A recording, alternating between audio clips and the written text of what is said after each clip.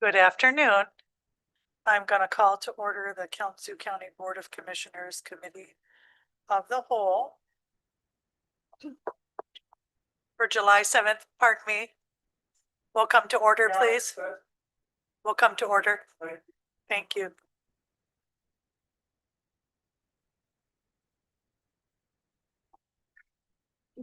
Thank you. Clerk, will you please call the roll? Commissioner Beezer, Commissioner Morales, Commissioner Ray, Chair Strips, Here. Vice Chair Taylor, Commissioner Wheeler, Commissioner DeLuke, Here. Commissioner Gisler, Here. Vice Chair Pro Tem Hepler. Here. 8 present. Thank you, Clerk.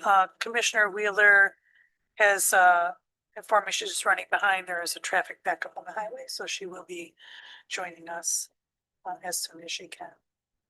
All right, we'll move forward to item number 2. This is our first opportunity for public comment. Members of the public can address the board on any topic of interest. You have up to 3 minutes to interact with us in a professional, respectful manner. Once you're recognized, please share your name and where you're from. Is there anybody wishing to join us for public comment? Please come forward.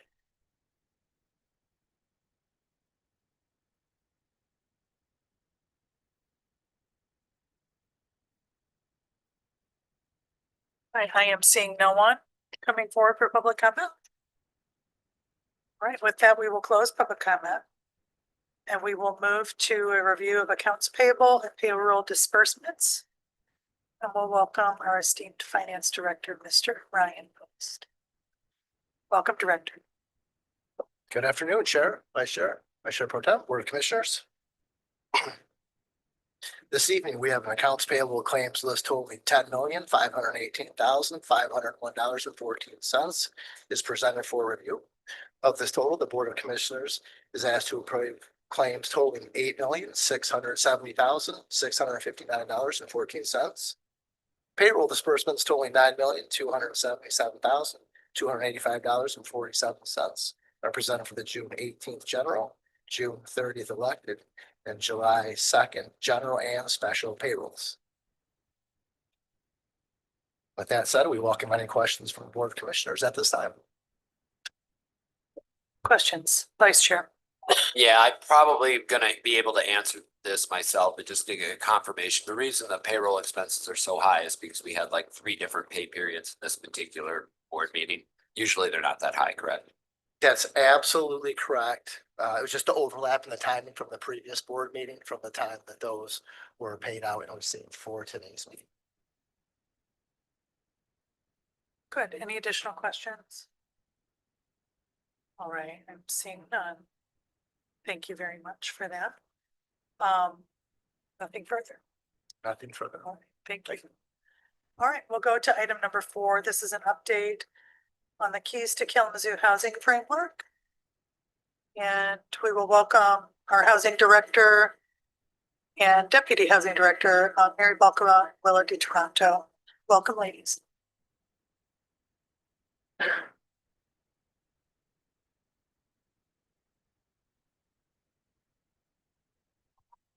right. Oh.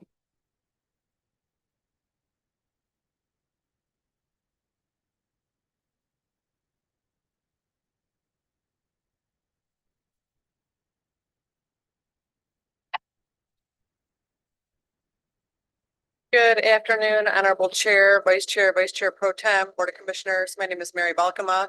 I'm joined by Willa DiToronto. We're the your housing team, and we are going to talk about the background and our progress on the keys to Kalamazoo. We are going to wait 1 minute until Terrell gets the PowerPoint up for you to follow. It was also in your packet. So maybe we will just start with the background. Is that good? We can see it, yeah. No, I know the commissioners have it, but maybe so members of the public are able to see. So we'll give them just a minute. We can't bring it up, then we'll move forward, but go ahead, Director. Sure. So as way of background, the framework was drafted in 2025 in consultation with representatives from the city of Kalamazoo, Southwest Michigan First, the United Way, the Kalamazoo County Land Bank, and other stakeholders.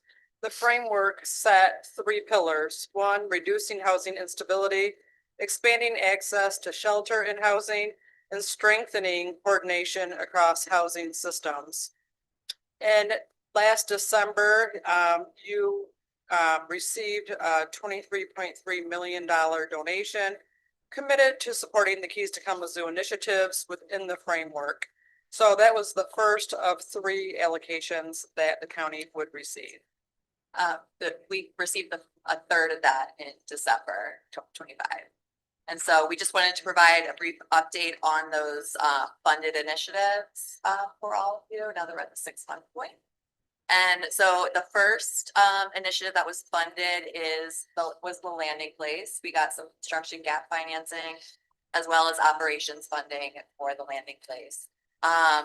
The project, we had our ribbon cutting back at the end of April, and the project began accepting families in the beginning of May. I was on vacation last week, but as of June 18th, there was 48 families occupying 50 rooms. I think there's over 150 children currently. The PowerPoint says that the final punch list is being completed, but I believe we got the C of O. We do. So we have a certificate of occupancy. The city is all good with what we're doing there. So we are, working closely with Family Promise as well as our Buildings and Grounds team to continue to, as things come up, address different issues and things that we might be able to tweak in terms of the facility. But overall, things are going really well there right now. I'd just like to ask a question there. Has there been, hold on, a little patriotism. There we go. That's okay, Commissioner.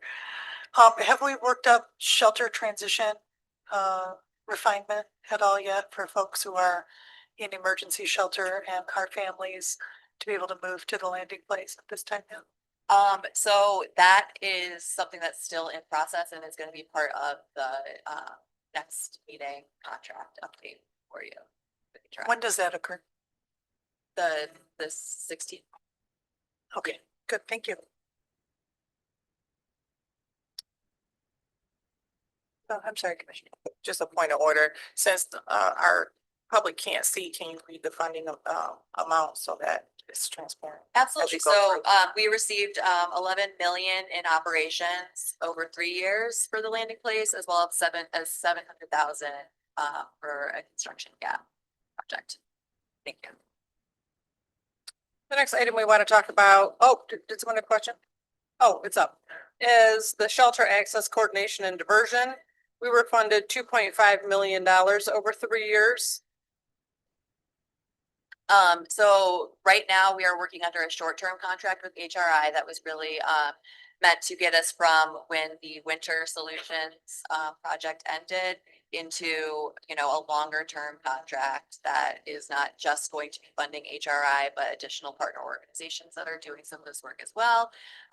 So the contract is extended through July 31st with HRI. It took a little bit longer to refine the process with Family Promise, and so now we're working on outreach with other organizations. The short-term contract funding was approximately $87,000. So far, some key accomplishments that have come out of that are having 24-hour staff available to answer phones and do assessments.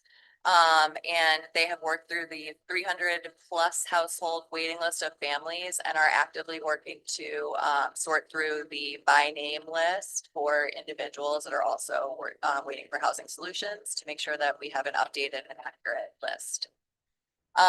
We are also currently working with HRI to develop a long-term contract. This will include input from other providers in the community. We plan to have a contract for you at it was the 21st meeting on regular business. We can go through that with you all as well. Next.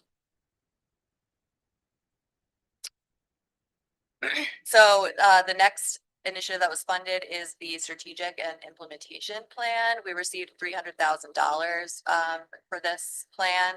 We had an open RFP process that opened in April 2026. We received 4 submissions. Our evaluation committee is actively reviewing those submissions. We got some really strong ones. And our goal is to have a contract come forward before the board for that in August. Who is serving on the evaluations? Me, Lindy, Mary. Am I missing? Oh, Brandon, Neon, it's the housing department is working with administration to go through the submissions. Thank you. Next. So the next initiative that was funded is administrative capacity and support. So with all of the new projects that we are undertaking as a housing department, increased capacity was. Sorry, I just had a thought on the prior item. I don't want to forget just to mention is the evaluation is committing. The evaluation committee is reviewing the RFP proposals that have come in. Again, I want to lift up the need to seek significant feedback from the population who are unhoused in the community. And I hope that the proposals will be weighted on what their approach is to address that and to garner the feedback from the folks really needing the services. Okay, thank you. And I apologize for interrupting. So with the additional projects that we are undertaking as a department, additional staff's capacity is necessary. So this money is going to be used to fund primarily 3 positions over the next 3 years. The first is our system and data integration specialist. That person just started yesterday, and so I'll be introducing them to you at the next meeting. We're really excited to have somebody who, can get into the weeds of IT and data systems in a way that that's not necessarily our expertise in the housing department. We also have a voucher program specialist, and that position was filled in May 2026. You met Brandon Neon a couple meetings ago. So we are also going to be contracting with Lockhart Consulting to work on developing all the forms that go along with the program once we have an outline developed. Vice Chair. Question on the voucher program. I know that we're doing 2 kind of tiered and one's going to take a lot longer than the other. But are we working specifically in the exterior portion of the voucher program? Are we working at all with Macy and the Brownfield folks on as we set rules or sort of things for brownfields for housing on how maybe that voucher program can tie into that, or is that a possibility? There will definitely be input with them, and we have a slide coming up on that for you too. So the additional position that is going to be filled through that administrative capacity is a supportive housing division manager that's really going to help oversee all of these initiatives for us, and we expect to get that posted and filled by Q4 of 2026. Next slide. Next, we have our data integration system. And so the funding that we received for this is $600,000. The key position for this is that data and system integration specialist. So now that we have that person on board, I'm really excited to be able to start diving into this initiative. Right now, the initial focus on that program is going to be doing a lot of research and outreach with community partners about what their data needs are, where their gaps are, what sort of systems they are using, the strengths and weaknesses of those. And we plan to work closely with the strategic and implementation consultant to figure out how we can best identify the data that we're trying to measure our success with and make sure that that is captured within whatever systems we are able to develop. And then we also continue to work with the COC, our regional housing partnership, and the statewide entities on the current HMIS system that is used for unhoused individuals and shelter access, so that we can make sure that whatever system we develop is not requiring users to do additional data entry and duplicate what they're already working on. I'll just recognize Commissioner Wheeler has joined the meeting at 4:14 for the minutes.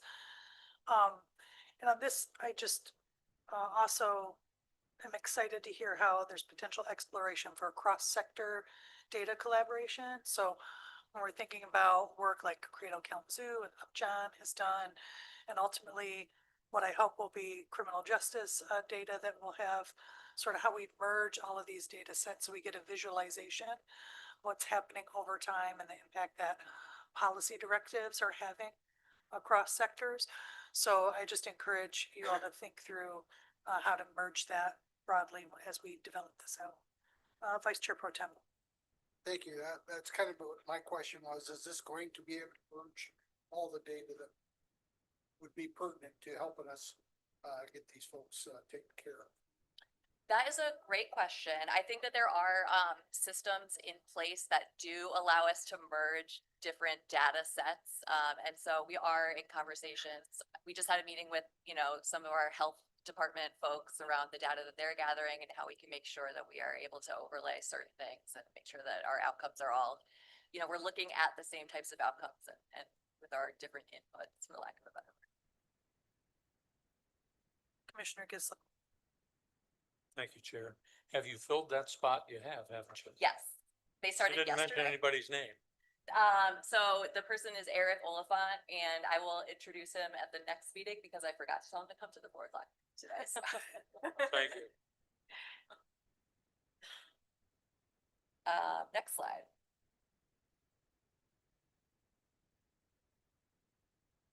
Okay, so next we have our county voucher pilot. We received $7.2 million for this. Our voucher program specialist started in the beginning of June. So is fairly fresh to that position as well. But right now they're working on a lot of, again, research and outreach. So for communities that have developed some type of a, privately funded voucher or locally funded voucher program, what are some of the successes that they've seen there? What are some things that we can improve upon?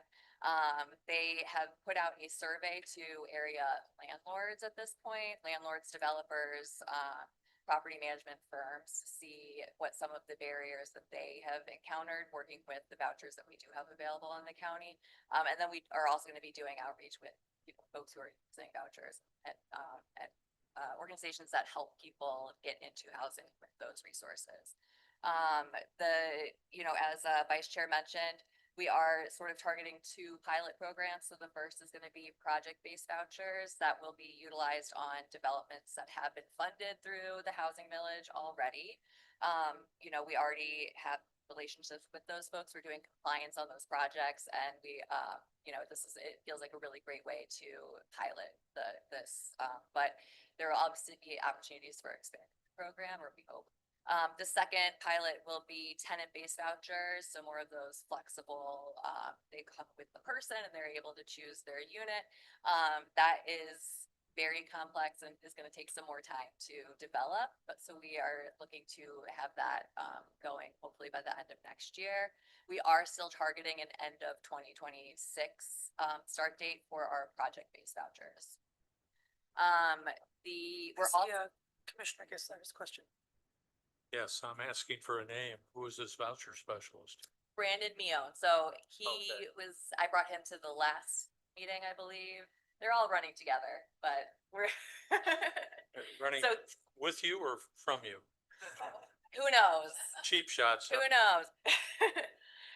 We also are really hoping to put together a landlord, property manager, developer engagement session sometime in October, so we can make sure that we have a lot of folks who are interested in taking vouchers. We know that one of the barriers of previous voucher programs is that it seems like it's a lot of extra paperwork, a lot of extra inspections. And so even though they are required under law to take them, there are, people are hesitant around to do so. And so we want to make sure that we have lots of people who are lining up to take vouchers and folks who need the housing with this tool. Do you have a sense of what the division in resources will be between project-based and tenant-based vouchers of the pot of money that we have awarded? Do you have a specific amount that you're targeting for project-based vouchers in this first award cycle? No, we do not. But we'll come forward with more information on this in future meetings when we have some more time to develop the plan. Maybe Housing Ad Hoc could have some discussion and can dig in a little deeper into that. Thank you. We can put that on the August agenda, Chair. Next slide. And so now that we have gone through these were the funded initiatives under the Keys to Kalamazoo, but of course, the housing department is working on lots of other things. So we just wanted to highlight briefly some of the other top priorities for our department. Our 2026 village funding portal, we anticipated opening the funding portal for applications in late September. The funding availability, the priorities, and the funding buckets by category are going to be discussed with the ad hoc committee at the next meeting in August. And then we will bring that forward for full board approval before we open up that portal. We also are working on winter solutions for 2026, 2027. So as you all know, last year was the first year where we had a sort of collaborative effort with the city of Kalamazoo and the Continuum of Care to fund emergency shelter solutions for the winter months.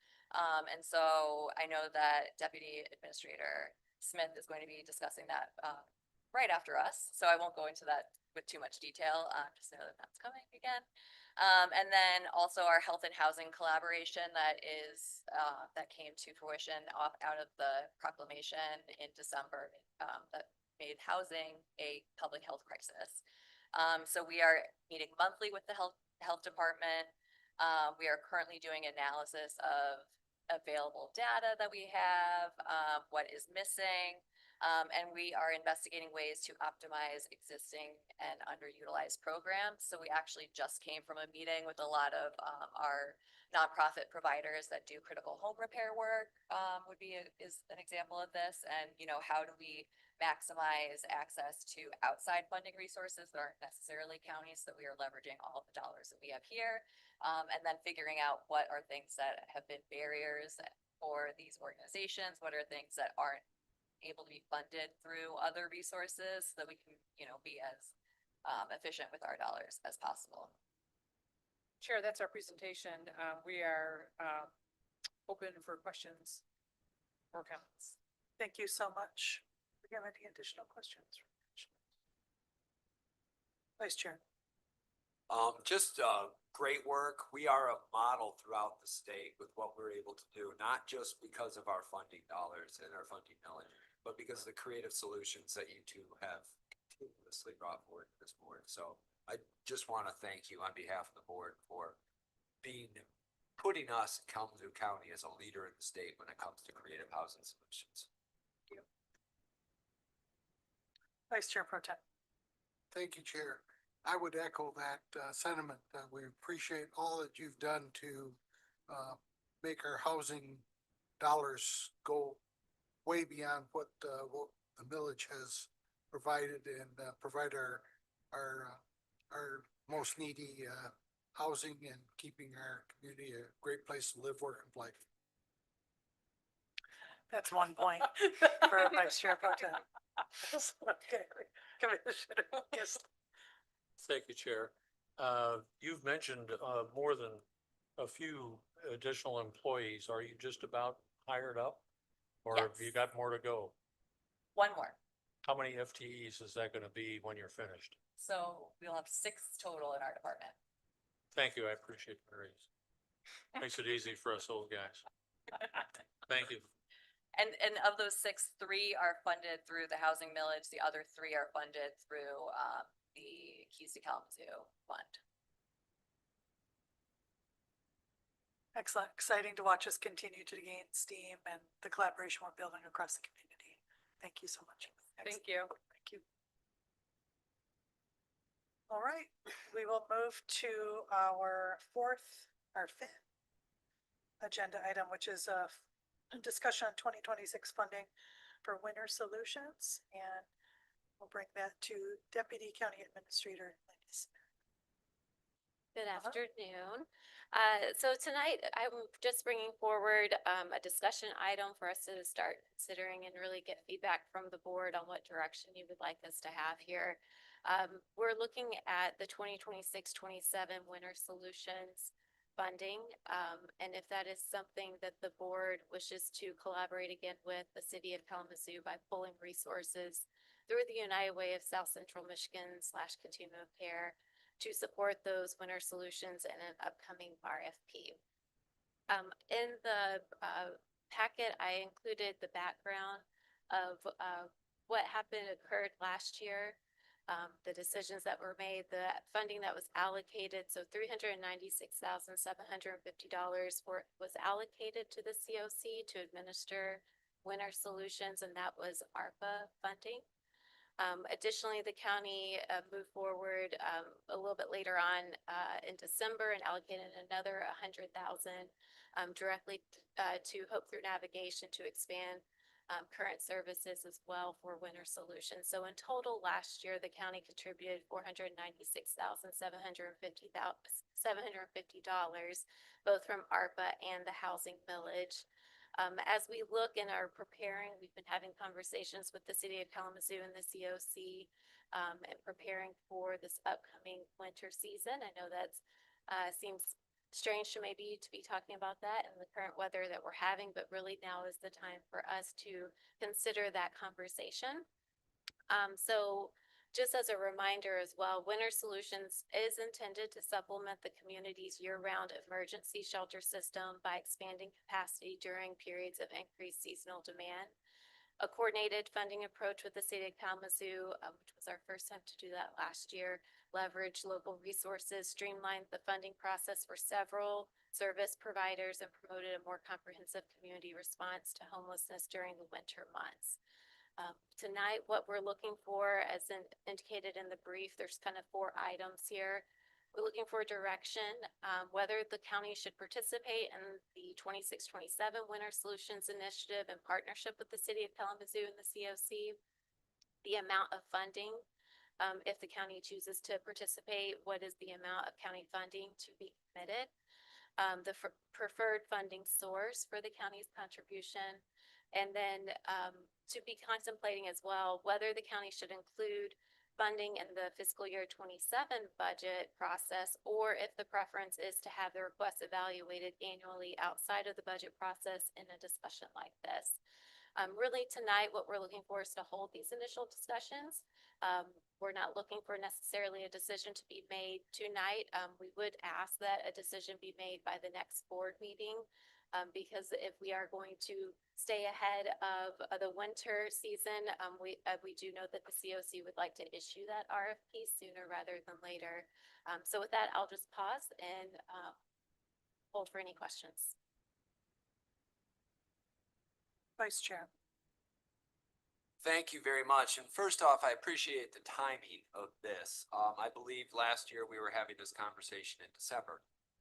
And it was, what do we do for winter solutions? So the timing of this is much better. I'd like to take this board back to the previous December when we discussed this emergency funding for shelter. It was because the Family Promise, or the landing place had not been open yet, and it was anticipated to be open yet. So we put together with the city of Kalamazoo and Continuing Care a source of dollars to be used for emergency funding shelter. If this is ongoing and operational, it's no longer emergency, it's part of a planning process. And it gets to Commissioner Gisler's thing of priorities.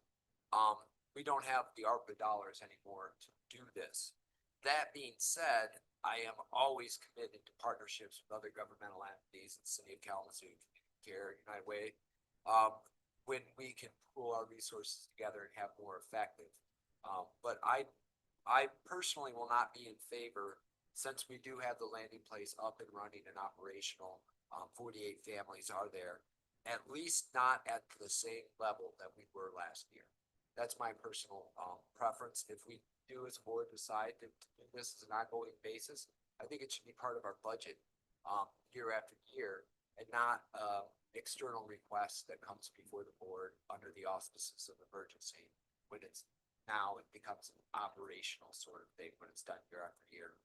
So my comments are, I have no problem partnering with the city of Kalamazoo Care. I do not believe we can afford a $500,000 a year appropriation on top of what we're already spending for emergency solutions. I think we need to scale that back. Commissioner Morales. Thank you, Chair. So I'm in agreement with Vice Chair with a budget. I can't remember do you remember what their count was in January? Anybody? My brain's Commissioner? No. So we are at, we've received the initial report, from the continuum of care, which was for the first month, which was for the month of December. We have received preliminary reports from them. I don't have the numbers off the top of my head, and I know that they're in the process of this week finalizing their final report. Similarly, Hope Through Navigation, they did provide, monthly reports February. They started operationally in January. They provided a report February and March, and we should be getting their final report shortly as well. So I'm asking that is more than 100 folks, right? In that count, and that, I can't, what's the Yes, CIP count or something? The PIC count, so, yeah, I'm asking about both because we talked about continuum care and the funding. And so if we have landing place, then we have, what, 100 rooms there? 77 that can serve, I mean, so we're still gonna have a big gap with folks who don't have housing for the winter, so I think this is a need. I mean, I don't like the last minute requests and just housing people for, 2 weeks and then they're back in the regular cold, so I'm with a budget. I don't like the last minute things, but I don't think this is something that we can etch off based on, I can't remember what that pick count was back in January, but I know it's more than 77 times 2 or 3, to be able to, and we got single folks out there too. We have students out there that we need to take into consideration. Deputy Administrator. I just want to provide a response. So, I believe what we'd be looking for too with the continuum of care is looking at, our singles in particular. So this is correct that the landing place is now operational. We did hear, the number of families we're able to serve. Additionally, the other funding that was provided through the COC last year was for medical respite, and the board has decided to allocate funding for medical respite as well. And so the concentration really is on our singles and what type of resources that they still need and where are the gaps we have in the community for those. I can't say that's going to be the final thing that comes out in the RFP, but that is one area that we know has not been identified, I guess, within the last year.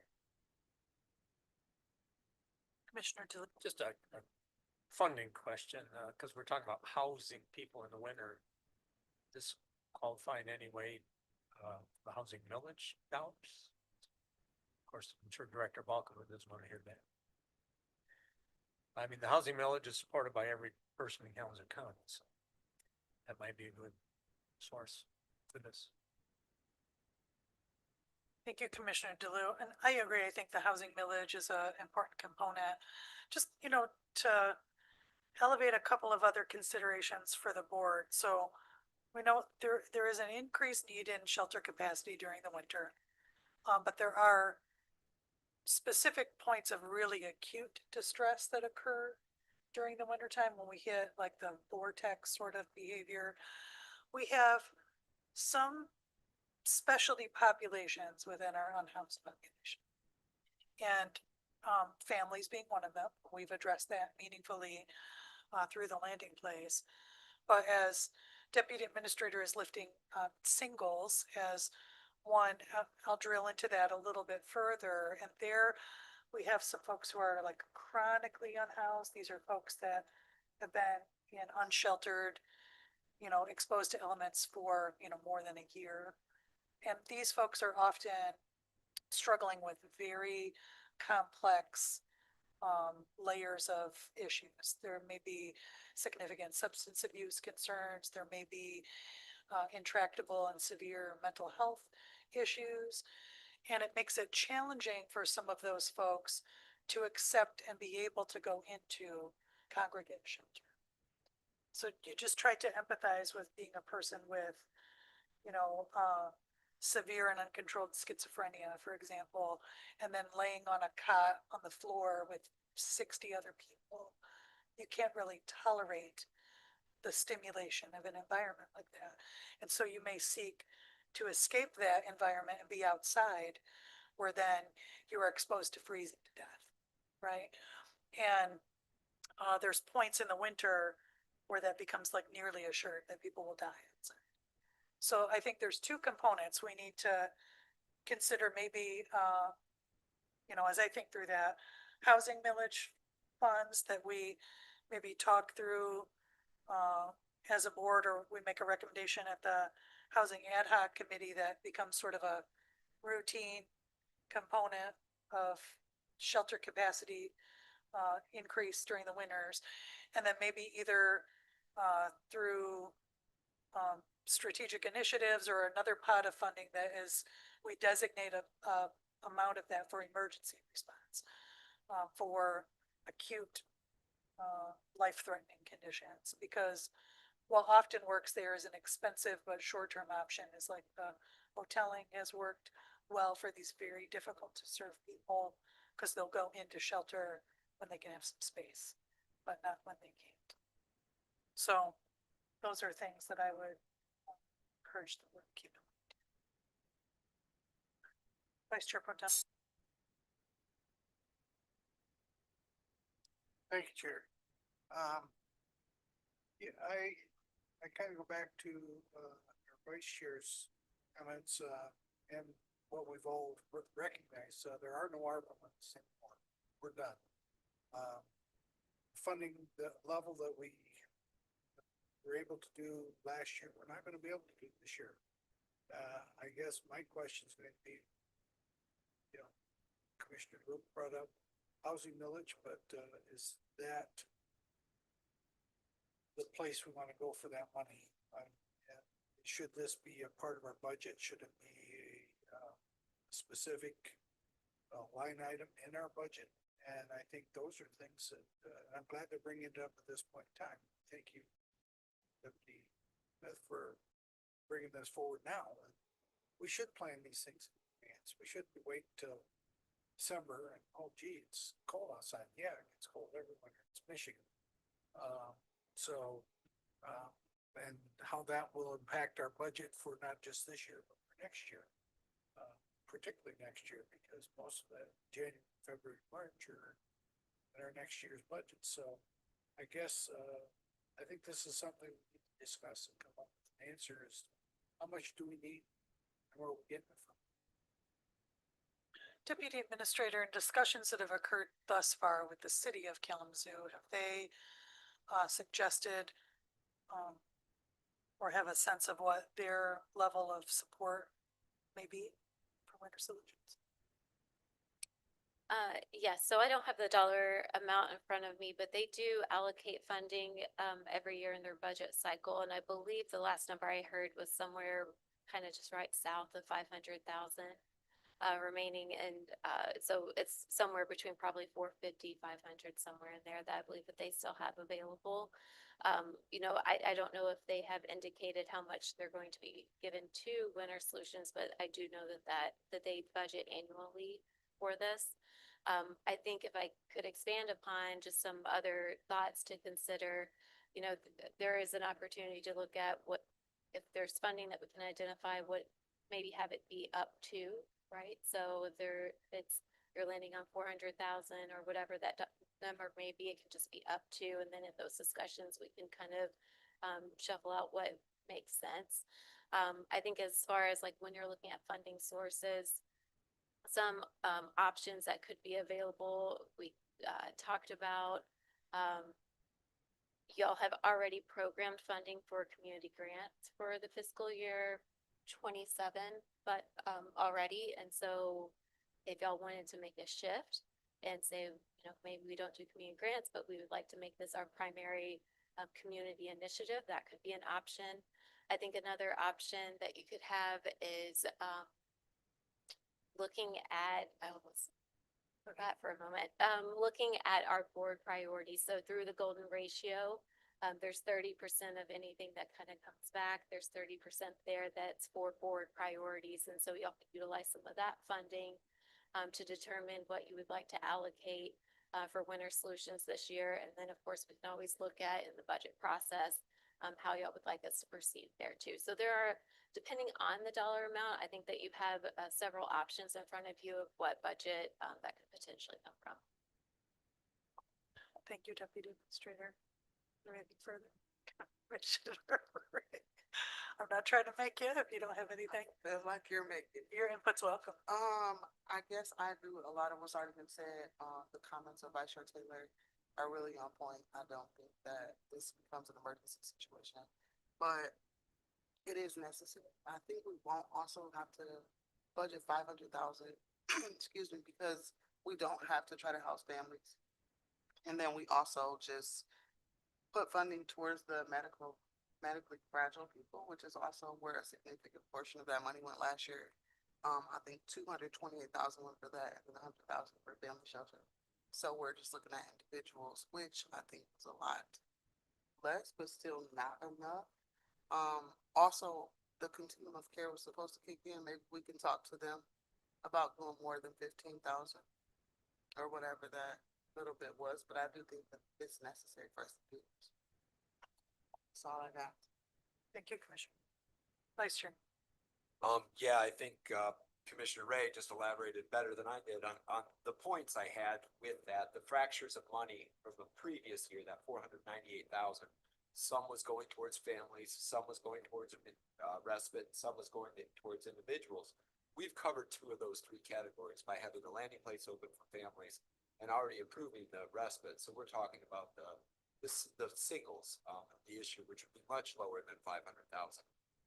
That also, if there could be any discussions, even if it's just a token amount or a small amount from some of the other jurisdictions, whether it be the city of Portage, Oshtemo, if they could even put in a token amount of money just to be a part of this process, I think it would go a long way towards building that intergovernmental cooperation piece that we're going to need in so many other factors that we're.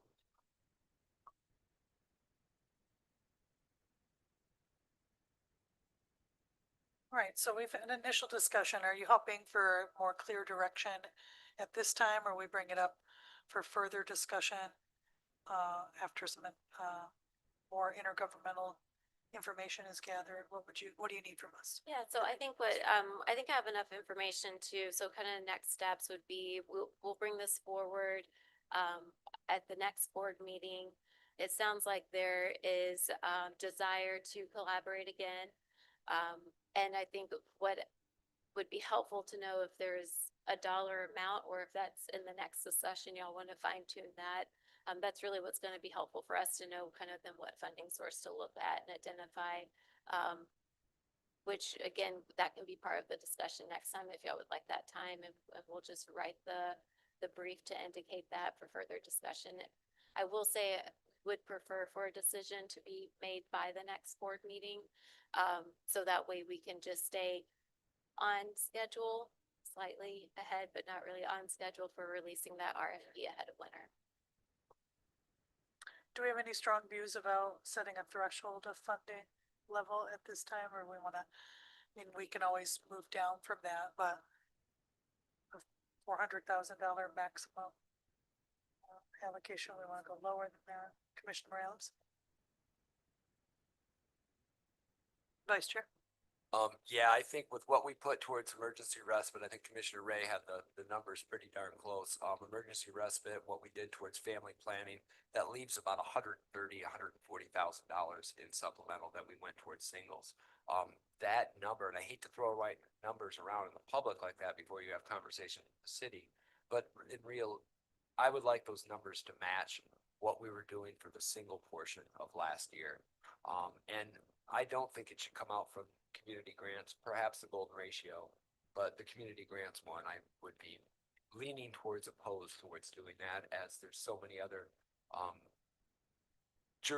intergovernmental jurisdictional sort of projects that are coming down the pipe, from the airport study to corridor study to lots of different things that I think that townships and villages are looking towards to apply towards. So I would prefer it come from the golden ratio or the housing village or a combination of both. But I think that number around 150 is my personal preference. Thank you, Vice Chair. Just to know, thinking about what we allocated for singles, whether that was sufficient to meet the need or not. I don't think the need was met. We had a lot of community-based organizations still seeking their own fundraising and sheltering people outside of our support, which I'm sure they will endeavor to do again. But if we have an opportunity to have a more collaborative and strategic sort of approach, maybe $200,000 is a comfort level for commissioners. Commissioner Morales. Just being that I work with a lot of single folks and student populations, I was going more towards 250, maybe 3, just because, you know, our focus was on families, which most of the focus around the state is around families. So I would propose no more than 300, just because I know there's a significant gap. And I've been in conversation, we've been in conversation of how we can, better assist, you know, students so that they can finish their degrees and, you know, be employable in the near future. So that would be my recommendation. Do we have opposition to that? Can we garner consensus for direction for administration? We'll have further discussion and votes to solidify proposals, but Vice Chair Pro Tem. Thank you, Chair. I have trouble going there without having more information. I'm leaning more towards the two part of that. Like I said, we've got $11 million landing place that the county is funding. Yes, we have some support. We got a third grant person to help us fund the whole thing, but or part of it, and the great work of our housing department. But now I have more information. I'm thinking we're going way too far without a place to find out where it's coming from first and what other programs we're going to have to jockey to make this work. Well, Commissioner Ray, Commissioner Morales. Thank you, Chair. I would just say I agree with that. Maybe around 200,000. It was about 421,000 to house folks at Ministry of Community. And maybe we connect with them and see what's necessary because they did all of the work as it relates to the single people. And I know it wasn't enough. It wasn't enough space. Can we just have more conversations about what that looks like? Is it a bigger space? How much is necessary? And then I guess my question would be, do we also have to do the RFP through the continuum of care? I personally did not like that process and how projects got changed and funding went different places. And the final grant report, in my opinion, is not sufficient and just wondered if we have to use the Deputy Administrator, do you want to address those questions from Commissioner Ray? Or, we certainly don't have to use the continuum of care. We can internally seek contracts. I think there's pros and cons. I think we hoped to go through the COC for efficiency last time, and I don't know necessarily it got us much efficiency, but maybe there's some things we've learned from that process. So, Deputy Administrator, do you have insight you'd like to add? Yes, so, last year, there was definitely a lot that we've learned, and we've continued to have those conversations with the COC and with this city of Kalamazoo. I would say the biggest benefit we have with going through the COC, again, it's just the ability to pull those resources. And with the hope to release that RFP by really, I think they're aiming for the beginning of August if we can. So I think if we were to shift gears, we would just need to kind of think that through a little bit more and have more conversations with both, honestly, the COC and the city of Kalamazoo.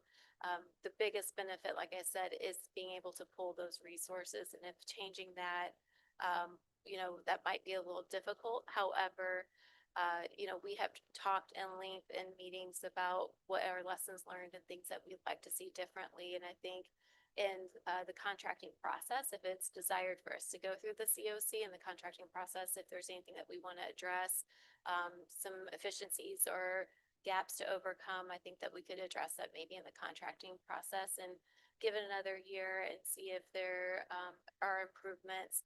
There are real benefits with the COC, with them being so intimately tied to the service providers.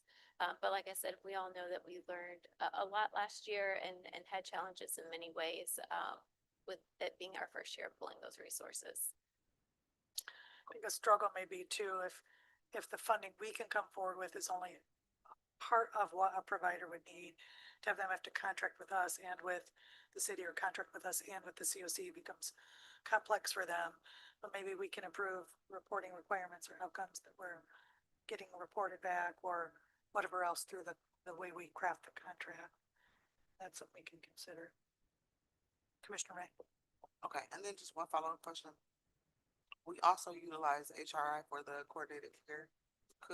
Do we need to allocate additional funding for that, or will we be able to just kind of use the system that we already have in place with the contract that we already have in place with them for coordinated care? Deputy Administrator? Yes, that would be the intent. So, and you were absolutely correct, but, and reading the number that went to ministry last year. Additionally, last year, some of that funding did go to, that coordinated entry. The intent this year would be that that wouldn't be necessary because of the contract that we have with HRI, and one that y'all are gonna be looking at for that longer term as well for the coordinated entry. Right, so I don't think we have a set clear consensus on the amount, certainly somewhere around $200,000. We can have additional discussion, solidify that more firmly after some more intergovernmental information is brought back with a board prepared to deliberate, make a decision at our next meeting. So we can move on. Good, thank you. Okay.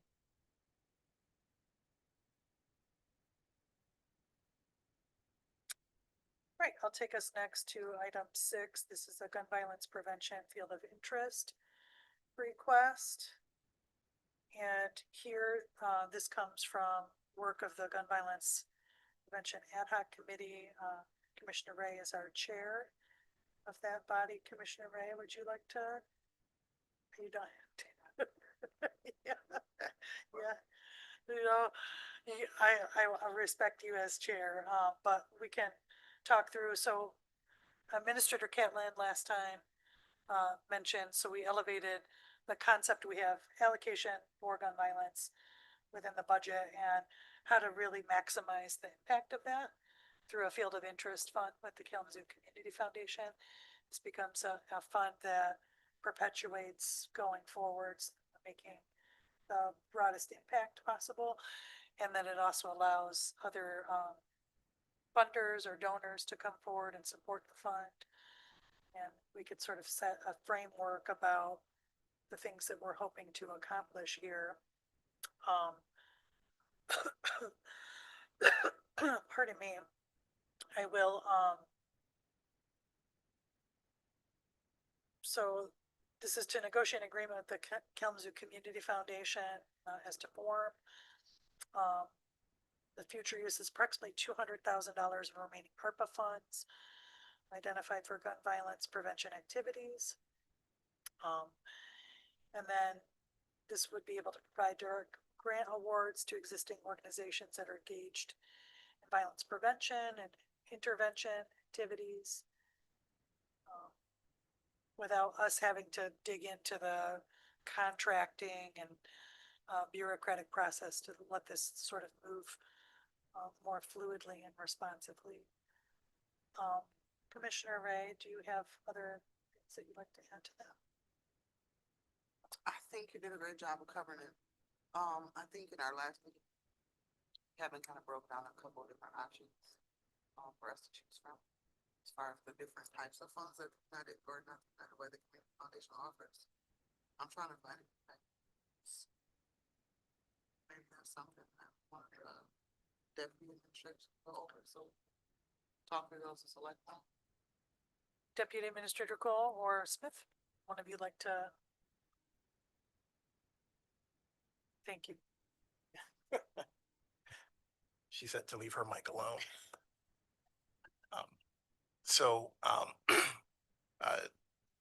Administrator Catlin left just a few notes for us on this one is to just review the recommendation of the subcommittee and really discuss the structure of the proposed fund. Consider whether an advisory committee model would be incorporated into the agreement, the eligible uses and potential beneficiary organizations, and some policy direction regarding the long-term administration and governance of the fund.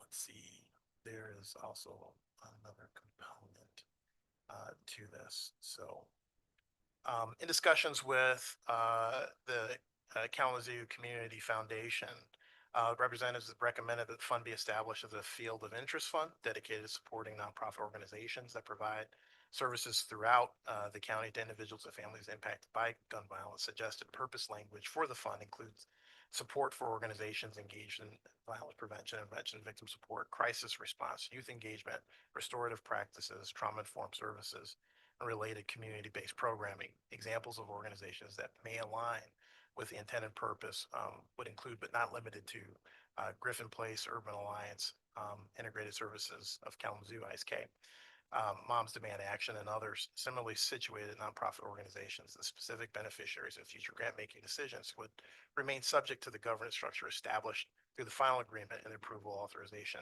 of the Kalamazoo Community Foundation Board of Trustees. So just based off of, that, it would be part of that stipulation establishing of the fund.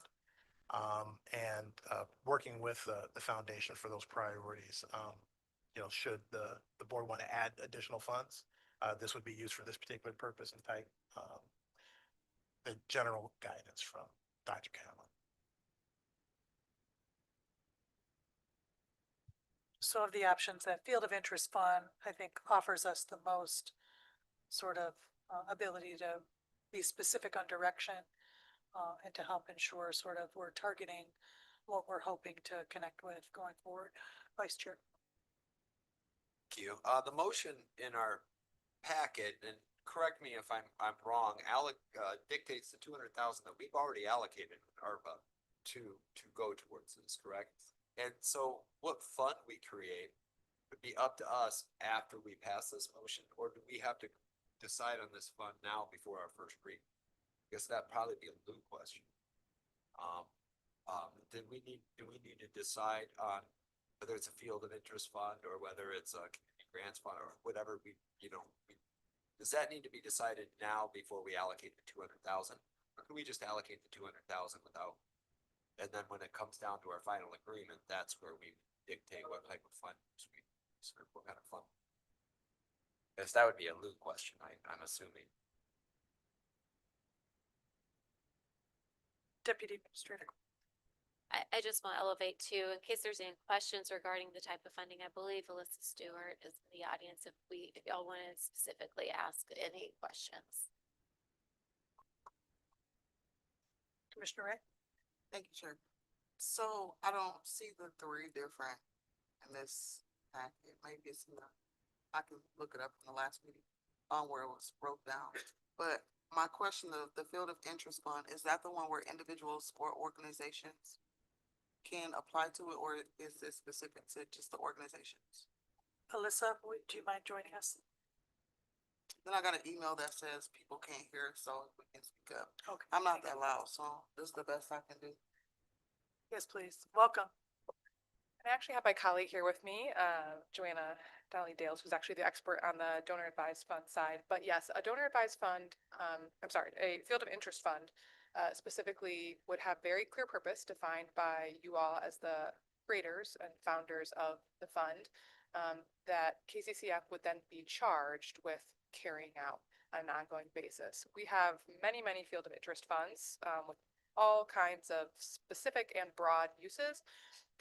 Currently, the way we manage that is through our multiple processes per year. Requests can come in, and then on the back end, we match requests we receive with field of interest funds that align with those uses. So we have 2 grant processes per year. Organizations doing work aligned with the direction given by the county would apply to those processes, and we could provide those funds on the back end. A question or option which was discussed with Dr. Catlin was also if the fund is over 100,000, there could be the opportunity, which it would be if 200,000 is allocated, there could be discussion around having an advisory committee of sorts that would allow county stakeholders or commissioners or other folks to sort of provide input. So it could be hands-on or hands-off depending on how it is set up on the front end of the creation of the field of interest fund. Is there anything I missed? Okay. Do you want to provide some insight too on the donor directed fund? Yeah, so Joanna can speak to the donor advised fund option, which was initially discussed. Sure. A donor advised fund is different in that you don't have to set out what the parameters around the specific area is. In this case, you have a very clear focus on what you want these dollars to be used for. So a donor advised fund is more for something if an individual or a family or a company wanted to support a variety of organizations, a variety of issues that would give them full access to that kind of thing without having to set aside gun violence prevention or housing or something like that. So essentially, a donor advised fund would be a account that the funds will be put into, and the county, a designated folks from the county would have access to our donor portal and would actually be able to go into that donor portal and make grants from your account. So that control would be more, really, the county would be the donor and you would be the ones initiating that and making the grants based on whatever perimeters you determine. So it would really just be the account, and the mechanism would be held at the community foundation. And those parameters could then be changed at any time in the future, whereas a field of interest fund, we would set initially at its outset, its purpose is for gun violence intervention and prevention, or however we define it, and that would be set into perpetuity, right? Correct. Whereas a donor directed fund, as board priorities change, the money that we initially set out for that could be redirected to another purpose in a future time. So I think that's an important consideration for the board. I think the intention of the committee is to see these funds invested for gun violence intervention and prevention, and it be the establishment of a fund that works on that, into perpetuity. I think it's exciting from my perspective, with the investment of over 100,000, 200 is what we have left in ARPA funding here, that we develop an advisory committee to help inform and bring in either voices from the board level or community voices, folks with lived experience, et cetera. I think that would be a wise move for us. Vice Chair. Yes, I agree with that. And I think the reason that, to get a donor advised fund, I don't see any, no offense to our friends of the Community Foundation, but why would we give money out to pay a percentage of interest to them when we could just do it ourselves? Now, that being said, this is ARPA dollars that we have to expend immediately. So I'm in support of a field of interest fund with an advisory group made up of commissioners and or administration to help dictate this $200,000 as it becomes probably necessary to continue funding in this. I think we need to strongly look at what we can do internally and what we need to do and collaborate and do externally. And there's probably a percentage to do both ways. But I think at this point in time, we need to get those ARPA dollars out the door. I think we need to create a field of interest fund and put some sort of commissioner and or administrative representation on that directive. That was the kind of the question I had for corporate counsel. Do we have to make in this first reading of this motion of what type of fund we use, or can that be done after we allocate the $200,000? Because based on this motion, I think it's just an allocation, correct? Council. Thank you, Madam Chair. Being that the first reading is to get the public knowledge of what is happening. And oftentimes there are amendments and changes made, which is why it's the first reading, so that you can make those in your second reading and the process of adoption. Yeah, and this tonight is really just a discussion item. It is not a first reading or a written resolution as of yet. So we're just providing sort of the input on the direction of sort of the two, main pathways that we can go, and sort of help administration then begin to solidify what the framework looks like. That'll come back to us for a first reading and then final adoption. Is that, okay, it's listed this other way in my packet, so my apologies. Okay, thank you. Commissioner Ray. I just have one follow-up question while we have a listener here.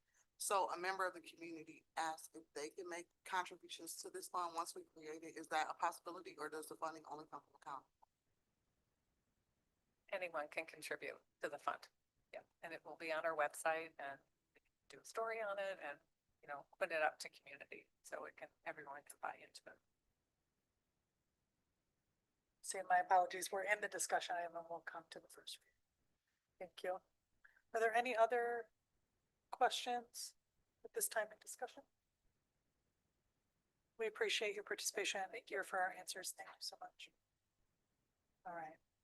Good. All right, now we'll go to other items. Number 7, our first is a first reading. Request for approval of resolution approving an amendment. Skipped here. For the county emergency management resolution. So in part, this just moves the authority from the administrator controller to the director of emergency management effective August 4th, which is the time that Dr. Kitland leaves our employee to Virginia. Is there any questions? Okay.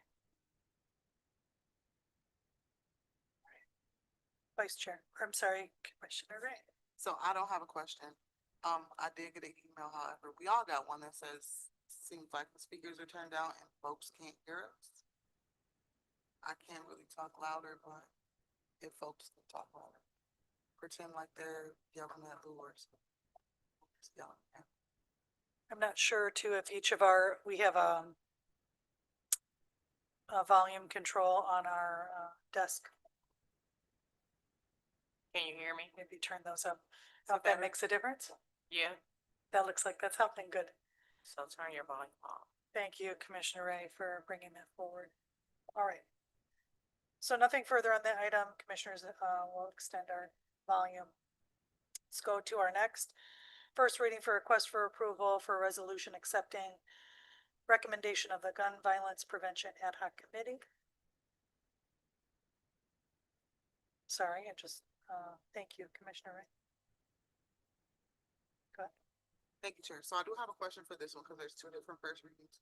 One is the resolution authorizing negotiation of the Field of Interest Fund Agreement. There were other recommendations that came out of the committee that we haven't discussed. Is this where we discuss it? I believe that item comes to non-consent on the regular agenda, the other $90,000 allocation that we discussed.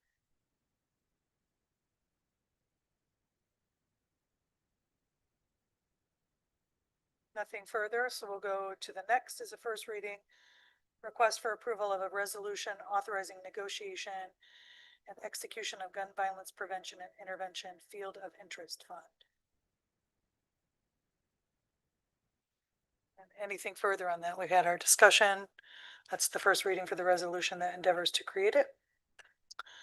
All right. And then our last item is request for a resolution in support of an additional 9th Circuit Court Judge and 8th District Court Judge. And we have representatives from our state delegation here, Representative Julie Rogers from District 41 and members of our court administration. So what we have is Representative Rogers has been advocating at the state level. SCAO has identified that we're in need of additional judge within the court system to handle both size of population and case loads. And it's before the board to consider supporting that would help bolster the potential of its success through the negotiation process at the state level. But it has significant implications at the county level as far as cost, accommodation of the judgeship. Those are all considerations that we need to weigh out within our discussion. I'd welcome forward, Representative Rogers, would you like to speak to the commission? Welcome to you. Thank you for taking the time to be here, for your advocacy for the county. Please go ahead. Thank you. Thank you, commissioners. Great stuff you're discussing tonight. I'm glad I could listen, catch up. So there's a pretty thorough process that the state goes through the state court administrator SCAO in calculating what their recommendations are for judgeships. And it's not always the case that they recommend going up. Sometimes they recommend going down. They did do a calculation in the latest data for Kalamazoo County. I do want to show the population growth. So in 2010, we had 250,331 residents. In 2020, the census showed 261,000, so roughly 11,000 uptick. And then 2024 is the last estimate, which is another uptick of 264,780 residents. When SCAO estimates the average workload per judge, they take into account the number of residents in the county and then the number of crimes being committed and charged. And so their estimate is that the average workload per judge is 119%.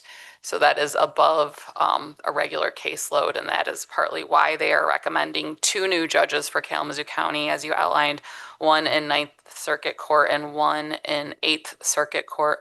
Right now, we have a total of 15 judges in Kalamazoo County. We have 6 in 9th Circuit, we have 6 in 8th Circuit, and we have 3 probate.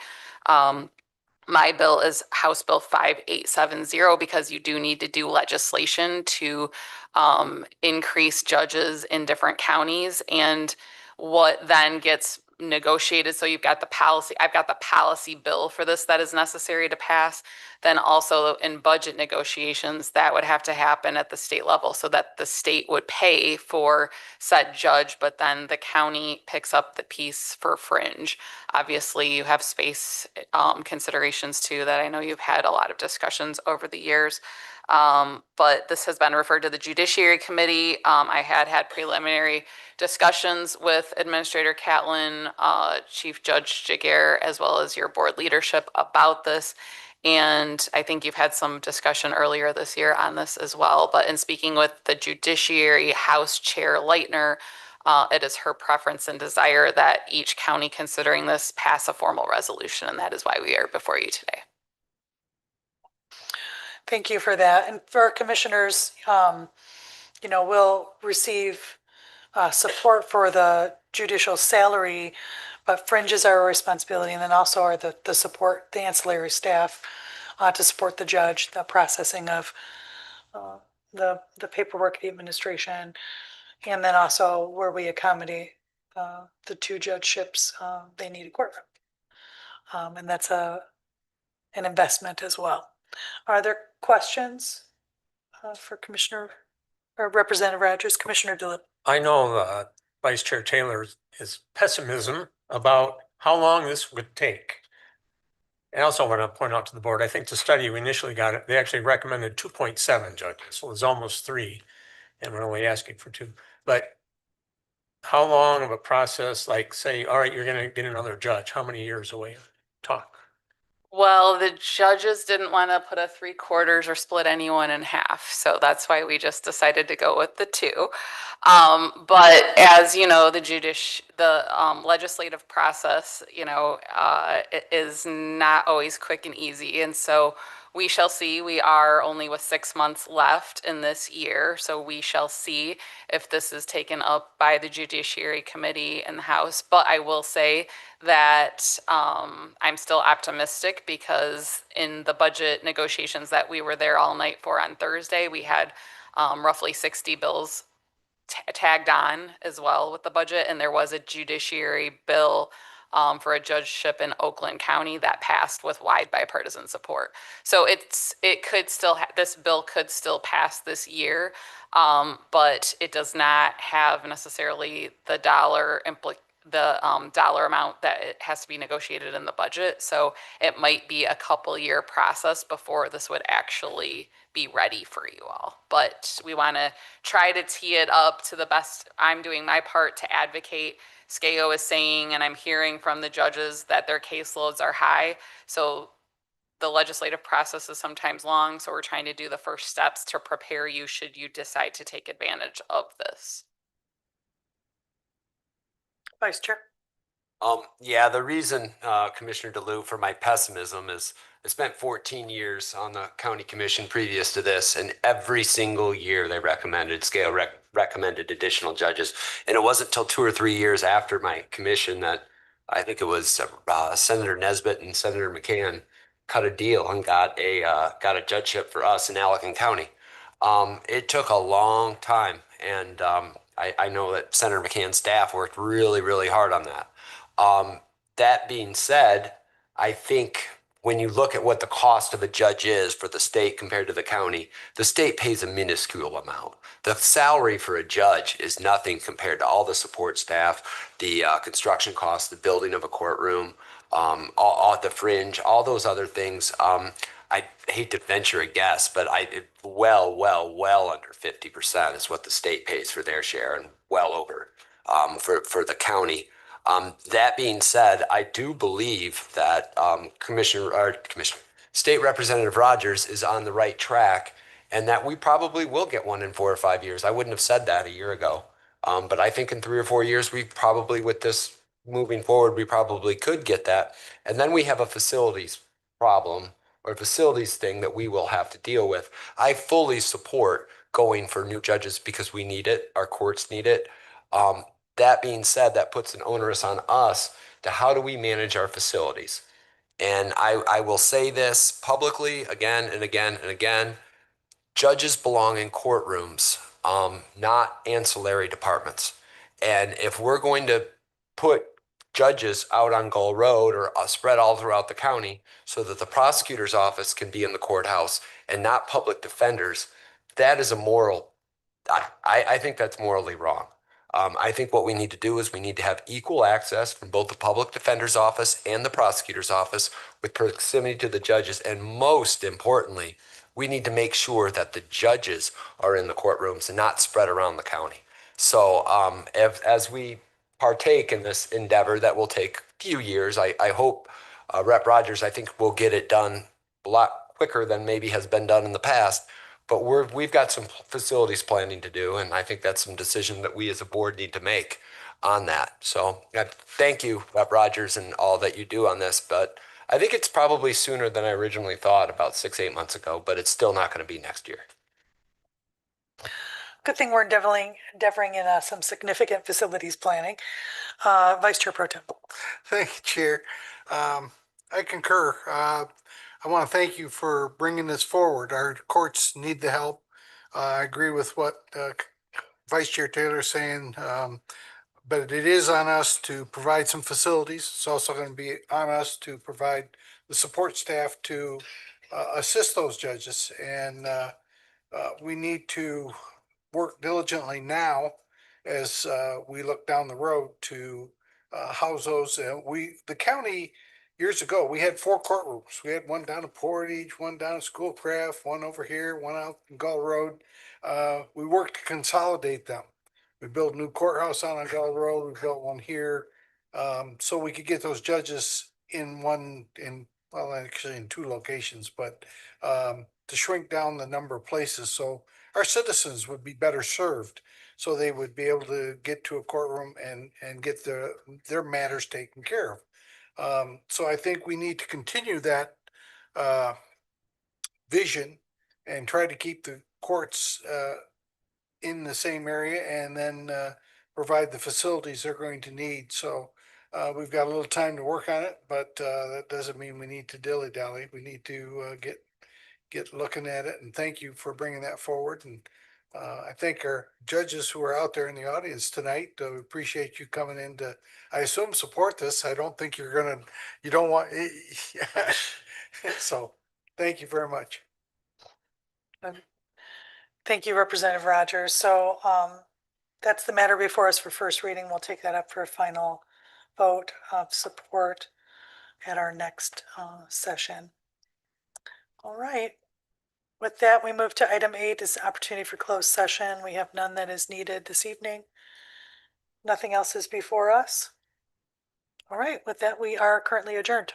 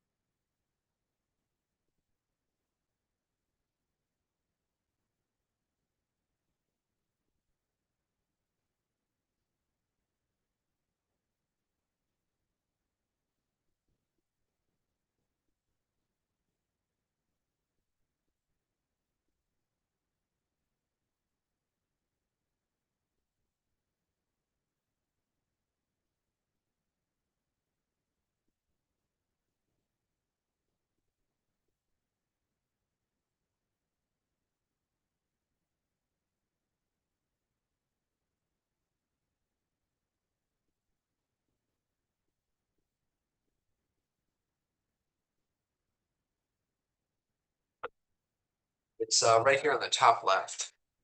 I'm sorry, these buttons. Oh, There you go. okay, oh, If you're at 1 or 2, you can hear it, but if you're at 0, you can't. oh, okay.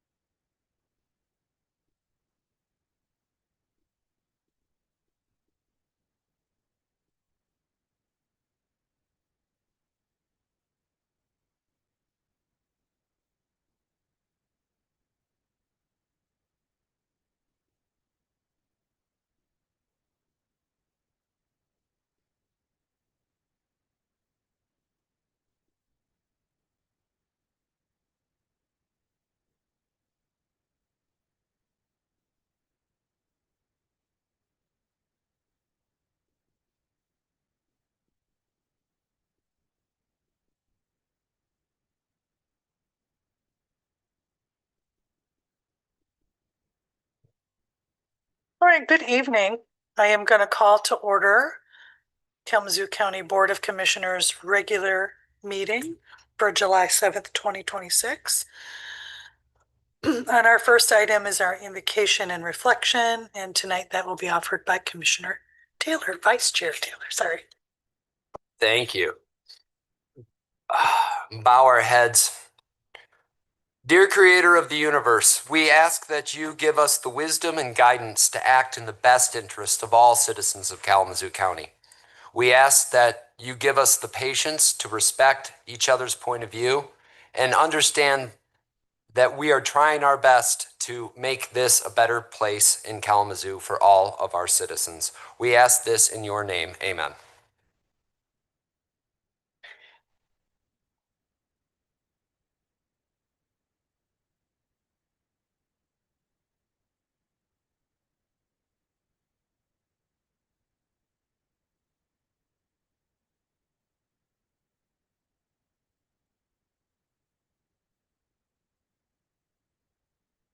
Thank you, Vice Chair. That'll take us to item 3. Clerk, will you please call the roll? Commissioner Mazer, Commissioner Morales, Present. Commissioner Ray, Present. Chair Strubs, Here. Vice Chair Taylor, Here. Commissioner Wheeler, Here. Commissioner DeLuke, Here. Commissioner Gisler, Here.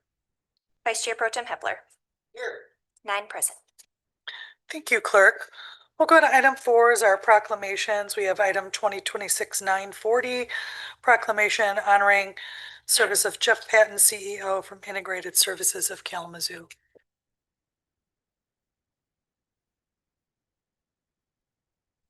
So motion made by motion made by Commissioner Ray, supported by Commissioner Morales. Is there any further discussion? Seeing none, all those in favor signify by aye. Aye. Any opposed? That motion carries.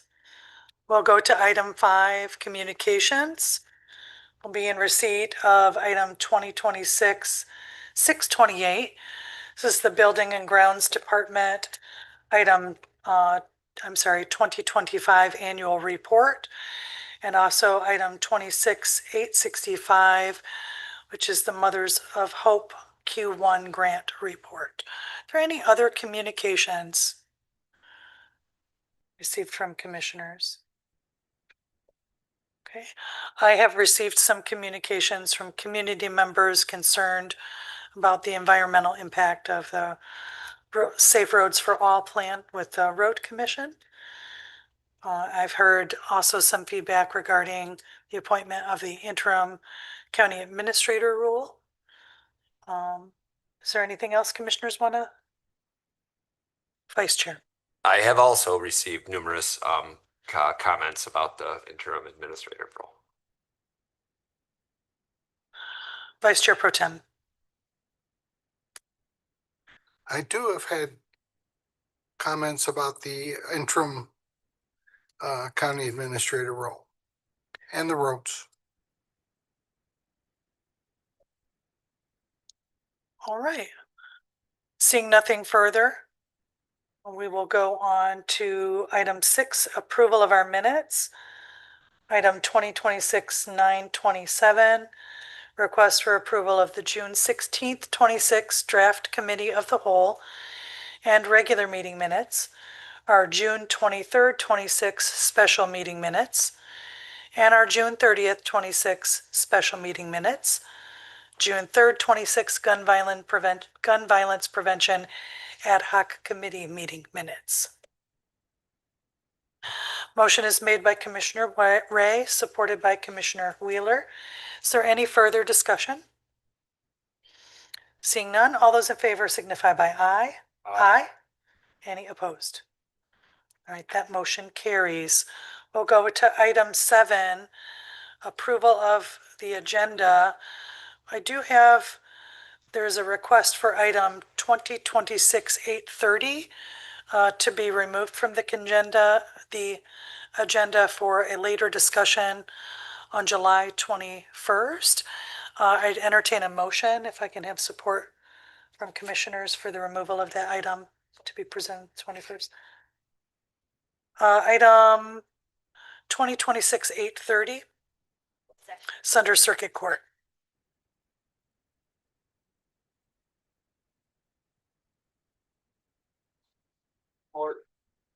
Thank you. Motion is made by Commissioner Morales, supported by Vice Chair Taylor. Any further discussion? All those in favor signify by saying aye. Aye. Any opposed? That motion carries. I'd entertain a motion now for the approval of the agenda as amended. Motion is made by Commissioner Wheeler, supported by Vice Chair Pro Tem Hepler. Approval of the agenda as amended. Any further discussion? Excuse me. All those in favor signify by saying aye. Aye. Any opposed? That motion carries. All right. This now brings us to item 8, presentations. So our first is item 2026-819. We have a presentation from the Road Commission of Kalamazoo County. They're coming forth with their 2025 annual report presentation, and we'll welcome forward their Managing Director, Travis Bartholomew. Welcome, Managing Director. You have a button on your mic stand. Deputy Administrator will help you. There we are. There we go. Now we can hear you. Welcome. Welcome. Thank you. Can you hear me now? Good. All right. Well, first of all, thank you for hosting tonight. This is our annual joint meeting between the Road Commission of Kalamazoo County and the County Board of Commissioners. Actually, the Road Commission has a policy, and I believe the County Board does also, that we have an annual joint meeting and review our annual report with the County Board. We also, as part of that policy, have a second meeting that we normally schedule in the fall of the year, and that's with the liaisons from the County Board of the Road Commission. We do have those meetings, but we've actually been having quarterly meetings here in the last year and a half, so we do appreciate that. All right, moving ahead. Just want to start off a little bit of an agenda for tonight's presentation. I'm going to start off with some introductions. We do have some award accomplishments that we want to share. A quick update on our revenue and funding.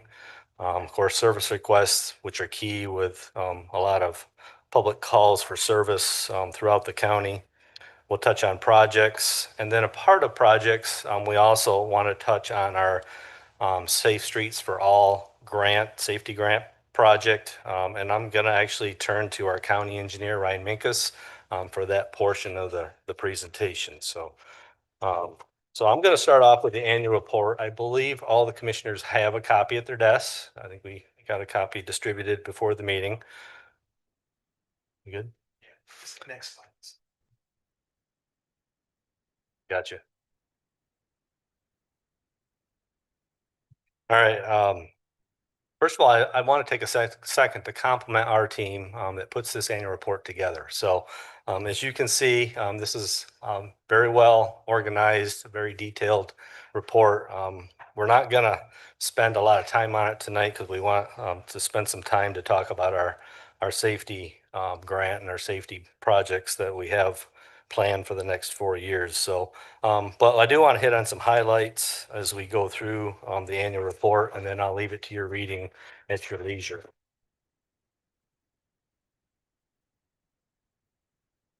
You advance the slide. Yeah, say next slide. Oh, next slide.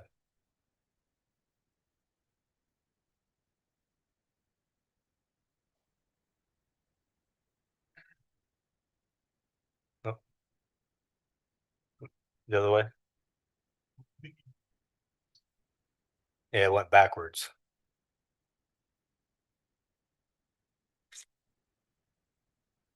Where are you at? You want One more. One more. Nope, You want to go to keep going. one next slide? There we go. Okay. So I can just say it. And then Yeah, say next slide. Okay. All right. Next slide, please. Okay. Maybe I didn't say please. All right. Apologize. All right. So I want to start off with some introductions. Our board is here tonight. So to start off with them, we have our chair, Commissioner Plowski. who's here tonight in the front row. Commissioner Plowski's our liaison to the county board. He's also liaison to Brady, Kalamazoo, and Texas Township. We also have our vice chair, Commissioner Stayhauer, here tonight. Also in the front row, he is the liaison to Comstock, Oshtemo, and Ross Townships, and he also serves on the Parks and Recreation Commission. And then in the center is Commissioner Kennedy. She's also here tonight. She serves as a liaison currently to Waukesha, Prairie Ronde, and Pavilion, which probably looks a little different in your slide. We made some recent adjustments here. She also fills in for the other commissioners on various boards and councils as needed. And then we have Commissioner Thompson, which don't see him here tonight. He serves as liaison for Climax Schoolcraft in Cooper. He also serves on the Board of Public Works. And then Commissioner Davis, which I don't think is here tonight either. He serves as liaison to Alamo, Charleston, and Richland Townships, and he serves on the Kalamazoo County Environmental Health and Advisory Council. Also, I just wanted to quick share the Road Commission of Kalamazoo County currently staffs 60 employees, of which 30 of them are our road maintenance operators, our team that's out in the field. We have 3 mechanics, 7 in our engineering team, 3 in finance, and then we also have our superintendents and our administrative staff. Next slide, please. All right, just moving into some awards. I'm going to start off with this first SS4A action plan. It's really the Transportation Safety Action Plan. It was a plan that we worked with one of our consultants and also some feedback from our residents as part of a survey back in 2023 to identify areas for improvement. This award was through the American Council of Engineering Companies for that plan. This plan was also used for our grant application for our Safe Streets for All program. Next is the Sprinkle Road Project. That is from the American Paving Association of Michigan for a project on Sprinkle Road that we completed last year in 2025, and that was from Business Loop 94 to the Kalamazoo River Bridge. And then the third one down, the Davis Olmsted Stream Restoration. So that's an American Public Works Association award we received. This actually was a collaborative project with us and the drain office. Our part of that project was a culvert replacement, and the drain office was doing some improvements to the stream itself. And then the last one on this slide is through the County Road Association. And these are for on-site project informational meetings. These are meetings that the Road Commission hosts. We go out to the public on various projects that are over $1 million or more. And we host the meeting and give updates and take questions and concerns from the residents and business owners. So that's a award we received through CRA for excellence in communication. Next slide, please. So these 3 awards, very similar. These are all through our new facility. We actually moved in March of 2024, and we continue to receive awards for that project. And really, these are all innovative type awards. I think what's key here is we won the branch award for the APWA, but we also received the state level award. So, and then also we received an award from CRA for our innovation with our new facility. Next slide, please. So I apologize, it's all about the awards, but there just was a lot of them in this year, so we just wanted to share. This one also, or both of these actually, are through the County Road Association. The first one to your left is our open house that we hosted for public officials last year. Had a decent turnout, but it was an opportunity for folks to come in and talk to our staff on various topics and subjects. We had different stations set up, so we thought it was very successful. And then the last one was also through the County Road Association, an award for excellence in communications. And this is where our team actually goes live on Zoom and Facebook, and it gives the public opportunities to talk to our team Just as a couple examples, we had one program where it was Ask Our Engineer. So you could ask our engineer any questions you wanted. And then we had another one, I think shortly thereafter that, Ask a Permit Agent. So we thought that was a very successful program. We actually are continuing it into 2026. Next slide, please. All right, I just want to touch briefly on funding. So the Road Commission of Kalamazoo County's main source of funding is Michigan Transportation Fund, which is we call MTF. It's our most consistent source of funding. It's basically vehicle registration and gas tax. That's been pretty consistent. We haven't seen a significant increase in our MTF here in the last few years. The next area, federal funding, this is where we typically receive grants for individual type projects on our primary road system.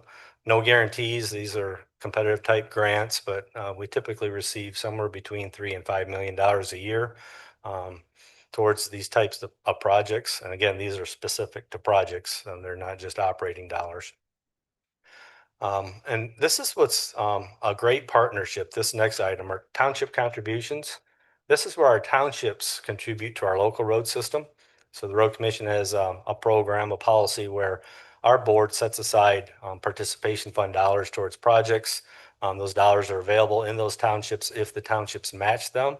And as you can see, there's quite a contribution there. They actually overmatch our dollars. So we appreciate that contribution and partnership. The SS4A, Safe Streets for All grant, that's a $25 million grant that we just recently received. It's a 5-year grant. We're actually a year into the program and haven't started any work yet. So hope to get that going here shortly and get it. We have to have it wrapped up here in the next 4 years. And then the last item of funding is new to the Road Commission. It's called the Neighborhood Road Fund. I'm sure many of you have probably heard of it. We're still learning about it ourselves. Next slide, please. It went into effect last October. And actually the dollars for this funding started getting collected as of January 1st. So it actually, the Neighborhood Road Fund money comes from two sources. It comes from the corporate income tax, and it also comes from a new wholesale tax on marijuana. The corporate income tax is anticipated to generate $688 million per year. The wholesale tax on marijuana is estimated at 420.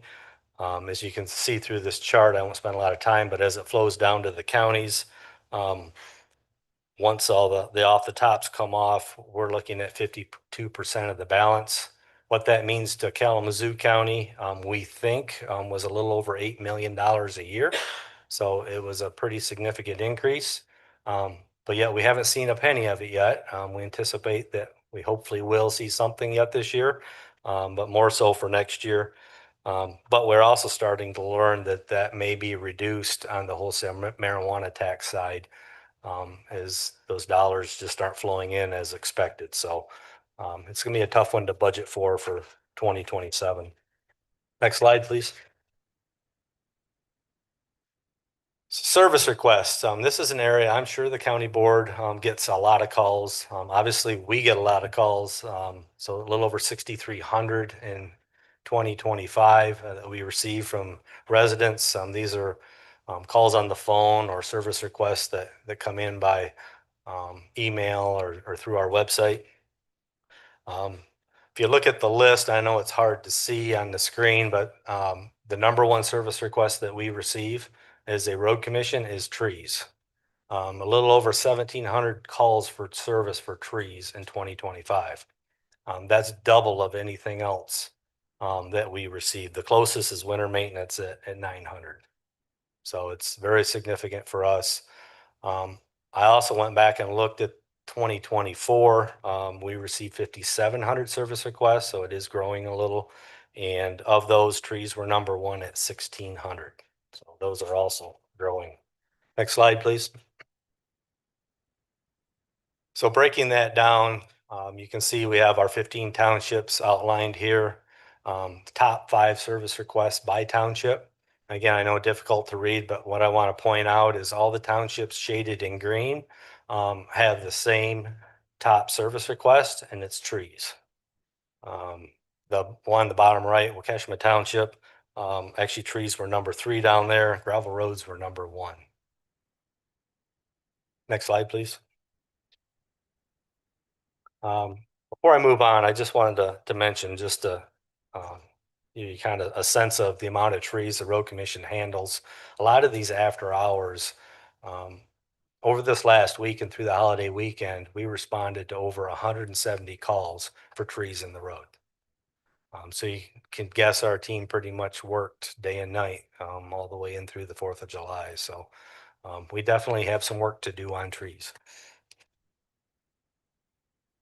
All right, switching gears, winter maintenance. So bar chart here just kind of showing our history with winter maintenance operations. Again, I know it's difficult to read, but in a typical year, the road commission spends a little over $2 million on winter maintenance. We typically budget about 2.2 million. And you can see it's a crapshoot. It's all over the place, but 2025 in particular is significantly high. And I anticipate 2026 will be also, because the 2025 number actually ended December 31st of 25. So we had quite a bit of winter here in 26 already. So we're really heavy in the winter maintenance, probably for at least a 2-year cycle. But if you look down at the bottom, we are fortunate salt prices have been pretty consistent. I know a lot of agencies struggled receiving salt in the last winter. Fortunately, the road commission was well equipped with quite the amount of storage in our building, so we didn't experience that. But I do anticipate salt to go up for the upcoming season. And then salt and salt sand prices also typically follow that trend. So they're significantly higher with our usage in 2025. Next slide, please. All right, just some summaries here, and these come right out of the annual report. The road commission in 2025 managed a little over 200 projects in total. Of those, 6 miles were on our primary road system for paving, which is rather light. A typical year for us is 10 miles or more. On the local road system, we paved 14 miles, which is pretty common. And if we switch over to the right, you see there's 11 miles of chip seal completed on primary roads. That's extremely light. We just didn't have the funding to support our primary road improvement projects and preservation projects last year. A typical year on primary road chip seal is 60 miles. Again, on the local side, we did 119 miles of chip seal, and then we also re-graveled 5 miles of local roads. Next slide, please. All right, I'm just going to jump ahead to 2026 just for a second, highlight just a couple projects we're currently working on.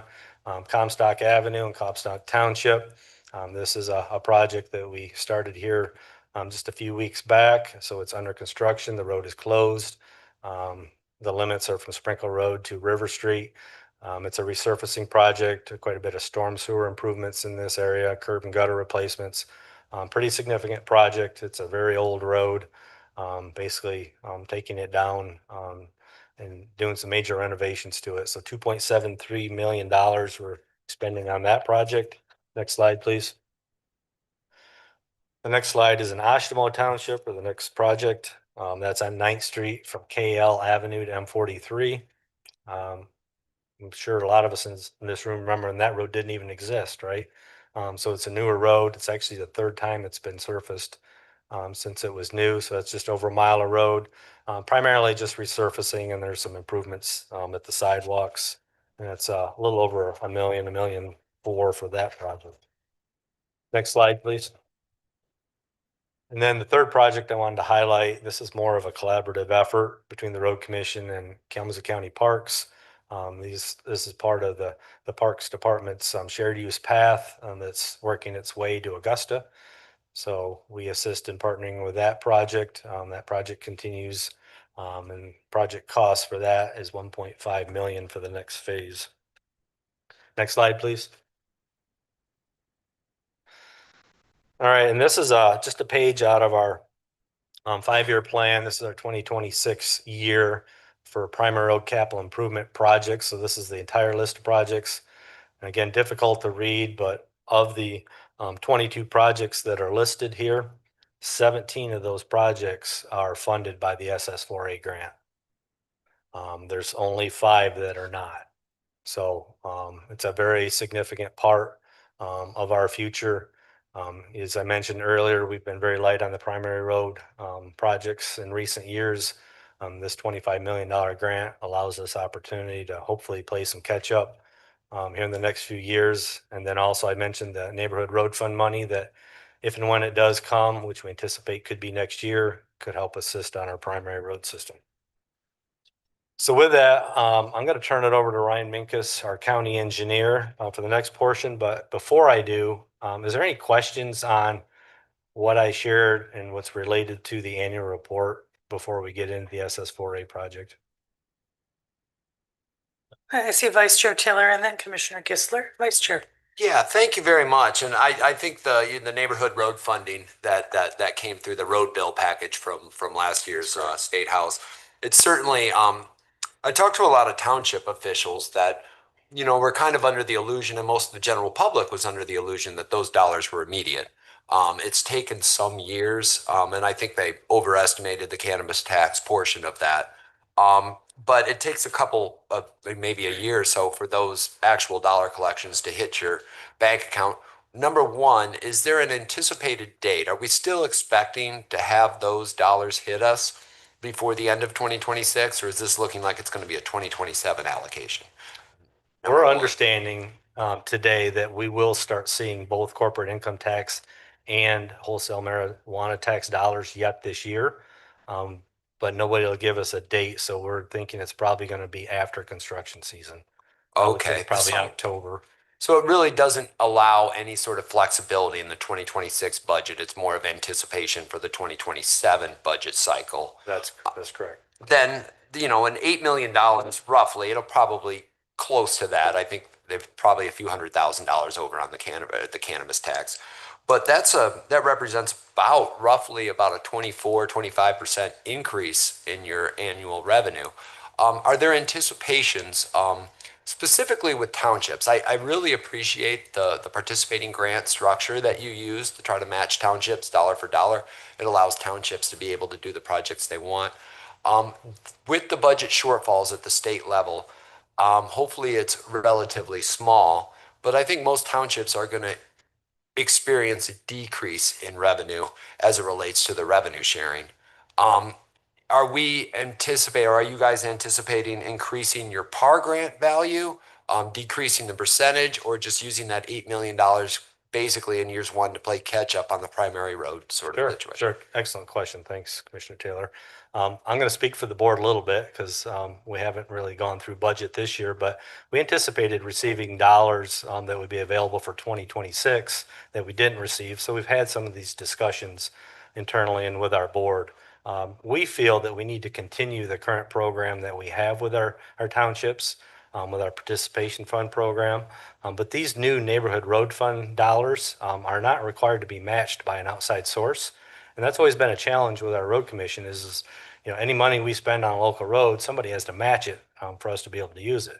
So this gives us an opportunity to spend dollars without a match. And our initial direction was to use those NRF dollars on a portion of them on local roads without a required match and continue the current program. So if we continue the current program as it is today, that's typically around $7-8 million a year total. We anticipated taking another $2.5 million and adding it to it and not requiring any match from the townships. That makes me happy because I know the townships are going to face ever and ever shorter, budget shortfalls. And I think that helps them put in the position to try to do the infrastructure needs that they're going to need in a township. I'm pleased to hear that. Thank you. Thank you. Thank you, Chair. Good wrap up of some pretty complicated stuff, and I want to do 2 things. One, I want to compliment you again on the annual report, the printed volume. I used to work in the pharmaceutical business and produce things like this for physicians and hospitals and whatever. You do a super job. This is an excellent product that you turn out. The other thing is just I noticed only one of the slides you had showed a white arrow. in the road somewhere. What do those white arrows mean? I drive past them frequently and I'm not sure what their significance is. Maybe you aren't even putting them down. Maybe it's kids with spray cans or something. Yeah, and maybe our county engineer can help answer that question, because I didn't catch what that, if it was something that was pavement marking or somebody's spray paint. Oh, Ryan says it's a reference for survey. Oh, okay. Sounds good. Thank you. Now you know. Yeah, I'm just gonna ask a couple on the par funds as well. So some of the townships have dedicated millages or bonds that are helping to fund infrastructure. How will that equate then when you have funds that don't require a match for the communities who've asked the voters to make a commitment for infrastructure support? Will they then just be locally supporting it through their, taxpayers, and then communities that haven't made that investment will get more of the unmatched funds, or how will you make that Well, equitable so- spread to the funds? Right. To answer your question, Commissioner Strebs, our goal was to make it fair and equitable across the board. We were simply going to take the dollars that were available. Let's just say it was 2.5 million is kind of our starting point. And we were going to divide it up amongst the 15 townships based on road miles, local road miles exclusively. So we felt that was the most fair and equitable way to do it. Thank you for that. Let's see, I had another. The overmatch on the par funds, was there a requirement for overmatch, or was it a dollar for dollar requirement and then some had more resources they wanted to contribute towards projects, or is there a required overmatch? Yeah. So there is not a required overmatch. So just to give you a little bit of history, the Road Commission recently, in recent years, has contributed about $2.5 million to the local road participation fund. And the townships would receive our dollars through a distribution formula, very similar to road miles, but it included population and percent of urban miles, which is how we receive our MTF. Those dollars are available to be used on local roads in the townships if the townships match those dollars. All of our townships currently match all those dollars. So around numbers, we're already spending 5 million on local roads. And then we have townships with special assessments and millages, and some that just simply overspend out of general fund. Those are strictly their dollars they're putting towards local roads in their townships that we manage the work. Yeah, your specs and design and review and the so forth, the collaborate. Okay, and then I have other questions that are on the Safe Streets for All, but is that we Yeah. want to, Yeah, if we could get through that, and then we'll take questions on that. okay, so we want to hear from the Our engineer. county engineer, Ryan Minkus. Excellent. Unless any other commissioners had questions on the annual report? Welcome, Mr. Minkus. Thank you. Next slide, please. I am Ryan Minkus, County Engineer with the Road Commission of Kalamazoo County. Here to talk to you guys about our Safe Streets for All initiative. Next slide, please.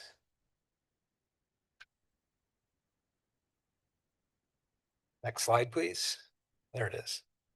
So overall, this previous slide, there we go. Getting ahead of myself. So overall, this process started for us back in 2022 when the RCKC moved forward with establishing a safety action plan, looking at the entire county and trying to look at where we might need to focus for safety concerns. Ultimately, it was trying to partner up and align with the national goal of towards zero deaths, which is the goal of eliminating deaths and injuries on our road system. Fortunately, the federal highway has had funding available for implementing safety improvements like this. And in 2023, we applied for a grant through the Safe Streets for All initiative. And at the time we were awarded this $25 million grant, it was the largest award in the state of Michigan through this funding program. The grant does require match dollars, so our total project cost we're projecting right now is $32 million for this program. Next slide, please. It's going the wrong way. There we go. So I mentioned the safety action plan, and Travis had mentioned it as well. So to start this process, we started looking at the historical crash data throughout the whole county. And in order to make sure we weren't missing anything during this process, we opened up a survey to allow residents an opportunity to share with us where they would have concerns about safety on our road network. We would then look and review that data, compare it to the primary source we were using, the crash data, to develop the safety action plan. So once we had the plan, we started looking at what were the trends we could see from the data we looked at, right? And one of the good things we saw is that our total crashes were lower than the statewide average and declining. So that's a good news. But what we did see is the deaths and injuries were higher than the statewide average and increasing. So that was concerning to us. And when we dove into that further, we found that 50%, so the majority of these deaths and injuries, were happening when cars left the traveled surface of the roadway. Next slide, please. Can I just ask a clarifying question? Yes. Isn't it defined within the action plan that the crashes leaving the lane of travel includes leaving the side of the road, but also crossing into the other lane of traffic as well? That is correct. It's So a lane departing departures lane either either way. way across the Either center way. line or off the side. Thank you. So taking that data, we decided to look at, like, we apply for many safety grants through the state, which also use federal funds. And whenever we apply for a grant, we take a step back and look at what the criteria is they're scoring or grading it on to try to make sure we can put in the most competitive application we can. In this instance, since a majority of our deaths and injuries were happening on the lane departures, we decided to focus on those crash types throughout the county to propose an implementation grant. So our safety action plan had come up with summaries and has over 200 locations that it says we should be watching for safety issues on that could have been eligible for this. But again, sorting through that list as staff, we said, these roads we submitted for the plan were the best candidates we had for what we were going for the funding. So this map kind of shows a breakdown of the different types of projects. So the work types we identified for this program were pavement marking, grinding rumble strips, signing improvements, widening shoulders. There will be some reconstruction, and then roadside hazard elimination or clear zone improvements, which we'll get into some more detail here later. The reconstruct and widening projects total 11 miles of our proposed 130 miles. So not a major portion of the work, but still beneficial to the community. And we also identified 7 intersections that did not have left turn lanes, where adding the left turn lanes would provide a safety benefit within the rest of the project we were looking at. Next slide, please. So the rumble strips here again, we are looking to do 130 miles center line on 130 miles in the program. We did, when we were putting together our application, got community feedback specifically from the Kalamazoo Bicycle Club with concerns about shoulder line rumble strips and the impacts that would have on the safety of bicyclists. So we went back and reviewed the RCKC non-motorized routes map. We had identified routes throughout the county that we felt it was adequate, and we were trying to accommodate the best we could bike routes. And when we reviewed that, we saw that if we removed those routes, we could do 74 miles of edge line rumble strips and then eliminate them from the bike routes to alleviate the concerns from the bicycling community. Our estimation is that this portion of the project is going to cost about $1 million. Next slide, please. I want to take a second here to speak about rumble strips because they are not new to us at the Road Commission. We have done projects with rumble strips and combined with other safety treatments like we're proposing for this program. 2 roads that we did this on were Sprinkle Road and 12th Street, south of Parkview. With those combination of safety treatments, when we looked at a pre-construction and post-construction crash data, we have realized a 72% reduction in fatalities and serious injuries on those roads and an overall crash reduction of 42%.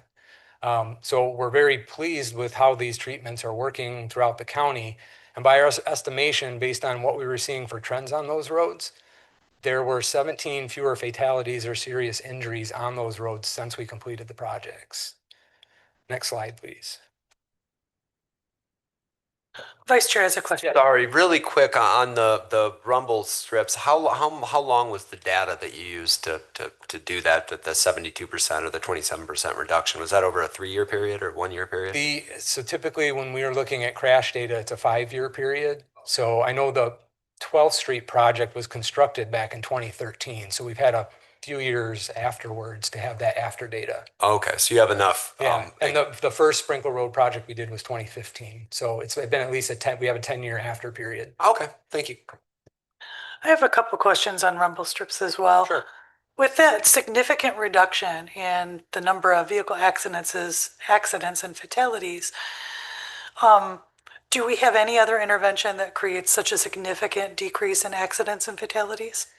Well, can we go back to the previous slide, please? I think that's the one we were looking at. So typically each treatment you applies a certain percentage reduction in the type of crashes. So the general and national accepted range for rumble strips alone is around 30, 35, maybe 40%. So again, when we combine additional treatment types with it, that's how we arrived at the 72%, because there were other safety enhancements we did on these projects like we're proposing here with the SS4A. Related to rumble strips along the bikeways, Yes. Can you speak to how much of the bikeways have significant paved shoulder for bikers to travel within? And the rumble strips, here I see an example where it's placed within the white line. Is it on the exterior or outside of the white line? Is there a design mechanism and so that bikeways can have rumble strips as well as significant paved space for bikes? Yes, great questions. So the routes that we identified on our non-motorized route map, we tried to pick roads and identify roads that had shoulders that to accommodate the non-motorized users already. If they didn't, we understand that there was some room, but when we do a project, we're going to come in and widen the shoulder to make sure that can be accommodated. But that was one of the key features when we were trying to identify these routes, was looking at traffic volumes and shoulder availability. This particular picture is a little deceiving. That's actually in concrete. And this is on Sprinkle Road. So on Sprinkle Road, we put the rumble strips in concrete down the middle of the road and on the edge. So on 12th Street, it was just in the asphalt. With the rumbles, the guidance, we're grateful to the Kalamazoo Bicycle Club as well. They provided us some national guidance on how to design rumble strips to lessen the impact to bicycles, right? Yeah, what gaps and depth and width and where they're located on the shoulder. So we're trying to balance a couple things and understanding that people still do live on these roads. And so if we get the rumble strips too close to where people are driving all the time, the people that live there are going to have to deal with that noise of the rumbles. So we're still a little bit ahead here. We're not in design yet, so we're still working out where that's going to be. But we are talking about placing those rumble strips on the outside edge of the white line. So it won't be in the white line, so it gives a little bit of grace if somebody's not quite paying attention, but we'll definitely get their attention if they start to go off the road. And even in having those conversations with the bicycle club, they said it's better to not have them there from their perspective. So that's why we opted to eliminate those on those routes.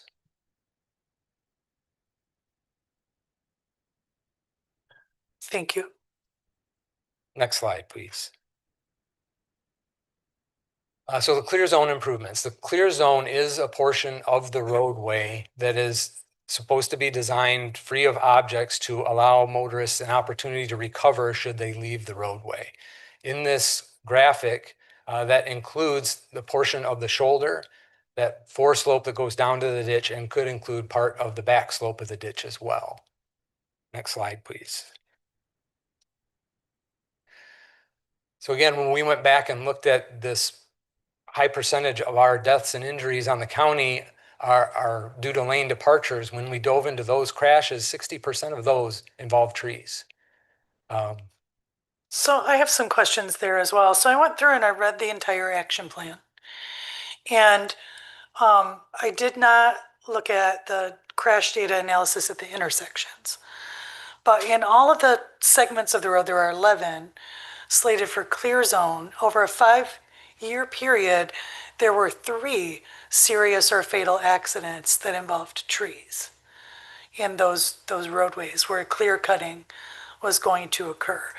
And 2 of those accidents also included either an OWI of some sort, the person was intoxicated in some manner, and conditions were wet.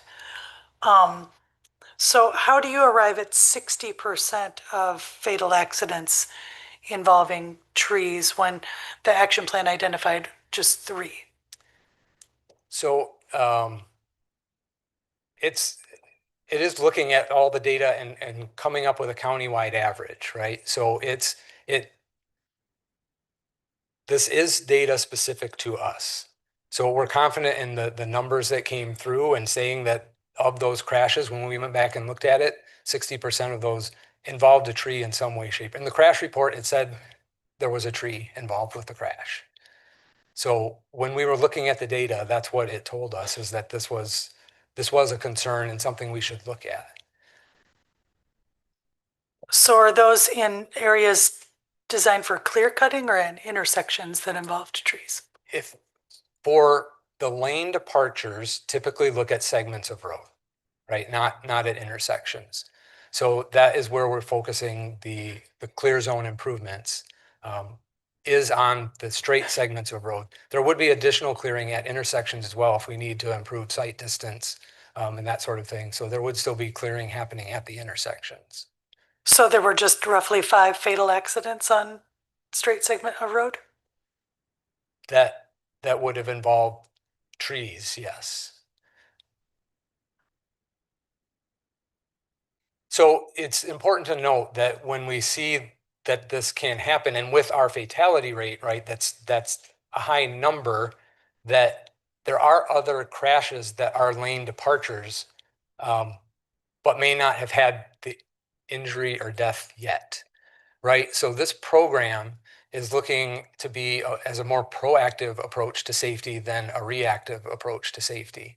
So if we look at, and again, that's how we selected some of the routes, was looking at the crash trends on those routes and saying there are lane departures.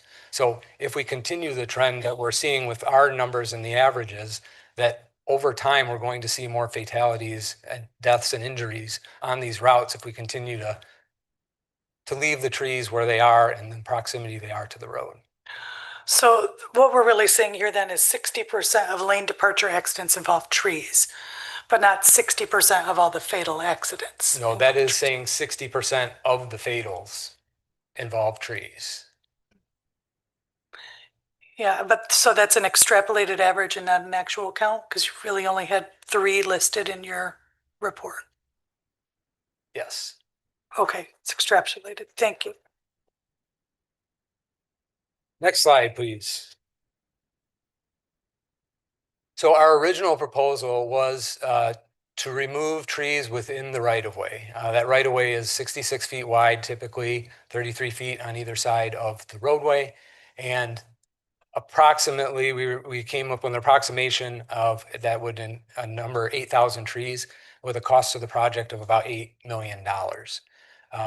As at our last board meeting, we reported to the board as staff that we had gone back and reviewed national guidance, come back with some different recommendations. And at this time, we're proposing to preserve the outermost 5 feet on both sides of the right-of-way. And by our estimation, that would reduce the number of trees removed in half to 4,000. So in addition to providing a safety benefit, there are other benefits that could be realized from the tree removals. So next slide, please. I'm going to ask some questions there as well. So in that, refining down the size of the clear zone. Yes. By 5 feet, how do you come to the estimate that reduces the number of trees to be destroyed by half? Yeah, it's interesting. I do have a graphic that'll help illustrate that later. I did go out and review a few sites that residents had called in and had concerns about, right? So there was one on Sprinkle Road that I went out. The property had 18 trees marked for removal with our initial plan. With the revised measurement, that was taken down to 4.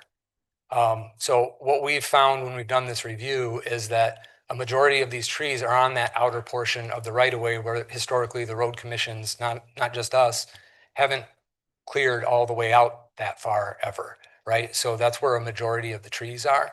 And again, there's an image I have later that'll help better represent that. But that by our estimation on what we were seeing and what we went out and measured some projects and counted the trees, that was our estimation on what we're going to reduce the tree removal count by. And then, so the tree removal costs about $8 million. The rumble strip cost proposed in the design is about $1 million. Why are we spending so much money on tree removal compared to rumble strips when rumble strips are identified as so effective at reducing accidents, particularly the fatal accidents? And the goal is to reduce those. But we had 3 fatal crashes in clear zones identified involving trees. And I want to reiterate again that improvement on the reduction in deaths and injuries was a combined of all the safety treatments, right? So if we only did rumble strips, we'd probably only see half of what we saw there is what the statistics would tell us. That combining things like we do on those safety projects with removing hazards in the right of way, we realize that 70% reduction in those numbers. So it is kind of a cumulative effect. And just saying doing the rumble strips, we're going to get half of what we would have planned on it with doing it with the other treatments. So next slide, please. So I want to kind of walk through an example project here, 32nd, 33rd Street from M96 to DE Avenue. Next slide, please.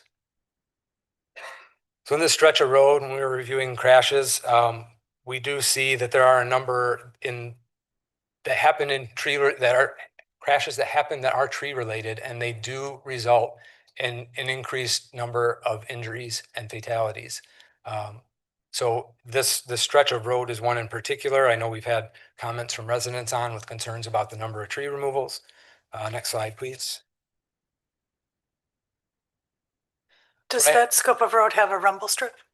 No, none of the roads that we're talking, it will, with the project, yes, it does not now. So this is a kind of a street view of 32nd, 33rd Street, kind of highlighting the 33-foot right-of-way. Next slide, please. So this is the left side of that picture. And so the stake that's there, because of our initial proposal was a 33-foot removal, that stake is at 33 feet. And this slide was shown to represent that we were proposing that if a tree trunk touches any portion of that 33-foot line, we would not remove it. So that is going to hold true when we move that 5 feet further in. So if you have an old growth tree that's 2-3 feet in diameter and the back side of that trunk is touching that line, that tree is staying. So we are trying to help accommodate some of the more old growth trees that are out there and providing more benefit to the residents, benefit of the doubt, I should say, to the residents by preserving some of the trees. So next slide, please. And this kind of illustrates what you were asking about, Commissioner Stubbs, about the reduction and cutting the tree volume in half. So this, again, the stake and the box was illustrating what the removals were planned with the 33-foot. You could take about half of that box. So the right half of the box would stay, and that's where the trees would remain. And you can see like the first 10 feet off the road, there aren't trees there. So a bulk of these trees we're talking about are in that outside portion of the right of way. Next slide, please. So with our current progress, we're still working through preliminary design. We're still getting permits and reviews done through agencies. With our proposed revision to the removals, we're also looking at the tree survey and doing what we can to revise that. We are asking residents not to mark up any trees that are marked up right now because it'll make our job easier if we can see all the marks when we go back out to cover stuff up. But yes, tree survey is still being done. Once we get through an approval for the preliminary design phase, we can move into final design, and then finally construction. Next slide. Thank you. So I have another question on tree survey. I Yeah. provided a tool I received from Kalamazoo Climate Crisis Coalition that is a tree assessment tool. It's an example of a tree assessment tool for field assessment, but also allows, among safety considerations, also climate, habitat, and cultural significance for identified trees. And I wonder, how can engineering engage in a more dynamic process to evaluate the value of a tree before it's simply just arbitrarily identified with, a parameter, a distance from the side of the road.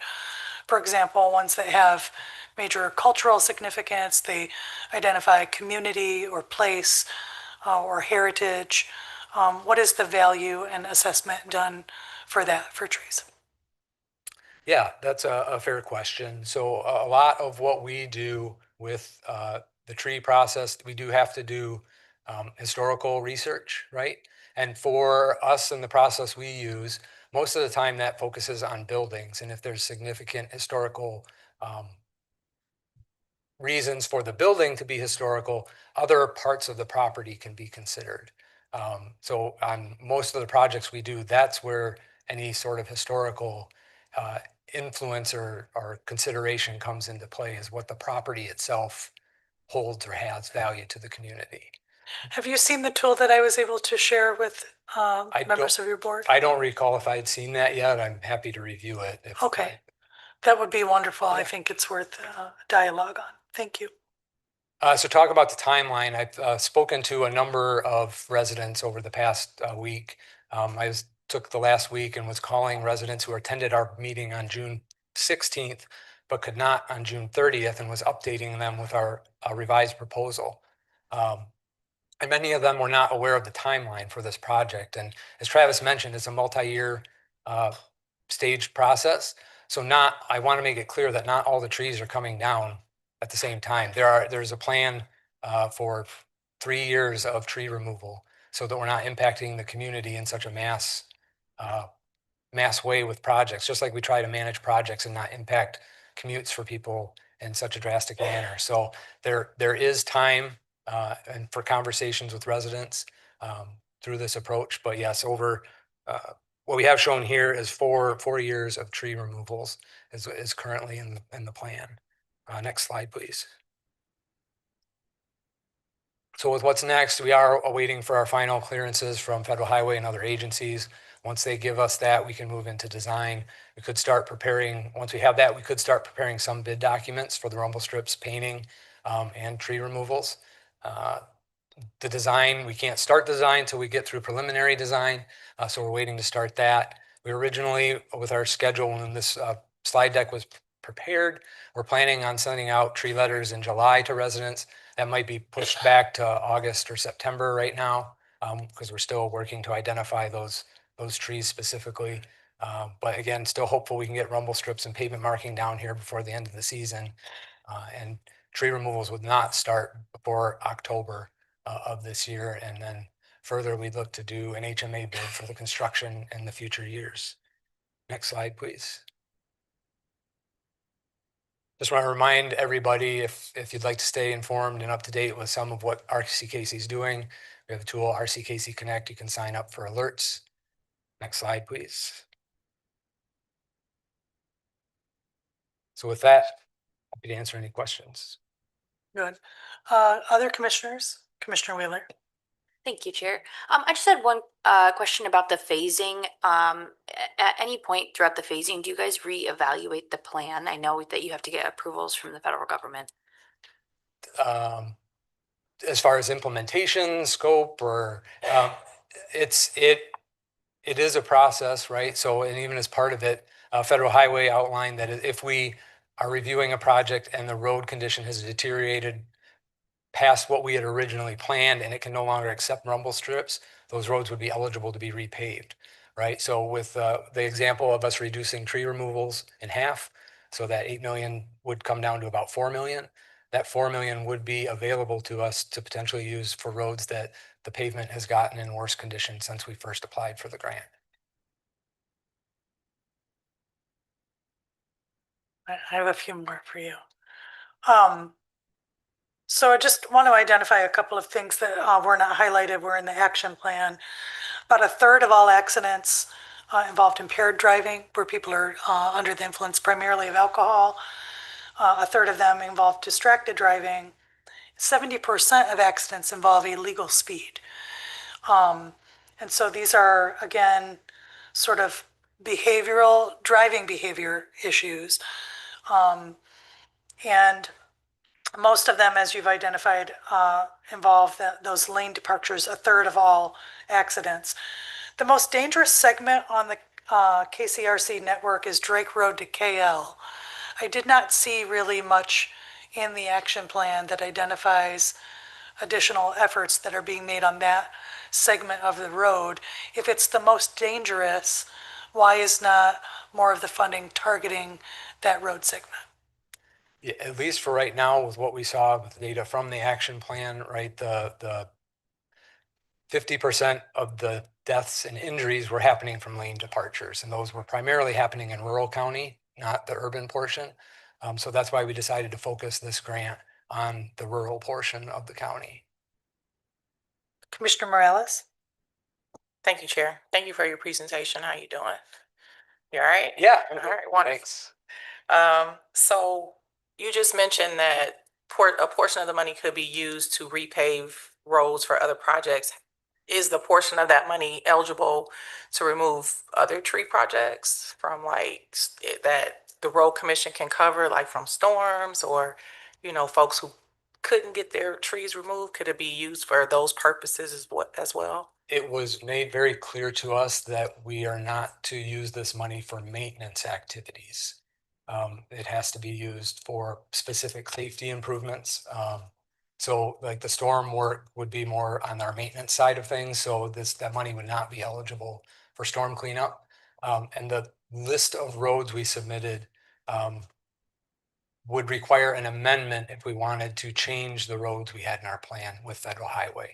So while we can change a treatment type within a road that's already in the plan, we would have to go through an amendment process to add roads to it. And again, submitting the amendment doesn't guarantee it's going to be approved. That just means it would be reviewed by federal highway. But y'all are willing to submit amendments as needed? If it and makes then sense, yes. of the 4,000, could there be additional cuts in that you don't actually need? Because you're saying over a 3-year period, so that's what, 1,000 something trees a year arbitrarily. I know I got numbers people in here that'll be fussing, but yeah, so over 3 years, about 1,000 plus trees. Within those thousands, as you start cutting, are you just gonna cut flat the thousands that you marked? Or if there are some that just don't need to be cut down, are you willing to not cut them? Because I understand you need to soak up a grant. Nobody wants to send grant money back. I mean, we're dealing with that with ARPA funds right now, trying to exhaust them. But I don't want a tree to be cut just because we have to soak up, let me be clear to the audience. We don't have control over what they do. We might have a little influence. The only influence we have is their reappointment.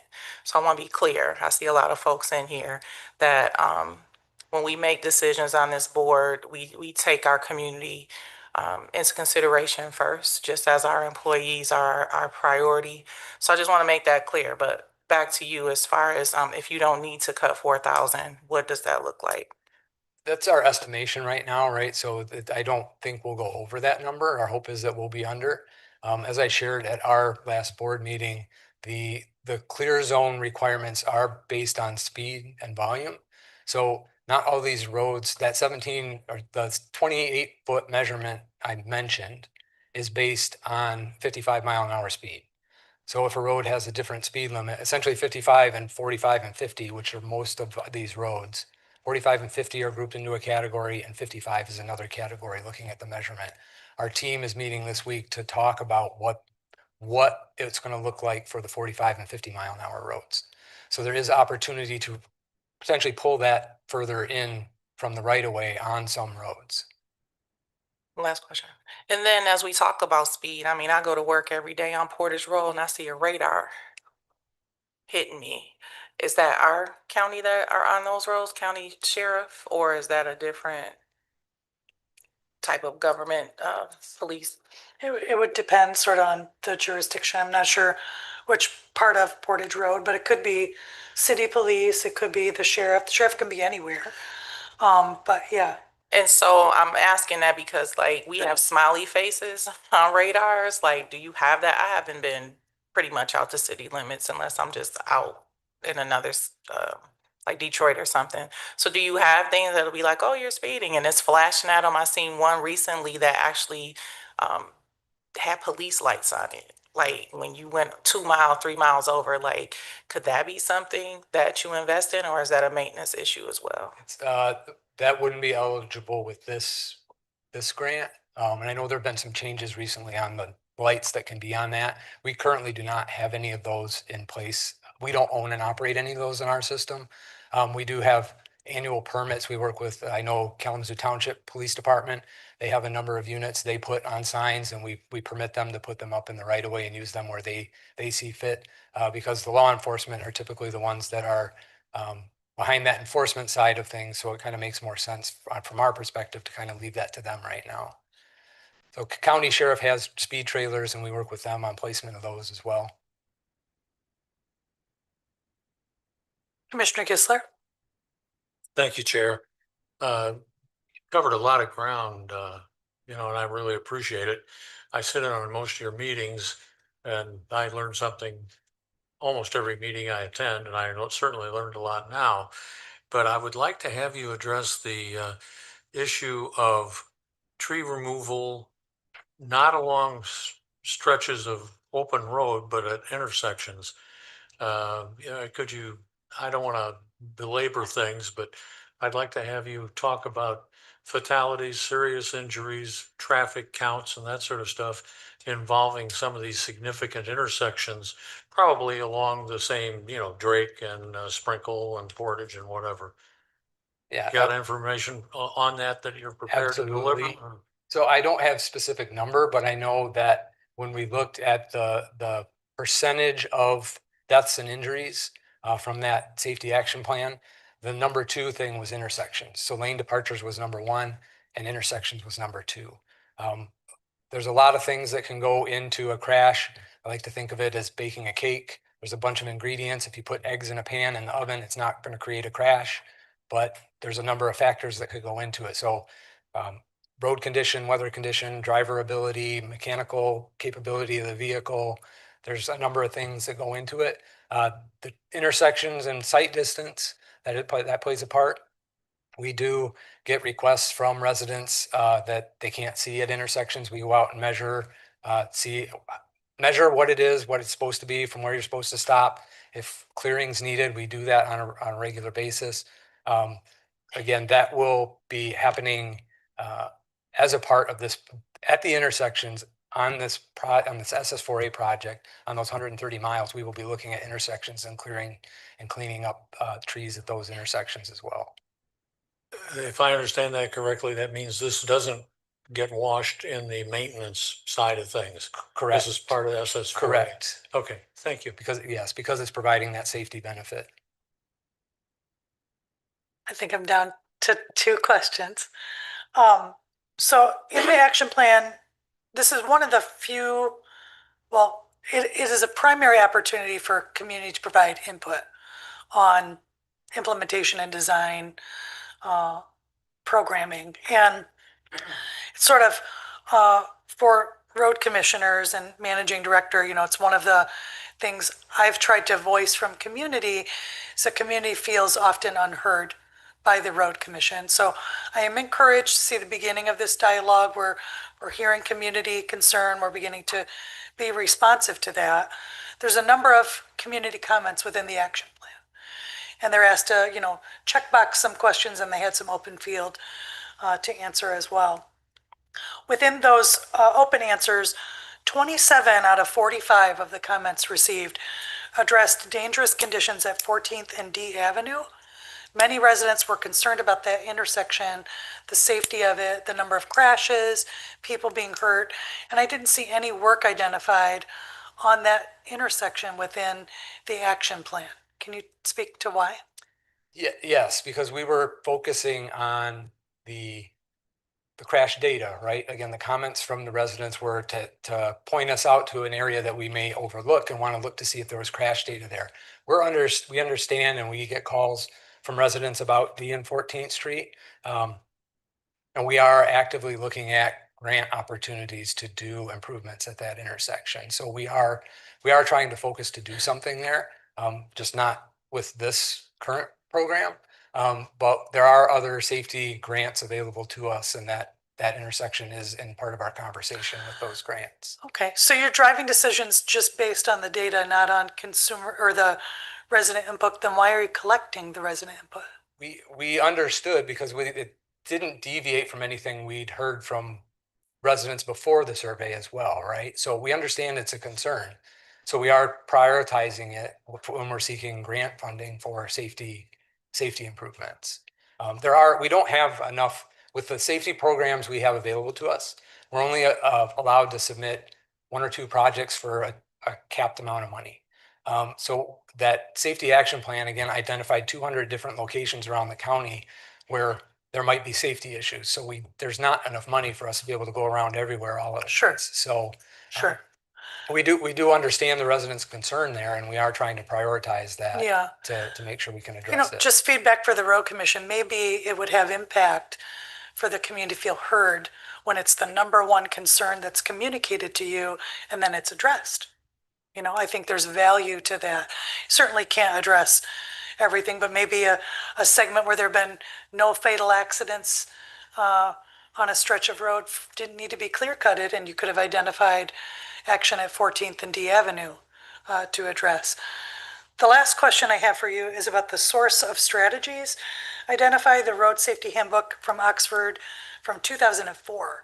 Why aren't we using the AASHTO Green Book that it's a current source that identifies modes of modes of traffic and how to road design? Why isn't that the primary source that we're using for road design? We have options available to us, right? And so we primarily use the AASHTO Green Book because it is a nationally accepted standard, right? So it gives guidance. We, as engineers, are able to execute engineering judgment. So that's where we're relying on our experience and background and implementing these projects, seeing what works and what doesn't. So taking that into account is what we're doing. We don't just sit there and go, this is all that's done, right? This book says this is what we're going to do. We operate in some gray and nuance in that area. So I understand concerns about just strictly using the AASHTO Green Book. There are a number of sources we rely on. So you do use the AASHTO Green Book because it just wasn't identified as a source for your engineering control? Yes, most road designers use the AASHTO Green Book in some manner. Okay, but then you also use the Oxford Road Safety Measures Handbook primarily? I won't say primarily, no. Okay, so just so you know, that's the one source cited in your design specs. Okay, all right, I appreciate that. Thank you very much. Any other questions? All right, thank you.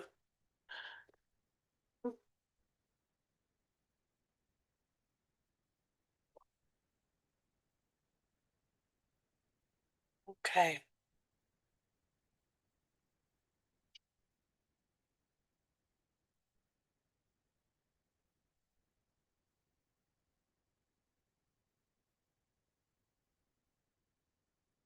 All right, good.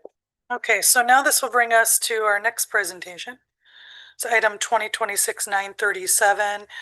This is community feedback on the desired qualities for the next county administrator and controller. So at our last board meeting, we requested seeking impact or input rather from community stakeholders, municipal governments, employees, and we were provided a summary in really tiny print for my little old lady eyes. So we appreciate everybody that took the time to provide us those insights and feedback. The values that you saw articulated, I think really clear to me through much of the feedback that we received was just the caliber of leadership that this organization has been under the last number of years. It spoke very highly to Dr. Catlin's role and the culture that's been built and the excellence that is demonstrated in both of our deputy county administrators, Terrell Cole and Lindy Smith, and how they have moved this organization forward, and they're really seen very positively overall. Some people provided us, brief feedback, and some really took time and provided thoughtful, detailed comments, and all of those, whether they were brief or extensive, are valuable and help inform the board as we sort of deliberate. Commissioners, we have heard from Dr. Catlin, who is not with us this evening because he is attending to some joyful family matters. We hope to see him back at our next session. But we received some communications, just encourage us to think through and move forward with a interim determination, because the departments and deputy administrators and community need time to transition as we move towards Dr. Catlin's exit to his next role. And so I'd open opportunity for feedback and discussion from commissioners. Vice Chair. Thank you very much and appreciate this information. I've had a chance to go over it in between meetings. We got this today when we sat down. So there's a lot of information and it's a lot of good information. And as the chair said, this board as a whole values our employees' input in this selection. They're going to be the front line of this. So I take this very seriously. I do, I'm trying to internalize this and trying to compartmentalize this as quickly as I possibly can. One thing that I feel very strongly on, and I will say this, is as we go through this process and look for a new leader of this county, I do think that we need to separate the controller and the administrator position. I feel that way for multitude. It's not based on the personalities of the people involved. It's based on the overall structure of 5 years from now, 20 years from now, 100 years from now. What is going to be a structure that is stable, that maintains the ability of us to move forward? I think hiring and putting somebody in a position for a controller position that handles finance and putting somebody in a position for administrator that handles administrative roles would be best interest of the citizens of this county. I think the budget process and the 5-year planning is a full-time job. I think one of the weaknesses of this board was we asked Dr. Catlin to do too many things. And he willingly said yes to every single thing that we asked. And I don't think that was the best interest of us and a board. And I think it was unfair to do that to Dr. Catlin. And as we move forward, I think that the administrator role should be an administrator role and the controller role should be a controller role, and that we need to separate this for the long-term health of the county. I agree with the chair. We have a bunch of great internal candidates for administrator. But I do feel that those positions need to be separated. Thank you, Vice Chair. Dr. Catlin isn't present with us this evening, but I do just want to highlight some of the information he shared with the board for education of the community. And I'll note, Dr. Catlin has taken employment at another organization that offers him even more to do than we do. So certainly when we hire someone capable, he'll run a school district, a police department, county administration, regardless. But so he did identify for us there were county administrator duties that also include preparing and submitting a recommended annual budget.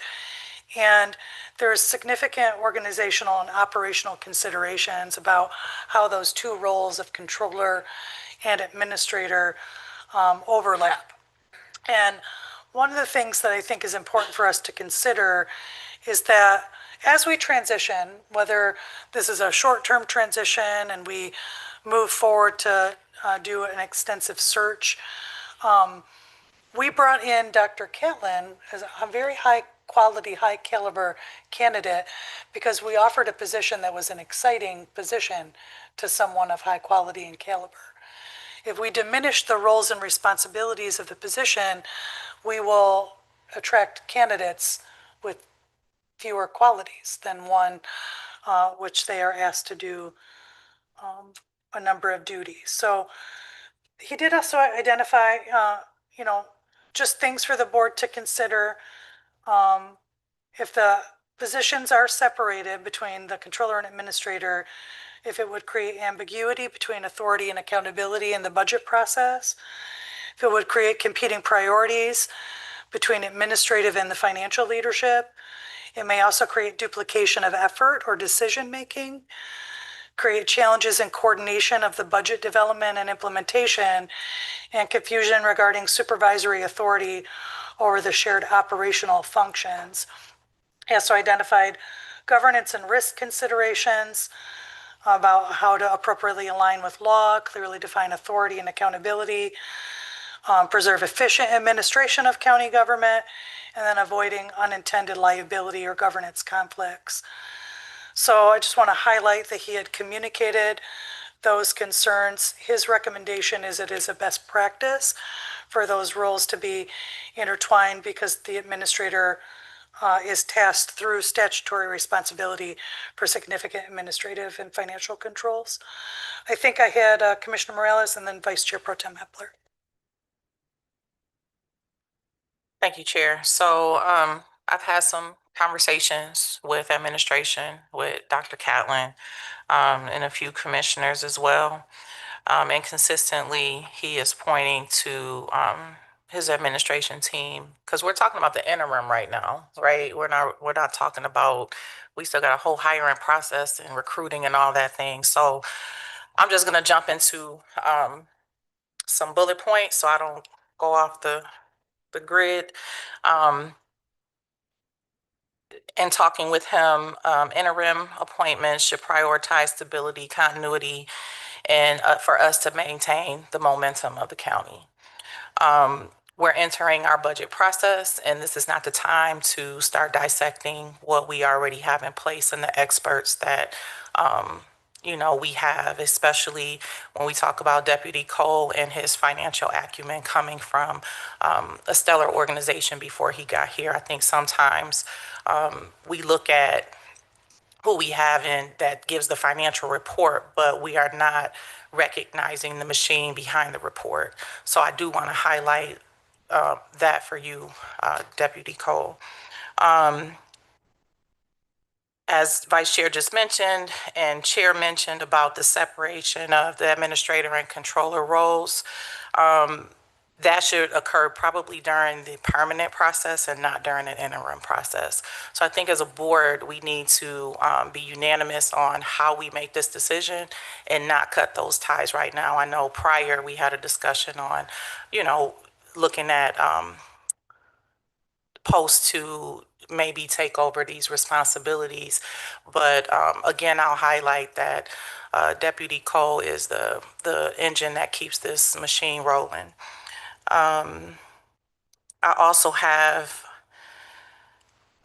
the interim appointment should preserve continuity while allowing the board to focus on governance and operation, the budget operation. Deputy Cole already oversees internal services, including many of the departments leading to the budget process, highlighting that again.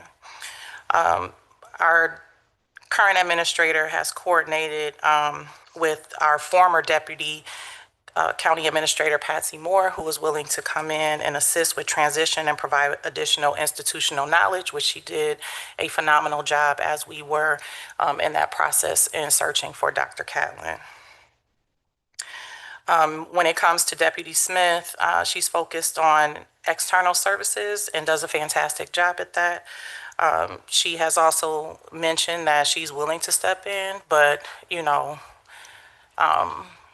where she is right now, she feels like she can be the most effective, if I'm quoting that right. What else do I have?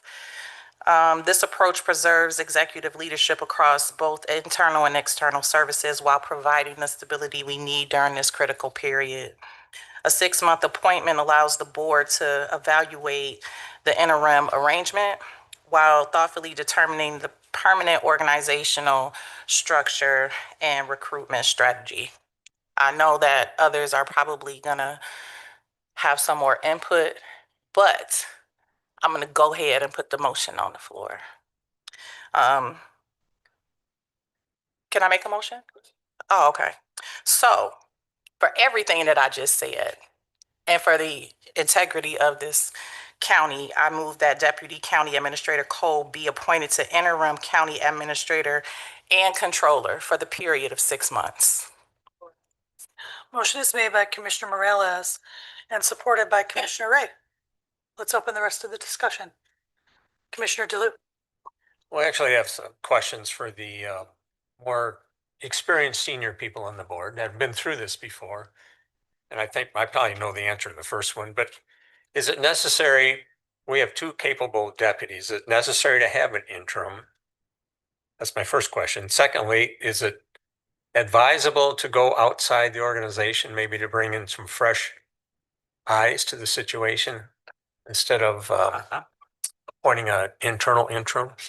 And is it possible, I've heard it's going to take, I don't know how many months to actually find a new administrator to split the time between the 2 very capable deputies, 3 and 4 months each to see how it goes. I just have 3 questions for this board. I'm looking for answers. I don't have an answer. That's why I'm asking the people who have been through this process before. I would expect you may get some different answers from different members of the board. So I'm just going to share. For me, I think the value of elevating one of the deputy administrators is it provides continuity and stability. We have we've referred to this executive cabinet as the dream team repeatedly. And, these are candidates that were both recruited and vetted and hired into their roles by Dr. Catlin, that we have extreme regard for him, his abilities, his opinion. And I know that both of our deputies work very well with one another. They understand the mission of what's been in process, and they would help to continue that. So the question you asked, do we have to have an interim appointment? We don't necessarily have to do that. One of the values of it is that we can use that as a transition period, and we may be really pleased with how it's going. And there isn't a need for an exhaustive additional search. Or we may find, this is really good. We've reached a plateau of organizational growth and we want to challenge for more growth. And maybe we do then want to do a search, but we've got some space to evaluate that between a decision we might make now and one we can make in the future. I don't know if I answered all of those things, but I saw Vice Chair Pro Tem. Thank you, Chair. Thank you for that question, Commissioner. I think it's a very pertinent one. I do appreciate everything that both our assistant administrators have been doing. I think that we have another possibility too out here, without going outside our organization if we have to. We have Mary Balkema, who has been a very good leadership. She's shown great initiative in getting things done, bringing things to the board. Our current administrators their plates are full right now. And if we have to change that, we could have some potential issues where things might slip through the cracks. Again, I agree with what the chair is saying. Do we have to? No, we could leave things go, but I think we do need a leadership that's going to keep us focused on what we're doing. We're right in our budget year. We're working on our budget right now, and we have two great administrators that are working diligently to do that. But if we start saying, okay, well, now you've got these duties that Dr. Kaplan's doing, what's going to slip through the cracks? Where are we going to be at? I think separating the controller from the administration would help with that at this point in time.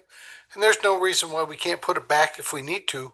But I think separating it right now during this interim period would be a good plan for us to get a good quality product, because we got to have a good quality product to take care of our employees that are going to be here next year.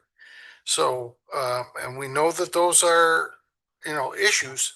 And my thought is that we consider separating that piece so that at least part of that is being held by our, the financial part of it, while we get through the budget for this year, and relying on our two assistants to keep that process in motion.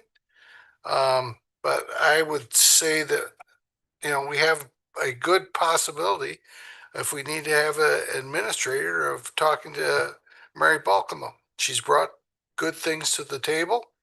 And she's managed to bring, to make it happen. So, at this moment in time, I still think separating the two right now, regardless, the two offices, we suggested this back when we hired Dr. Kaplan, but I understand that, yes, it does make it more interesting, but we aren't sure who we're going to put at the helm at this point in time. So, and there's no reason why we can't return that if we find that we have a candidate that either wants it or we need to do it. But I see no reason why we can't separate it. I've been in here when we've had it separated. John's been here when we've had the two separate offices, and it's worked fine. It's worked fine. Commissioner Gisler, and then I have Vice Chair. Thank you, Chair. I've enjoyed not talking yet because I appreciate the inputs from everybody, starting with John. And I do think I agree that over the long term, we should probably have the controller and administrator functions separated. Not right now. I'm completely in cahoots with Montes that and that's a terrible position for both of us, isn't it? I don't even know what cahoots means, but it means I agree with you. I will, and I don't want to diminish the value of Mary.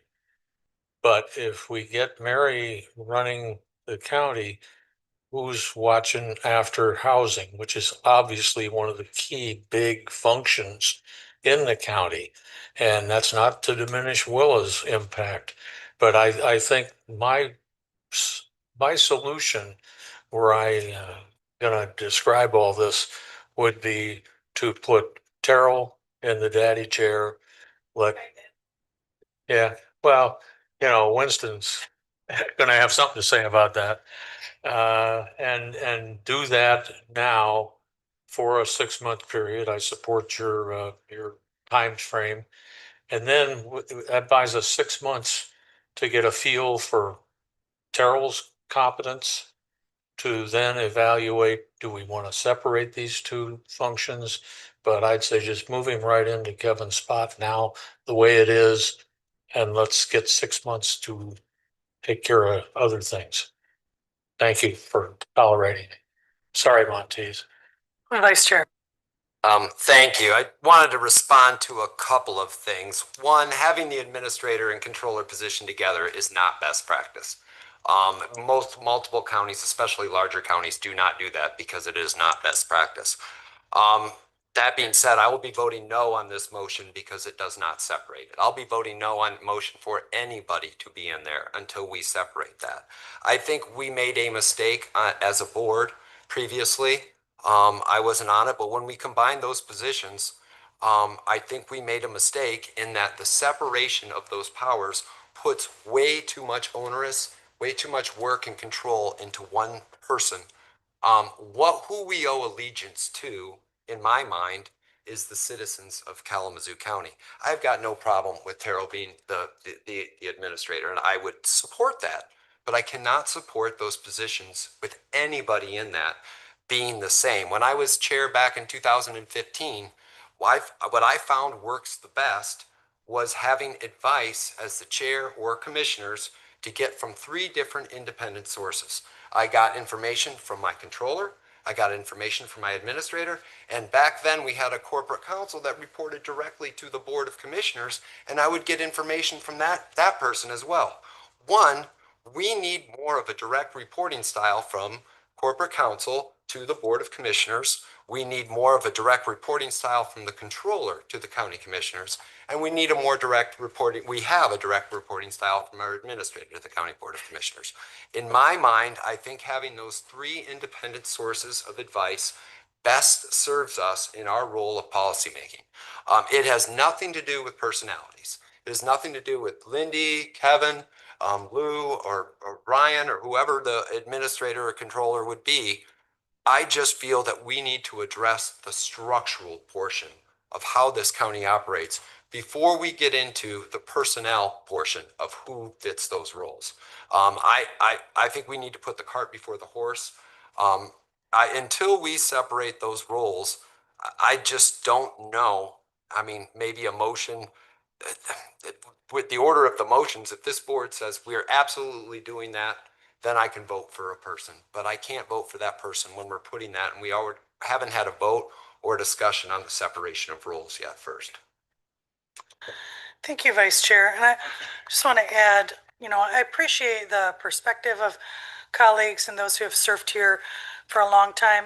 I do want to hearken back to this commission and the amount of work that we've accomplished, the amount of strategic initiatives that we've moved forward, and the amount of praise that we've given to how the budget is currently crafted, constructed, presented, and how we've developed a long-term plan about how we utilize capital resources. All of that has occurred when we merged these positions together. We talked really extensively about the shortcomings of what was done in the past as far as how we budgeted, how we used vacant positions to fund capital improvement projects, for example. Those things happened when we had a separation of the current roles. Do we have any additional discussion, or we call the question? There's been Commissioner Mazer, please. Well, I agree with Vice Chair and also Vice Chair Pro Tem. I'd like to consider Mary Balkema. I think she would, the deputies we have are outstanding. They really are. They've been wonderful. But I'd like to consider Mary also. Cool. Yes, yes. I want to allow Commissioner Mazer opportunity to speak. The question has been called. The motion is to appoint Deputy Administrator Terrell Cole as Administrator and Controller for a 6-month period. Clerk, will you please call the roll? Sorry, thank you. Clerk, will you please call a roll on calling question? Vice Chair Pro Tem Hepler. No. Commissioner Mazer. No. Commissioner Morales. Yes. Commissioner Ray. Yes. Chair Strebbs. Yes. Vice Chair Taylor. No. Commissioner Wheeler. Yes. Commissioner DeLue. No. Commissioner Gisler. Yes. It's 5 yes. That motion carries. The question is called. Clerk, now to the motion as previously stated, or should I state again, Council? The motion on the floor is to appoint Deputy Administrator Terrell Cole to the position of Administrator Controller for a 6-month interim appointment. Clerk, please call the roll. Commissioner Mazer. Yes. Commissioner Morales. Yes. Commissioner Ray. Yes. Chair Strebbs. Yes. Vice Chair Taylor, No. Commissioner Wheeler, Yes. Commissioner DeLu, No. Commissioner Gisler, Yes. Vice Chair Pro Tem Hepler. No. 6 yes. Thank you. If that motion carries, congratulations to Deputy County Administrator. And thank you to the commissioners for your dialogue. It's an important discussion and one we'll continue as we work our way through. All right. We'll move to item 9 as an opportunity for public hearings. We have none this evening. Now we move to item 10. This is our opportunity for public comment. There's an individual wishing to make public comment may come forward. Once you're recognized, please state your name and where you're from. You have up to 3 minutes to address the board, a topic of any of your choosing. We expect you to address the board respectfully and professionally. Why would you This say that time to me? I say that to everyone. Okay. At this time, this is our opportunity for public comment. Welcome. Good evening. I just want to point out you made probably one of the largest decisions you'll make in months without public comment preceding that decision. You just appointed basically a new administrator without public comment. That's kind of disappointing. So much for transparency, openness, all that stuff.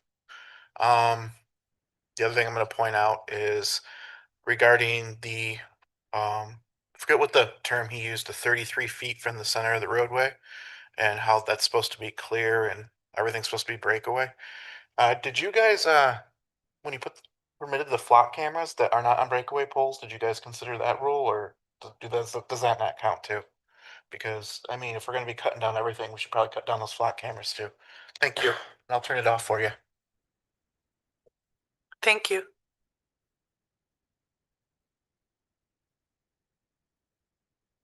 Welcome. Thank you. I'm Dr. Joanne O'Rourke, the Texas Township Supervisor. I am here, hello, Commissioners. I am here to speak in favor of the Safe Streets for All project, and I will make just a few key points. First and foremost, a driving mistake should not be a death sentence. We are talking about infrastructure engineering, but the real goal of this project is saving human lives.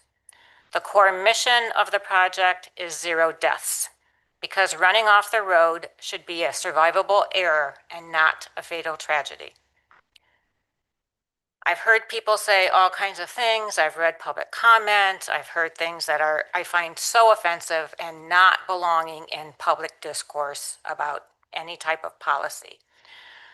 From a poor judgment call that somebody makes to reading a text, to somebody having had an alcoholic beverage, or a kid who went to a party and smoked weed.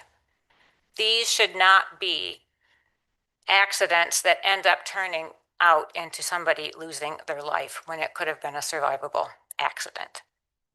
And they go on to live another day and to learn a lesson. Next point, trees are Michigan's deadliest roadside obstacle. There's lots of data about this. Nationwide, trees cause over 40% of fixed object traffic fatalities. In Michigan, hitting a tree is the #1 cause of road deaths for drivers aged 16 to 20. Next point, road safety is an issue of equity and public health.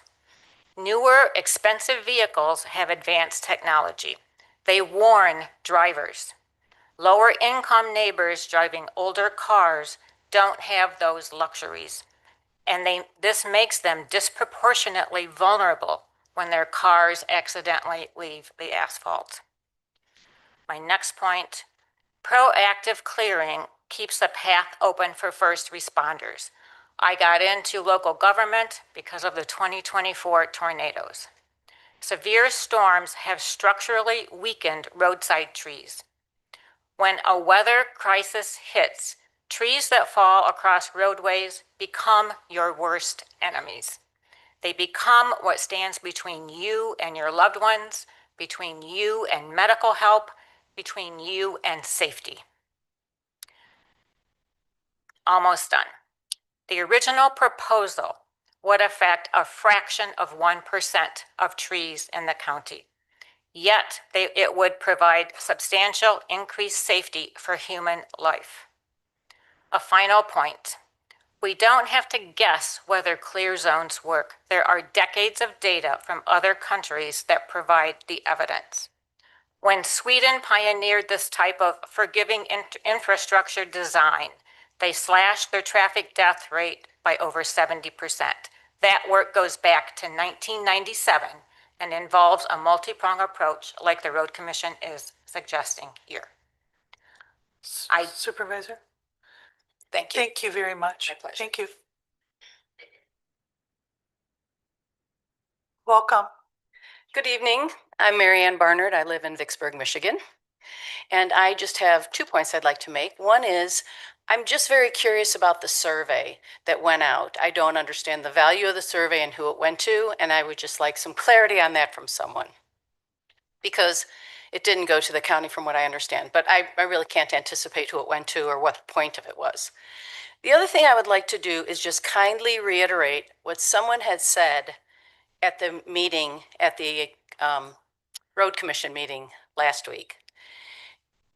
We did not know about the roads being evaluated or trees coming down until we all saw X's all over the trees. And then it started a dialogue, which is what healthy communities do. Healthy communities talk to each other. Pros, cons, what have you. On XY, which is near my house, there are 0 accidents on that road, and yet every tree is marked for clearing. Just reiterating that and making a point. I'm not asking for any answers of that because I do believe that there have been some changes, and I'll be curious to see which trees will then stand the test of time from the 4,000, from the 8,000 to 4,000. But really, I would love to hear an answer about where the survey went and what was the point of the survey prior to this project being developed. Thank you so much. Thank you. Anyone else wishing to make public comment?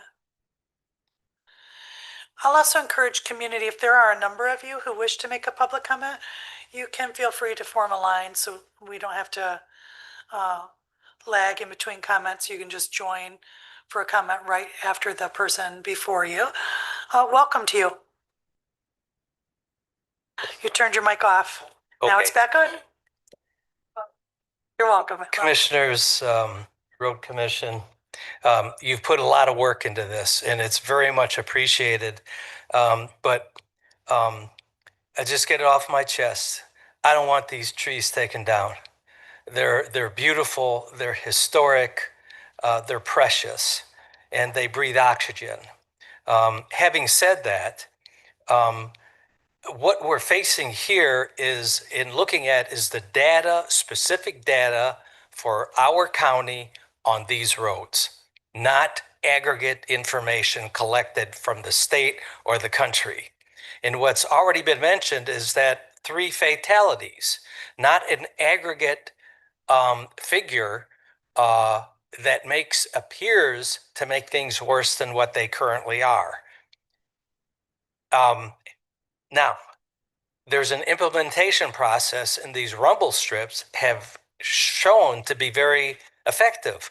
Why not implement that first without taking down all the trees? And I'm not saying don't take any trees down, but take those who show a rottenness or defectiveness, the limbs that come over the roads that are almost parallel to the roads need to be done. There's a lot of work in regards to shaping trees and pruning them that will make them more beautiful, last longer, and be stronger instead of just clear cutting them. So those are my recommendations, and there's hardly any input or documentation to driver responsibility.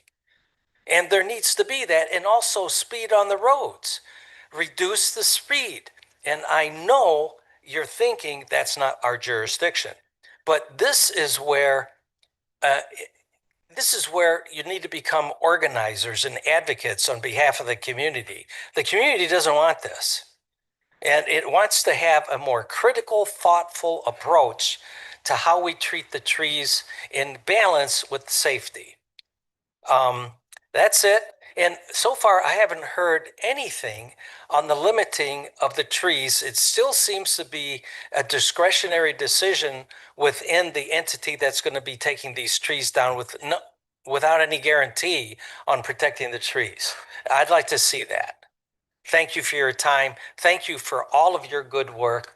forgive me for my criticisms, but that's just the way I feel. So Thank you. What was that, his time? Hello there. I'm sorry, just a moment. Do we still have did I not hear the music go off again? We still have it if it runs out of time? Okay. Oh, I'm so sorry. I'm not listening to my colleagues well enough. Speaker, will you come forward and share your name, or I know it, so I can share it for the record, but will you come back and share your name with the board? I'm so sorry. Thank you. I apologize. How you doing? Hi. I'm Bill Farmer. I live at 9200 South 36th Street. And I've seen clear cutting out there on some of the roads, and it's not a pretty sight. Thank you. Thank you, Mr. Farmer. Thank you for your patience. Welcome to you. Hello, thank you so much. My name's Elizabeth. I live in Climax. I live on MN Avenue, aka Emergency 94. My husband and I bought our dream farm last year on 4 acres and moved to this area specifically because it was tree lined and it was lovely and it was our dream to be there. As well as having a 100-year-old plus house, we have 100-year-old plus trees, and that was part of what we bought the home for, was to look out our window and see that. But also, we have 5 trees that are affected by the SS4A project. I absolutely agree that we should have safe streets for all, and 0 deaths. I'm all for that. But I also would like to have 0 deaths within our home. And these trees protect our living room from the traffic that we watch outside of our door. We see semis going by over the speed limit. We see multiple cars going by over the speed limit. When we're driving home from the grocery store, multiple people pass us, honking their horns, driving way over the speed limit. One of my first thoughts was, why aren't we having more police out there to actually monitor and decrease the speed so that people don't crash? We did have someone crash into our mailbox last year around 2:30 in the morning, took off most of their car, left it in our front yard. I don't know if they were drunk, but I'm going to guess the 2:30 a.m. timing might have included that. So I would just love to see safety in that regard as well. Also, I'm curious about not only in the environmental impact, the value of our home in terms of removing these trees, but I am concerned about this plan seeming like an all or nothing plan. The gentleman before me kind of stole my line. Why can't we start with the rumble strips? Why can't we start with dead trees and trees that are blocking areas, and then reassess and reevaluate what's going on? When we cut these trees, it can't be undone. You can't take back 100+ years. And so I would love for that to be considered. And I'm also deeply concerned, if this is true, that the road commission advised that the board that they may take down additional trees that they deem necessary at their discretion. That just concerns me. What discretion is that, and what trees are these? So I would love if everyone would please reconsider this project and invite public comment. And the last thing I'll say is that although I was born and raised here, I lived in Seattle for many years before just moving back here to my home. And in Seattle, whenever anything happened with the roads, we'd get a postcard in the mail. We'd hear about it. We had a year or more to talk about it as a community, so it was very shocking to see X's on trees and have to go online and research it and learn about this ourselves and not have heard a thing about it before. So I would just love more communication on any projects in the future, so we can talk sooner and not in the middle of or at the beginning of the project. Thank you. Thank you very much. Welcome. Thank you. My name is Mark Austin. I live on Portage Road near the intersection with XY Avenue, so almost out of the county. I'm a little concerned about the size of the tree project in comparison to the data we have at hand. The tree removal project is an irreversible event. We will not see trees of this stature in our lifetime if they're cut. And yet we're talking about a relatively small number of fatal and serious vehicle accidents with trees. And I'm wondering if we couldn't analyze those accidents in our county, real data that affect us, to find out what caused those accidents more specifically. And I will give you an example. On my segment of Portage Road, there are numerous trees marked with X's on both Portage Road and XY Avenue. The trees are most dense where there is a high density of homes on narrow lots with lots of driveways that access those roads. The speed limits in those areas are still 55, which makes no sense. To drive 55 down those segments of XY and Portage is very dangerous, and most people who live there don't go over 45. My second point is I've lived in this area for 30 years.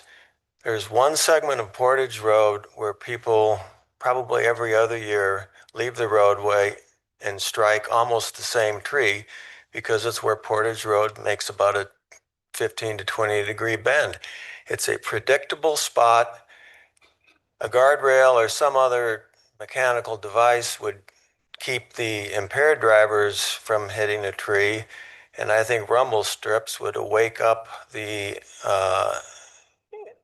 inattentive driver to maintain the roadway. So I think there are data we could use to really hone in on where the danger spots are. And the supersized 33 clearing project is, to me, a solution in search of a problem. Thank you. Thank you. Welcome. Please come forward. Hi, my name is Tiffany Sadowski. I live at 1963 East Y Avenue, and I am here to speak about the SS4A program. There's a couple of things I'm kind of having trouble swallowing, especially after hearing tonight's presentation. The number one thing being that 32% of the $25 million budget is going to be spent on the removal of trees rather than road resurfacing intersections, repairing, and rumble strips. 32% on trees? It seems extremely excessive. We have been going to the Kalamazoo County Road Commission meetings for the last few meetings that they've had. We originally started going because we were told that there was no changes that could be made. In talking to residents, we now have 2,100 people that we're communicating with who do not want these trees removed. And in the communication that we're having with them, they were also told that no change could be made. Now we're finding out that, yes, we are willing to compromise, we are willing to change, but then the decision is made that we've decided that this is the change that we're making and there's no more conversation going back and forth. So it just kind of feels odd that we're told originally that it can't be changed, then it can be changed, but it doesn't have to be voted on by the road commission because it's a design change. So that just doesn't really feel transparent as far as how you're communicating with your residents. And we have stated repeatedly that the reason why we don't want these trees cut down is a safety issue. We understand that trees being hit is a safety issue, but we live out on these rural roads and I drive them every single winter, as do all of us. And these trees line farm fields where the winds howl and they push the snow across the road. And the trees being there block the snow from being on the roads. We know this because there are several sections where the trees have been completely clear cut, and they're some of the worst roads in Kalamazoo County. And I will go around them and specifically drive down these tree-lined roads so that I am not white-knuckling my steering wheel all the way down. So that is the number one reason that we started this petition and talking to the road commission about not eliminating these trees is because it is a safety issue. And you are creating a safety issue for 100% of the drivers that will be driving on these roads in the wintertime. Following that, the leading cause of traffic fatalities per the State of Michigan website is driver inexperience, speeding, low seatbelt use, distracted driving, and impaired driving. Trees is three more beneath that. We have a lot of trees on the side of these roads that we need there to block the blowing snow in the winter, and we just really would appreciate some help in getting that point across, as well as the 2,100 people that have now signed this petition that also agree with this stance. Thank you. Thank you. Is there anyone else wishing to make public comment? Please join us. Thank you. Good evening. I just wanted to touch on the subject of gun violence reduction. Will you please share your name? I almost forgot. Douglas Prude, Thank you. Kalamazoo resident. Thank you. Just want to see some more programs to tackle that subject of reoccurring gun violence around here by a lot of juvenile teenagers. Mainly like even with police getting involved with kids in school, something like the DARE program used to do. And even teenagers a little older than elementary that need guidance. So they could stop getting into all of this, criminal life at a young age because lack of guidance. And I just want to see some programs that's tackling that, not trying to get more charges, but to get in relationships with these kids and see what they need help with, and just seeing what they need help with and what's really going on with. Thank you. Thank you very much. Welcome to you. Please join us. Good evening. My name is Rob Morrison. I live on Green Meadow Road off of Drake in Oshtemo County. And I do appreciate the road commission actually has traffic calming things they're putting in on Green Meadow. So I appreciate that very much. I wish I could see more on Drake because you really need some more traffic calming around here. I moved here from Chicago, and some of the speed limits around here I'm really having a hard time believing. Some of them don't even have speed limits, and that's how they're used. But in Chicago, I was in the city, there weren't rural roads, but there were a lot of one-way roads with parking on both sides, and people would do 60, 70 miles an hour down there. And so in my neighborhood alone, there were traffic calming measures implemented everywhere because it was just too dangerous. And so I do appreciate the road commission getting a grant and concentrating on safety. I think that's a great idea. I've been doing some research and finding that really with traffic accidents and deaths and trees in the state of Michigan, that even though tree removal is one of the remedies, the best solutions are traffic calming and also education, trying to get people not to drive impaired or speed. And so I would like to see them revisit that and put more money into the traffic calming before they go after 4,000 trees. And some of the reasons that I have heard is that, and looked at this because I used to live out west and I saw a lot of clear cutting there, you can get soil erosion. You can also get wind that'll blow snow. So everyone's in danger if you're going to have debris and snow on the road during the winter. So that's something that I think I'd like to see that taken in consideration. What I didn't see in the data was really a convincing argument for clear cutting that number of trees. Now, dead trees, dying trees, trees that are blocking, sight lines, those of course should come down. But I think just there needs to be something beyond just sort of an arbitrary, we got money, we can cut them. So those are my comments, and that's what I appreciate everyone considering. Thank you. Thank you. Is there anyone else wishing to make public comment?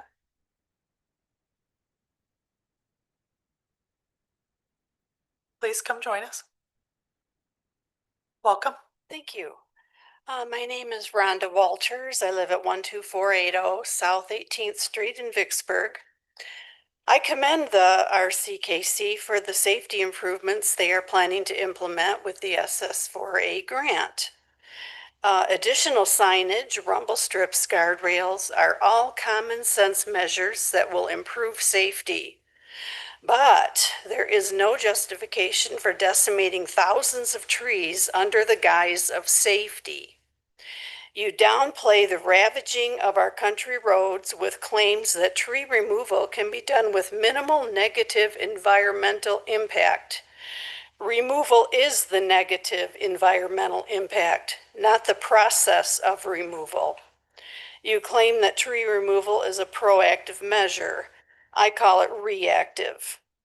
Too much emphasis is placed on the minute percent of people who can't navigate the roadways. Whatever happened to the voice of the majority? Why do safe drivers have to be deprived of the right to live in natural beauty because of a few?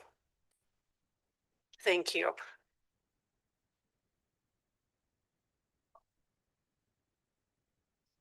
My name is Ruth Prince Borst. I live at 3603 Madison Street, Kalamazoo.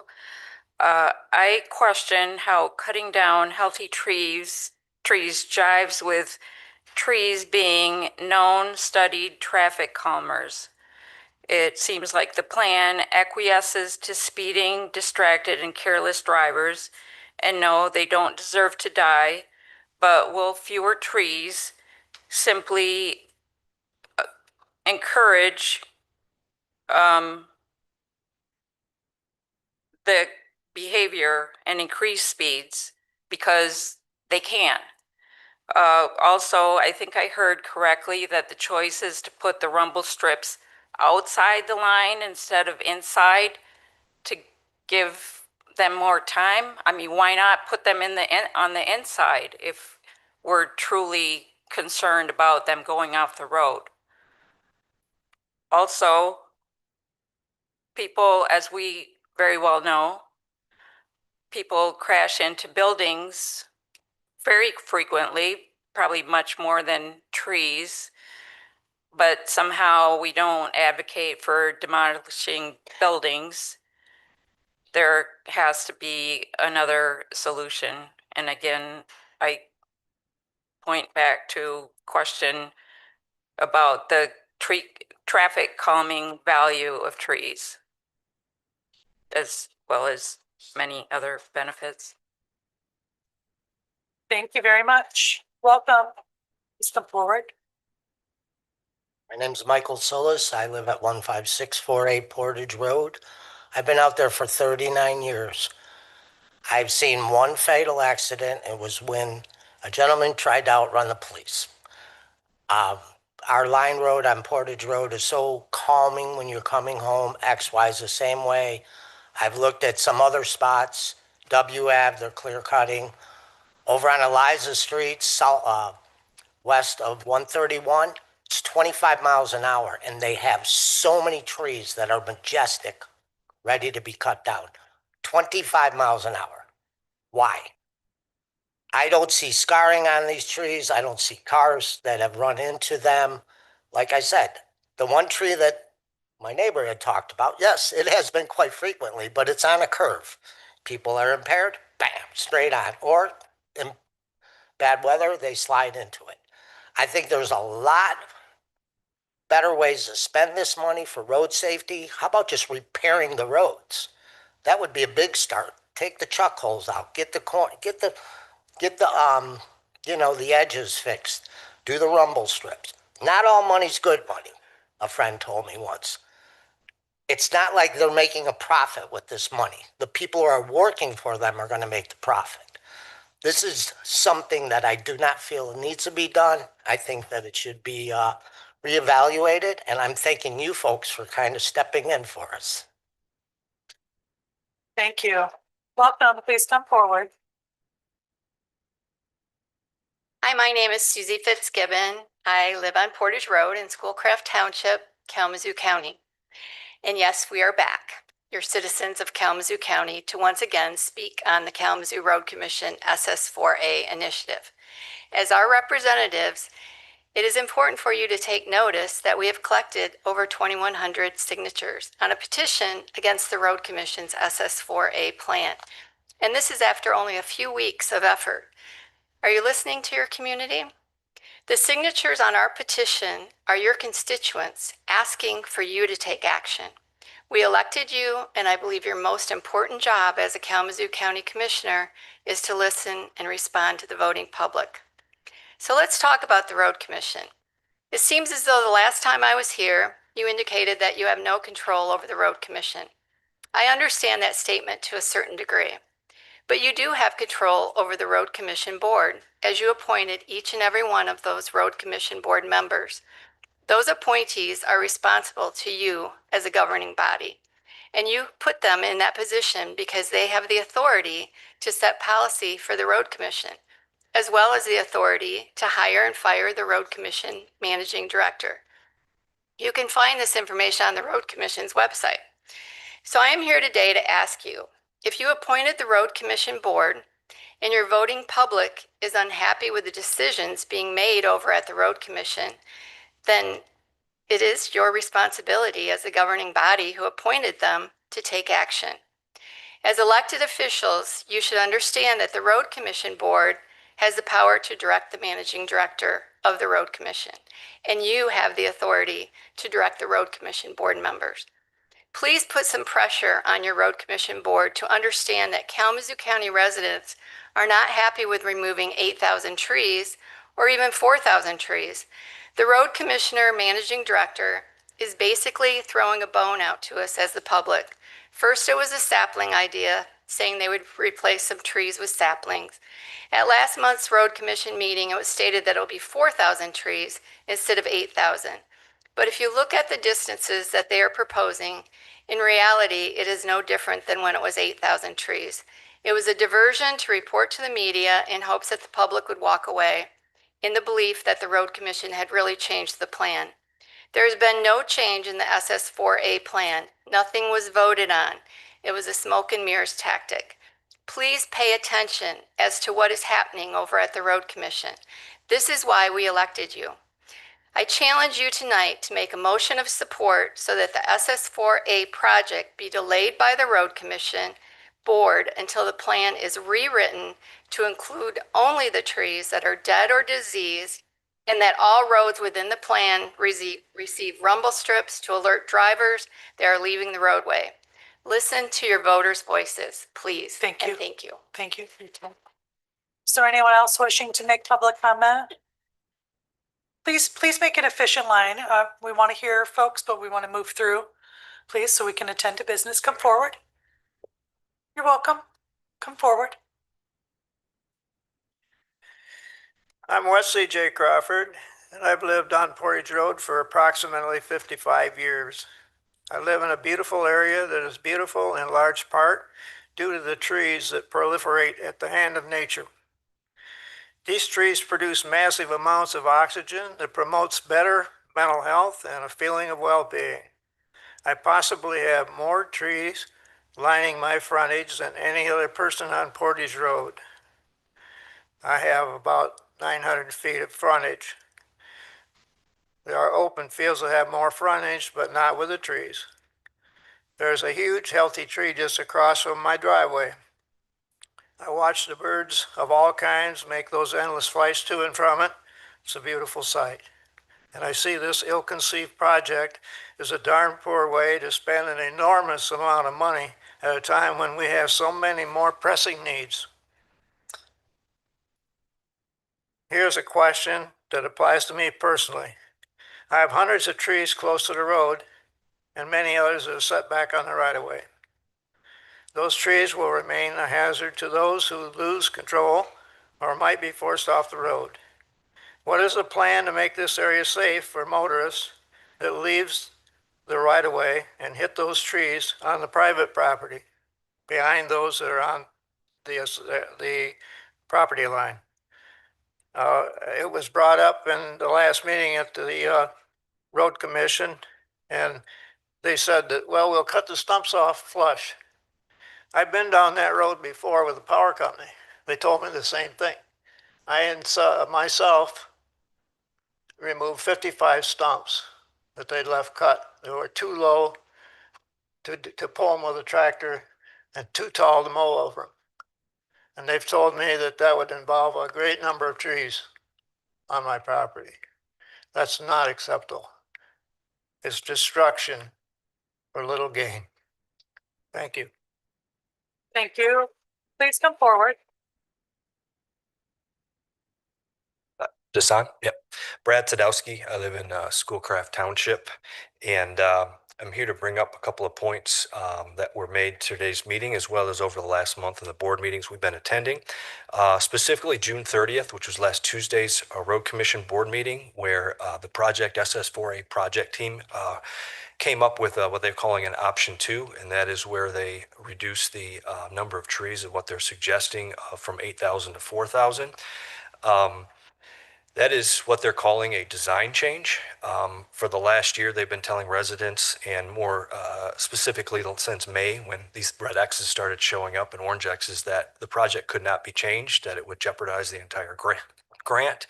And we found out over the last month that that in fact was not true, even though it was stated in their website in the FAQ document, the last page of the SS4A website, that they could note that they could not change this program.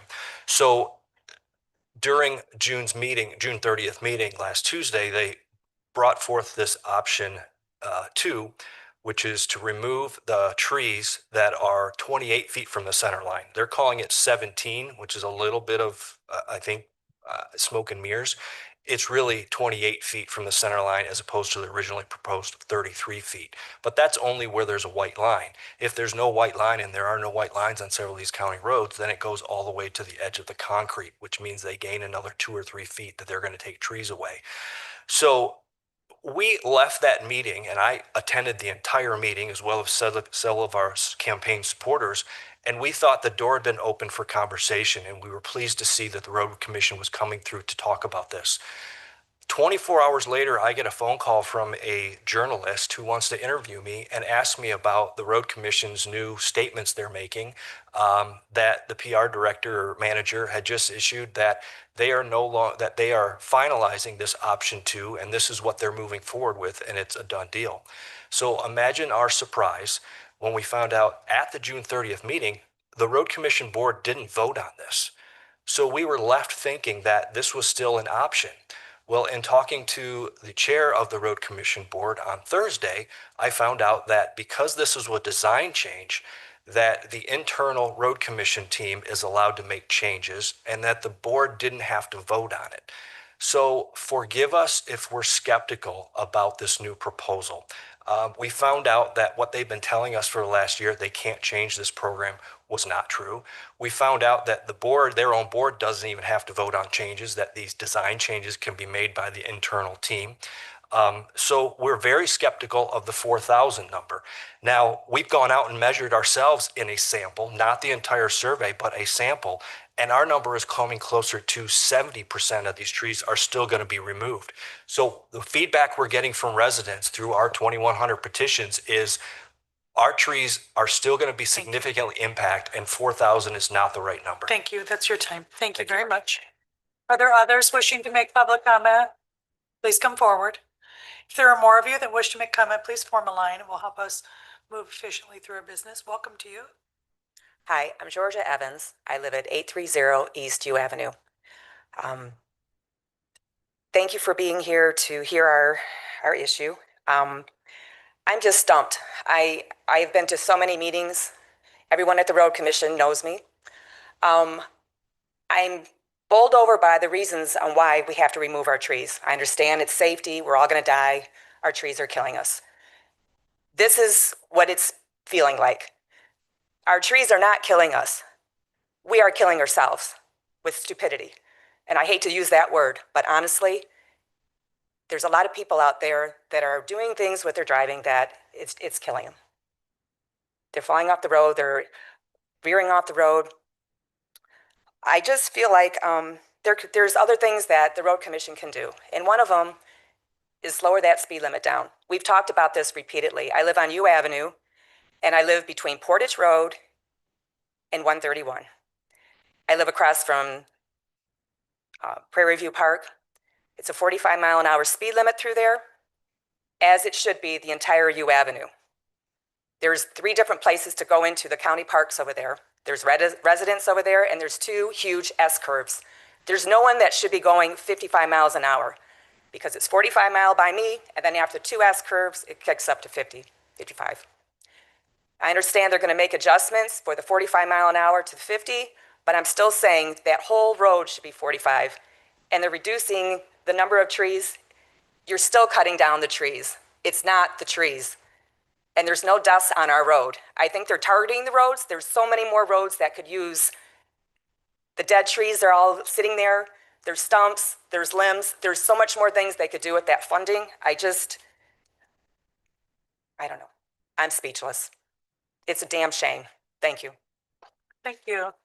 Do you have anyone else wishing to make public comment?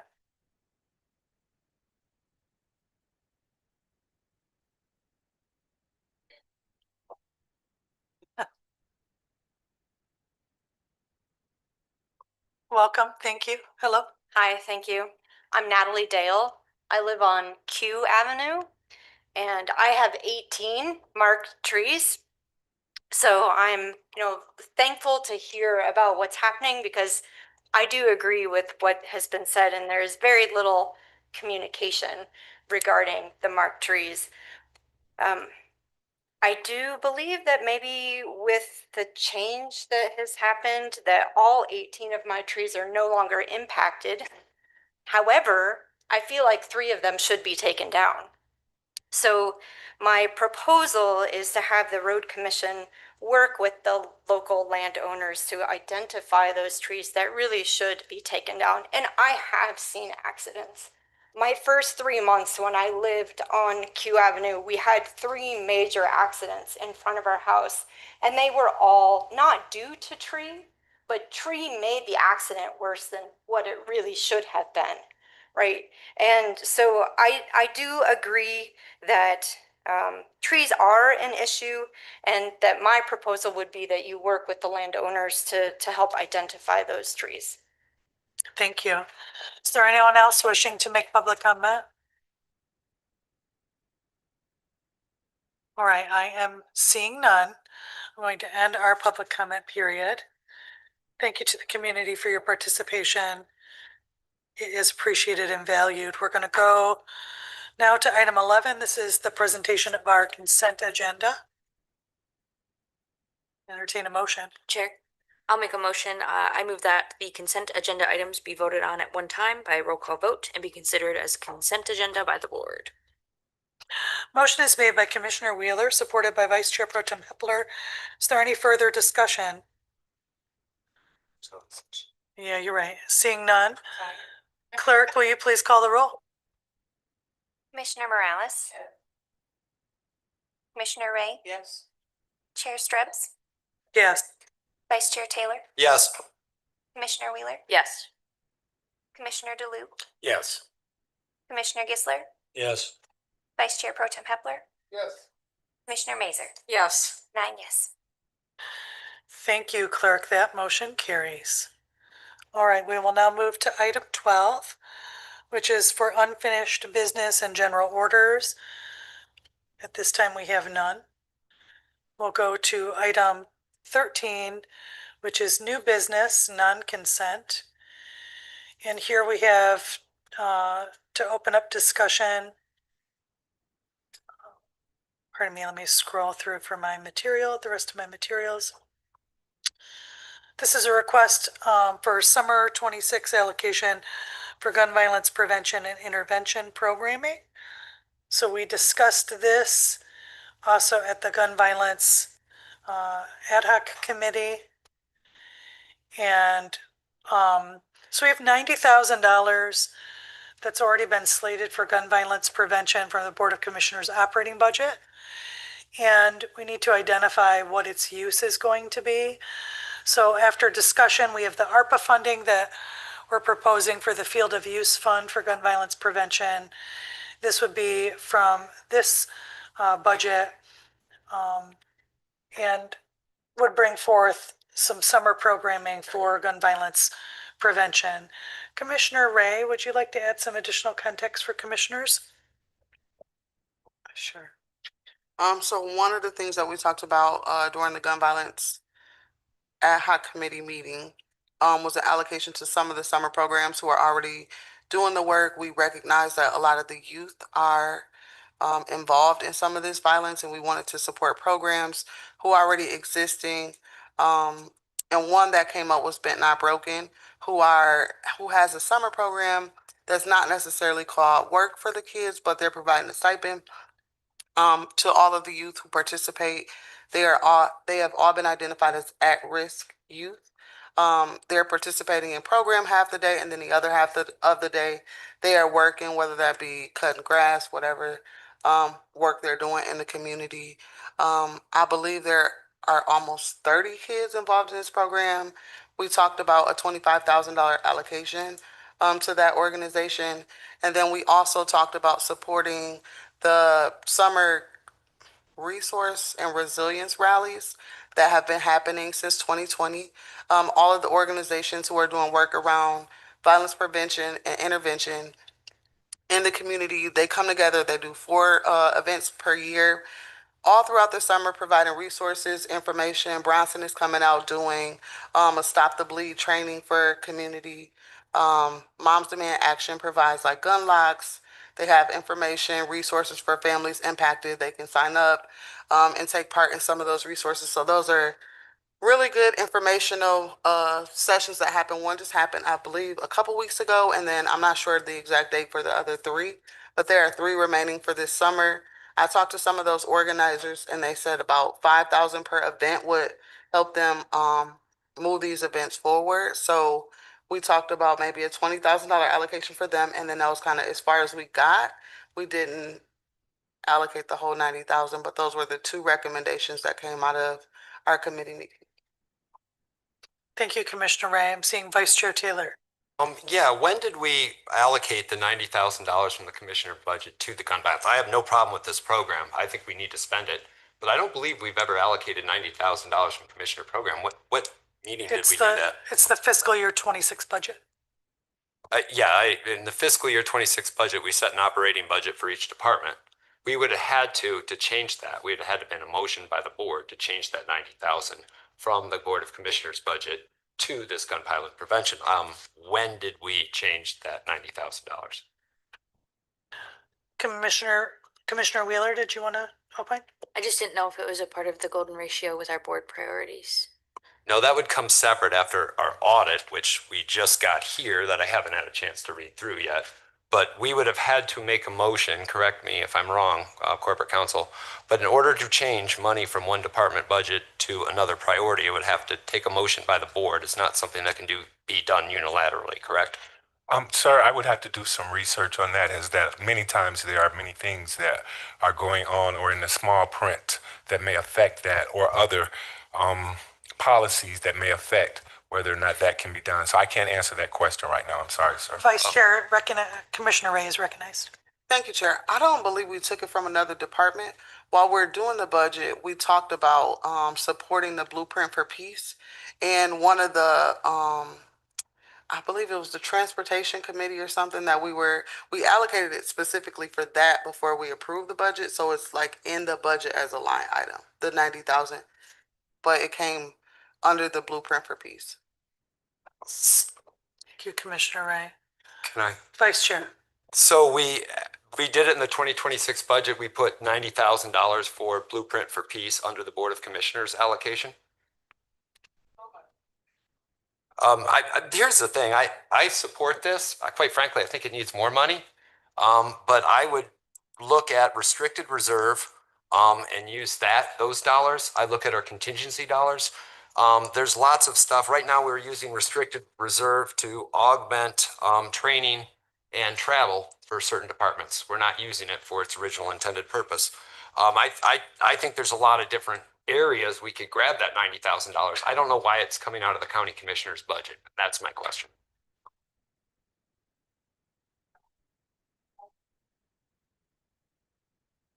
Chair, if I may. Yes, please, Commissioner. It is in the budget book for new initiatives under the General Fund 101 for community stability. So it's in the 101 fund, not the Board of Vice Chair, please ask to be recognized. Vice Chair. Yes, I'd like to have some dialogue with my colleague here. She seems to have the budget book handy. So it's from the 101 fund, not from the Board of Commissioners fund. That's what Through the chair, please. Sorry, Commissioner Wheeler, yes. That's what the online budget book says. So, Vice Chair. Okay, so I would recommend or make an amendment that we increase from $90,000 to $100,000 and take it from restricted reserve and contingency and not from the Board of Commissioners operating account. Thank you for that.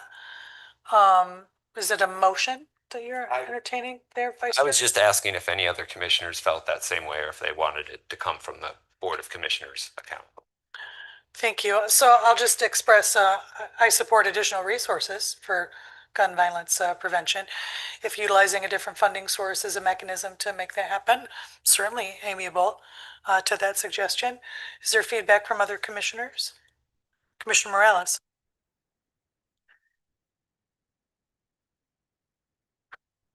So would it be there next year automatically? Does it matter? This 100,000. Yeah.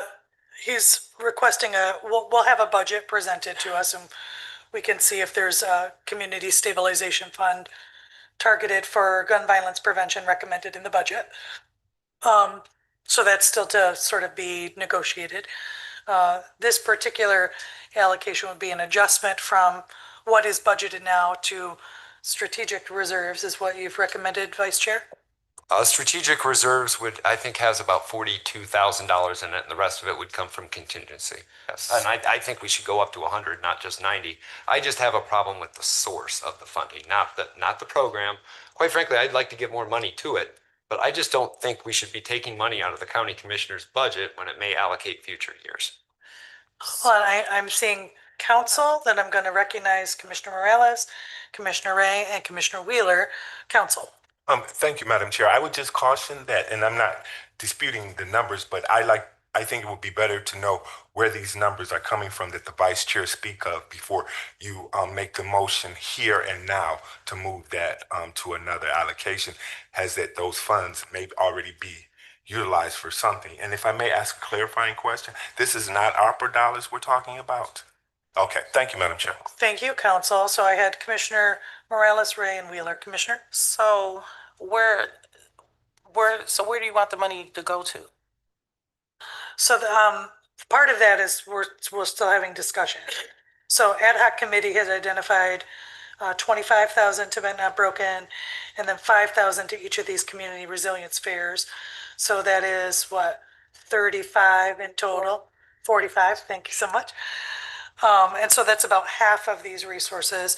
So we have another 45 that we may need to identify. So point of clarification, it's from 101 and you don't want it, if we don't use it from 101, what are we using that money for since it's already there? Funds that we would free back up from 101. We'll come to the question and let's hear maybe Commissioner Ray to speak to that. I'm sorry, I will yield to Commissioner Wheeler because she's looking at oh no, you're not ready. Okay, so I would also like to know that we don't have to allocate all the funding today. I know that when Dr. Catlin initially presented this and we voted on it, it was to fund some initiatives through the Blueprint for Peace, specifically the Transportation Committee, which I feel like they're kind of working on some things, and I don't know if they could use the remaining funding. But this was just the two recommendations. We wanted to utilize the ARPA funding, but once we came up with that great idea, we tried to figure out a different way, and we had these funds. It's July, we haven't used them yet. And I guess I just don't understand when you say taking it from the Board of Commissioners budget. It's already a budgeted line item and it's not under the Board of Commissioners, is it? Or I guess I'm confused with that because it's already like in the budget under community stability is one of the priorities that we identified. It's operation. So it's not like it's like take this from our bucket and put it there. It's already there. If that makes sense. Yeah. And maybe you can look at what Abby's looking at and it'll make sense for you. I think one of the things that I just highlight that Commissioner Ray has identified is this money is identified within the budget. It's not yet into use into the community. We know the summer is an escalated time for gun violence, and we have an opportunity at least to partially allocate funds here to move them into use in the community through Bent Not Broken and also through the community resilience fairs. Commissioner Wheeler, do you have anything to add at this time or recognize Deputy Administrator? Deputy Administrator? Yes, thank you, Board. This is under the Board of Commissioners contractual item, and this is an annual allocation that's been dedicated, set aside. Thank you. Vice Chair. Vice Chair. When you say contractual item, yes, but it was budgeted under the County Board of Commissioners as an yearly allocation under the Department of the County Board of Commissioners for $90,000? It is under, so the budget line item that you have for contractual services is $162,000. And so under that, that's where it's parked. Okay, so it sits under our contractual service within the County Board of Commissioners budget. Okay. I think that's a bad budgeting tool, but I'm okay with that. We shouldn't be putting contractual services under our department unless we have full-time employees that can put out RFPs and everything else. But I'm okay with it, but during the next 2027 budget cycle, we should not be putting contractual services under the County Board of Commissioners. It's not good budgeting practice. Okay. Thank you for that feedback, and we can make sure we highlight that at our budget retreat and identify a more effective way to identify these resources. So we do have the recommendation from the ad hoc committee for the 25,000 for Bent Not Broken from this line item, 5,000 to the community resilience fairs. Do we have support for that motion? We move a motion. Commissioner Morales.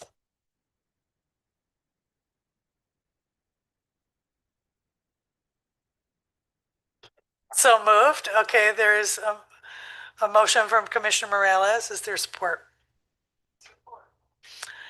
Okay, motion by Commissioner Morales, supported by Commissioner Ray, to allocate $25,000 to Bent Not Broken and $5,000 for the 3 remaining community resilience fairs.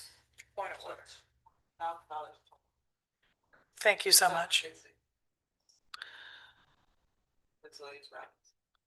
And clerk will work to get you a written motion. We appreciate your patience. So again, to restate, $25,000 for Bent Not Broken and $20,000 for the community resilience fairs. Is this stated correctly, commissioners? Thank you. All right, the motion is made by Commissioner Morales and supported by Commissioner Ray. Do we have further discussion on this portion of the allocation? Seeing none, clerk, will you please call a roll? Commissioner Ray? Yes. Chair Stribbs? Yes. Vice Chair Taylor? Yes. Commissioner Wheeler? Yes. Commissioner DeLue? Yes. Commissioner Gisler?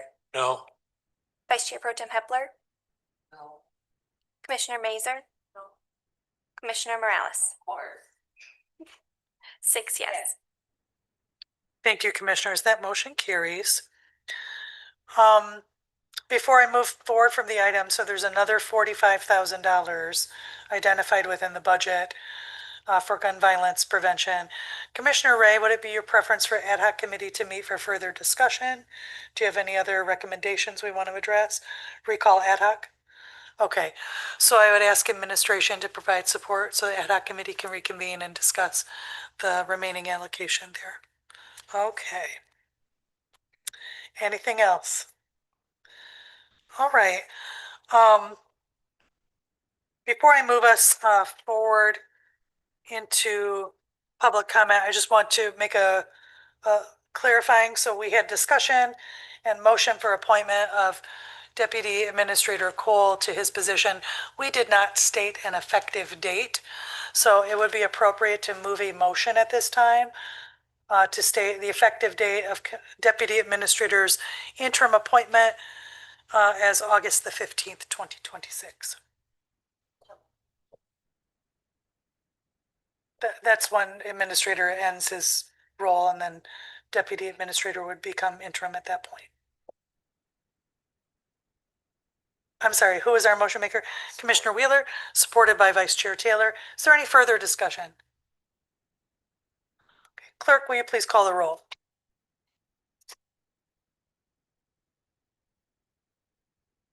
Chair Stribbs? Yes. Vice Chair Taylor? Yes. Commissioner Wheeler? Yes. Commissioner DeLue? Yeah. Commissioner Gisler? Yes. Vice Chair Pro Tem Hepler? Yes. Commissioner Mazer? Yes. Commissioner Morales? Yes. Commissioner Ray? Yes. 9 yes. Thank you. That motion carries. Thank you, council. All right, we will go to item number 14. This is another opportunity for the public to address the board in public comment. You have up to 3 minutes. Please share your name and where you're from. Welcome. Hi, I'm Zachary Lasser. I live in the city. I want to first off provide some feedback on the separating the administrator controller or keeping it together. I recall back in the day when you guys struggled to keep an administrator. How those jobs got combined was the controller was appointed as the administrator in somewhat of an emergency situation. and pretty much kept both jobs, and that's how that started. I'm not against or for, I really don't know much about that, but I just wanted to provide that bit of historical context. The second thing I want to say is I do recognize, and I want to point out too, like what was said by Commissioner Morales is you guys don't have a lot of oversight of the Board of Commission, of the Road Commission yourself, besides appointment authority at this point. However, and I hate to bring up this nasty nuclear option that's been discussed a couple times over the last couple of years, you guys could dissolve the Board of Commission, the Road Commission, and make it a county department. That is well within your authority, and that's been discussed several times over the last couple of years due to issues with them not being responsive to the public. The last thing I wanted to discuss is I do recognize, as someone who is a stickler for Robert's Rules of Order, that discussion needs to go through the chair. However, the other half of that is discussion should never happen before a motion and a second. Everyone have a good night. Thank you. Is there anyone else wishing to make public comment? Welcome. Turn your, there, oh, not yet, it's still not on. There we are. Welcome. All right. Thank you. Just a couple of things I want to make sure the Board of County Commissioners know about.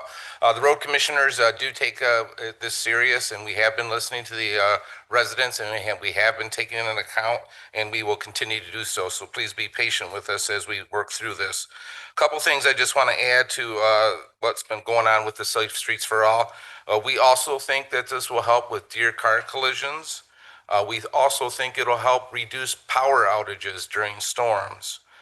Currently, we spend about $1 million a year on trees and vegetation that does not go towards the roads. So we think this will help reduce that amount and actually get that road money to the roads to help with that.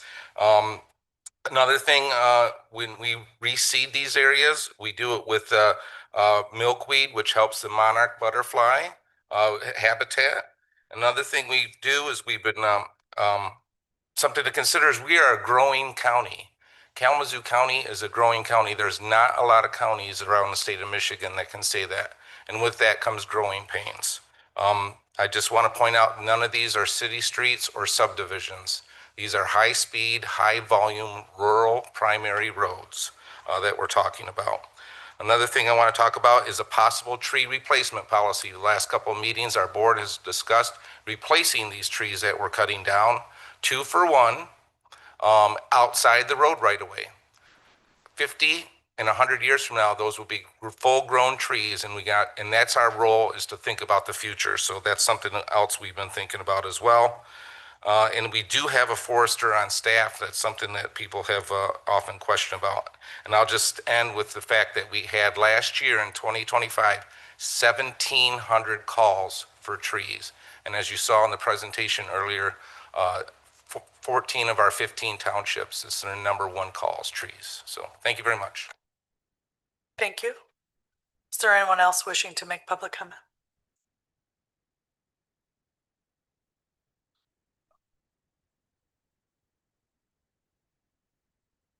I'm seeing none. That moves us to the reports of the officers, bodies, administrator, and controller. So I appreciate community participation, the board's patience. We had, a number of complex issues important to the community to hear about and to discuss. We heard some public comment about options for board oversight and interaction with the road commission. Another of them that we discussed in the past is whether or not road commissioners should be popularly elected. And that's an opportunity for public then to have influence on whether or not they're heard in the development of processes and procedures. And maybe there would be a little bit more impetus of the road commission to gather that feedback and have the collaboration. I'm pleased to see that the dialogue is open and remains that way. But as Chair Pulowski shared with us, I think potentially the motivation is really those 1,700 calls for tree limbs. They can't spend the money on maintenance. And those are maintenance issues then for the road commission. And it's a significant portion of their budget. But I do think, it's sort of cuts the nose to despite the face. We're having so many trees in the road because the weather is getting so violent, and the more we cut trees, the more violent our weather becomes. Incidentally, I had a car accident right in front of my house today. I had a distracted driver, a young man, worked a long shift and fell asleep driving home and ran off of the road on a county primary road. I live on Alamo, and he ran headfirst into a telephone pole. And thank God he was not injured. If that telephone pole hadn't been there, he would have ended up probably in my driveway.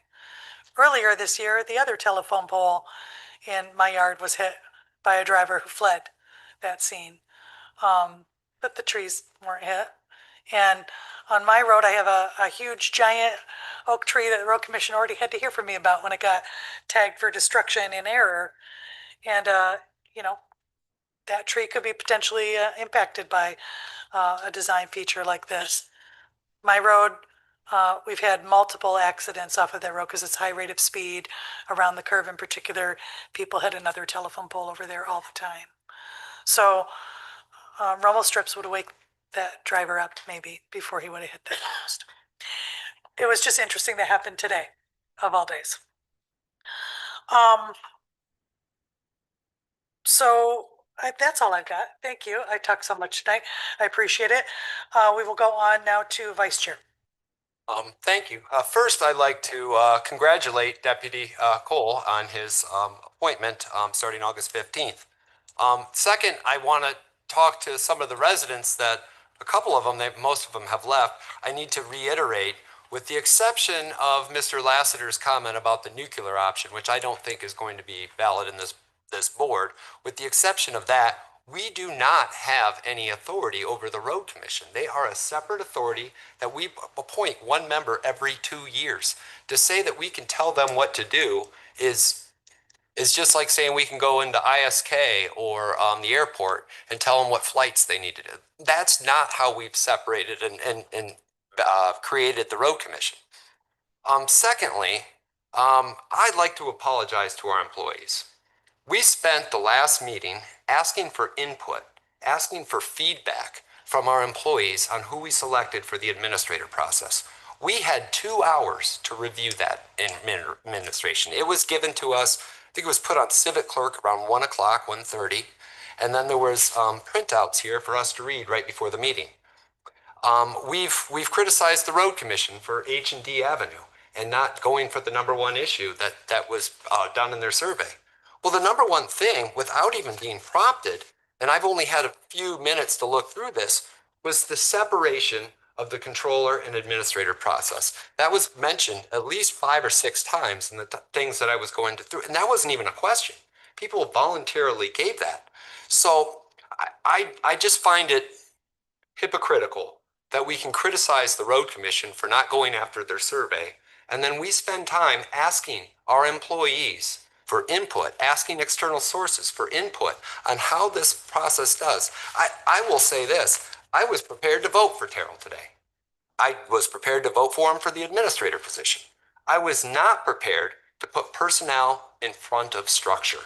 I don't think that is the best practice. I think we need to look at the structure of an organization before we decide who to put in what roles. And I think the structure needs to be changed. I also think that we need to have more of a reporting dialogue with our corporate counsel, more of a review process, more input from him, and more back and forth with our corporate counsel, because that is a trusted partner in how this board functions in our policy. I think that we need to get back to the basics.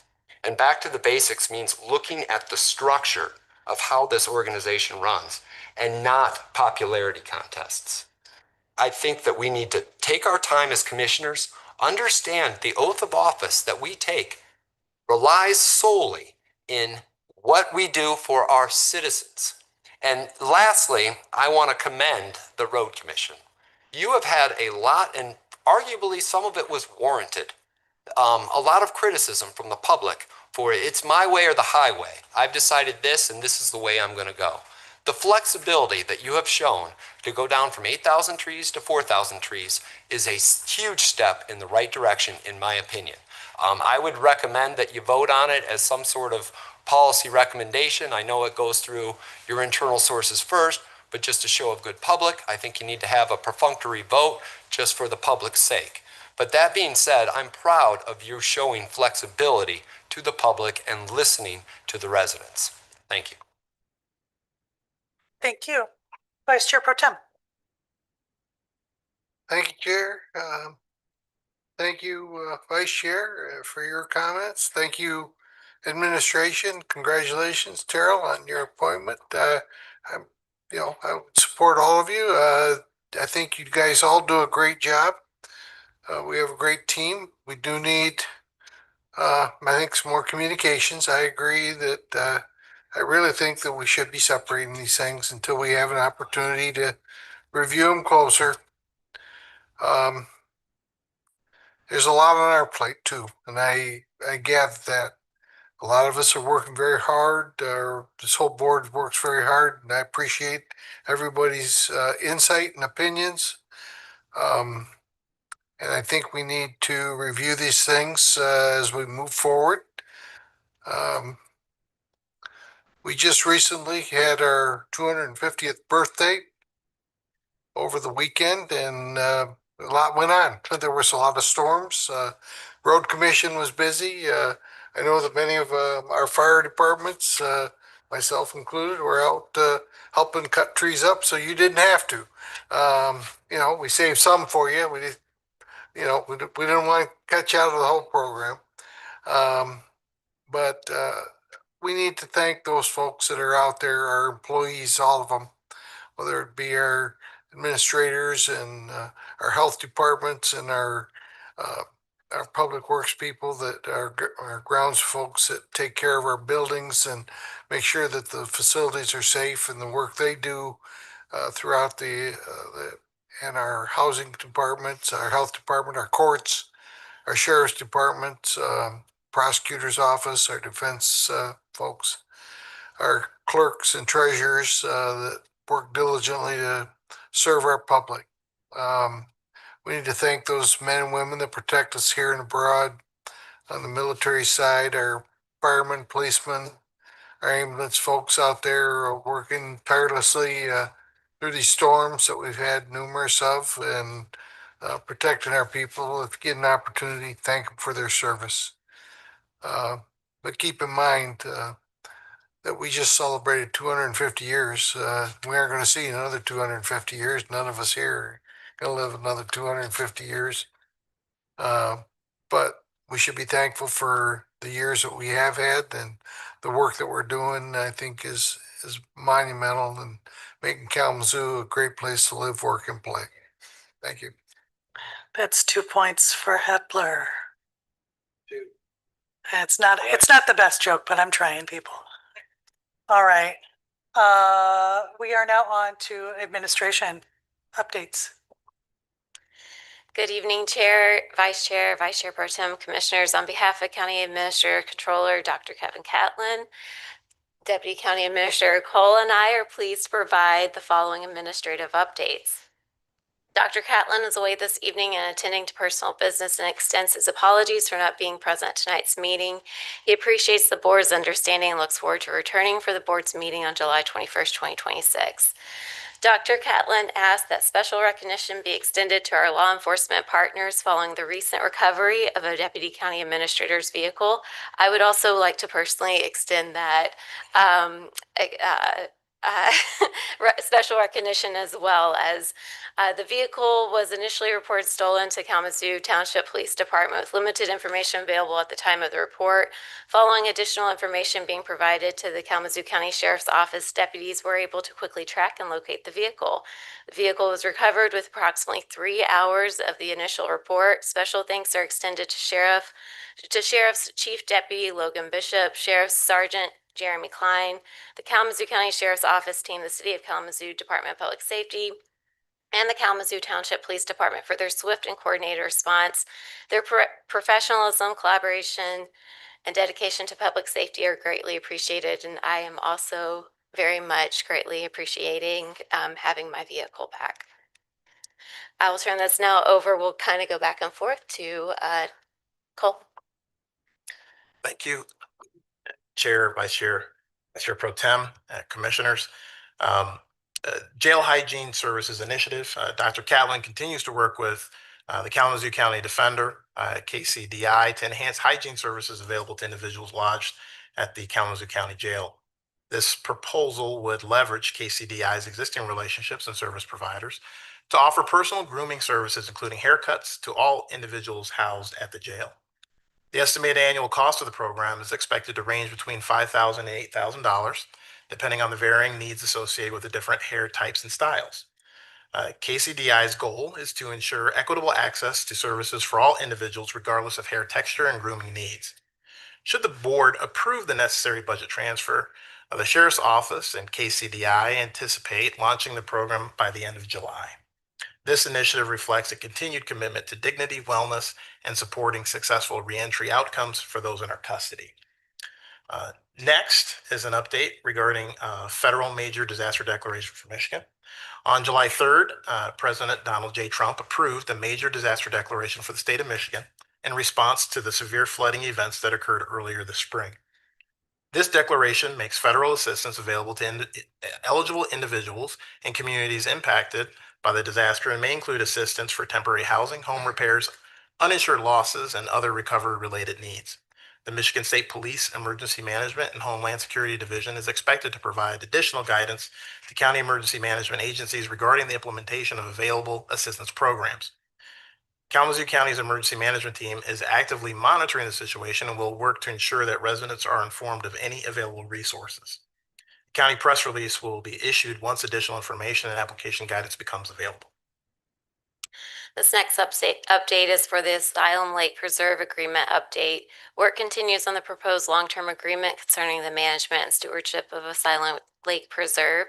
County and university representatives are continuing to refine the final draft agreement. The intent is to share a draft with both the Kalamazoo County Board of Commissioners and the Western Michigan University Management and Policy Council for feedback for formal consideration by the respective governing bodies.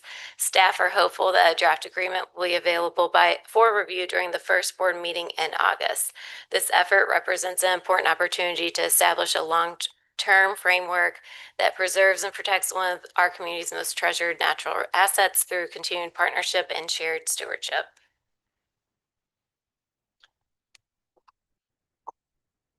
Upcoming board meetings and budget discussions. As a reminder, several important board meetings are scheduled over the coming weeks as the county begins preparation for the fiscal year 27 budget process. Wednesday, July 22nd, special board meeting beginning at 2:30 to continue discussions on the county's long-range financial planning and budget priorities. Then followed by Monday, July 27th, special board meeting beginning at 2 p.m. to continue those discussions.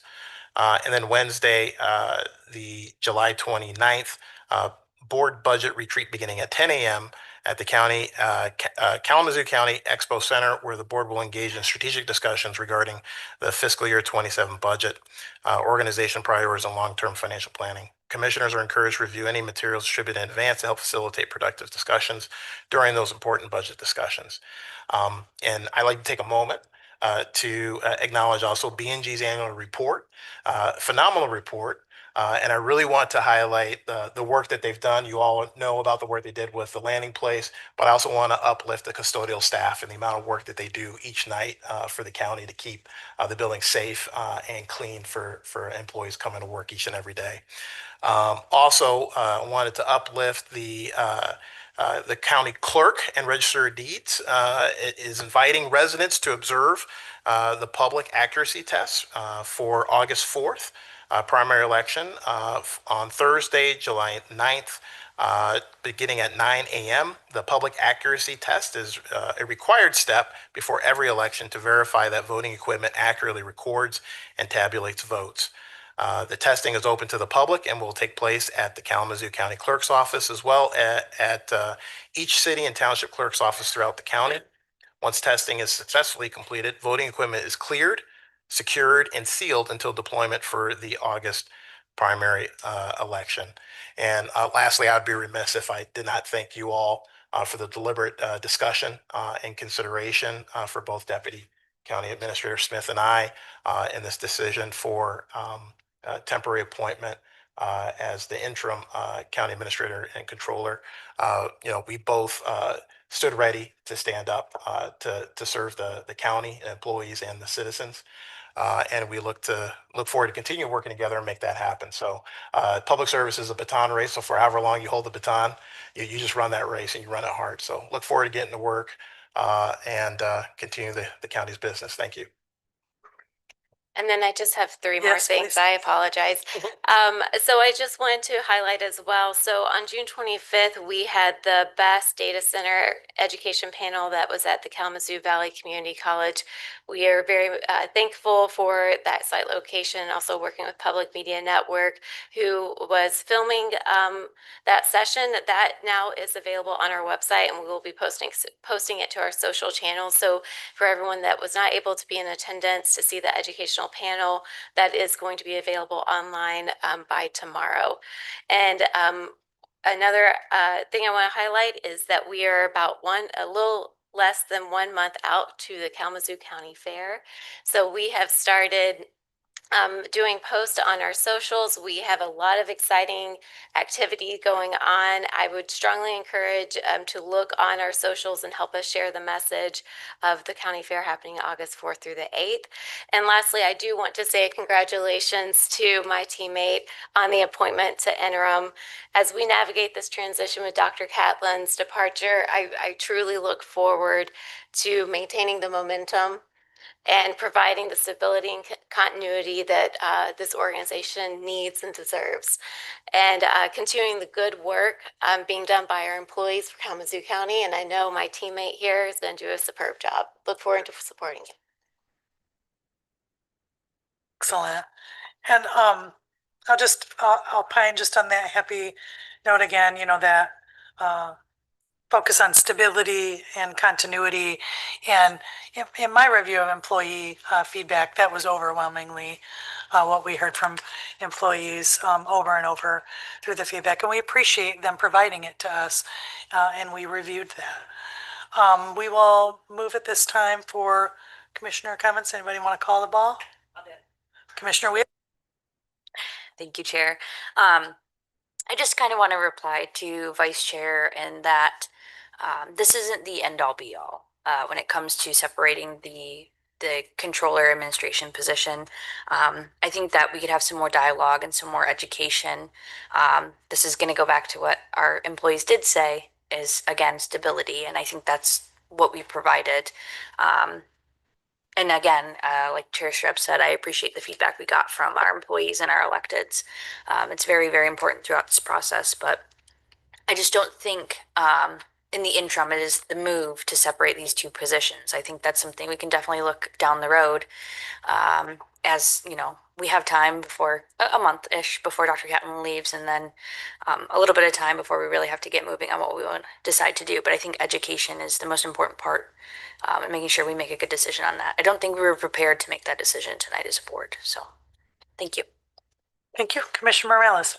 Thank you, Chair. So same sentiments when I'm looking through this, and I'll highlight even more when I get home. I think it was employee-wise, I don't think that they understand controller administrator. We always say administrator or Dr. Catlin. So when you see a lot of the input in there, it says administrator. But when you get to lead deputies in the court, like, those in those higher positions or elected officials, that's where you kind of see that separation of controller and administrator. So of the employees, from what I read, they wanted continuity, stability, and someone who understands the process internal, that they can trust and have transparency. So I don't think it's a contest. I think that, y'all have been with us a little while. I've been here since June 2021, so we've all gone through that like neophyte process of what we wanted the county board to look like. So we have 6 months. Vice Chair, I'm sure you gonna crack the whip and lead us the best way. You think we should go, but we all have input, and Sarah, we are here to support you. you lean on us for what you don't know, and what you need clarification on, and just be ready because I will blow your phone up.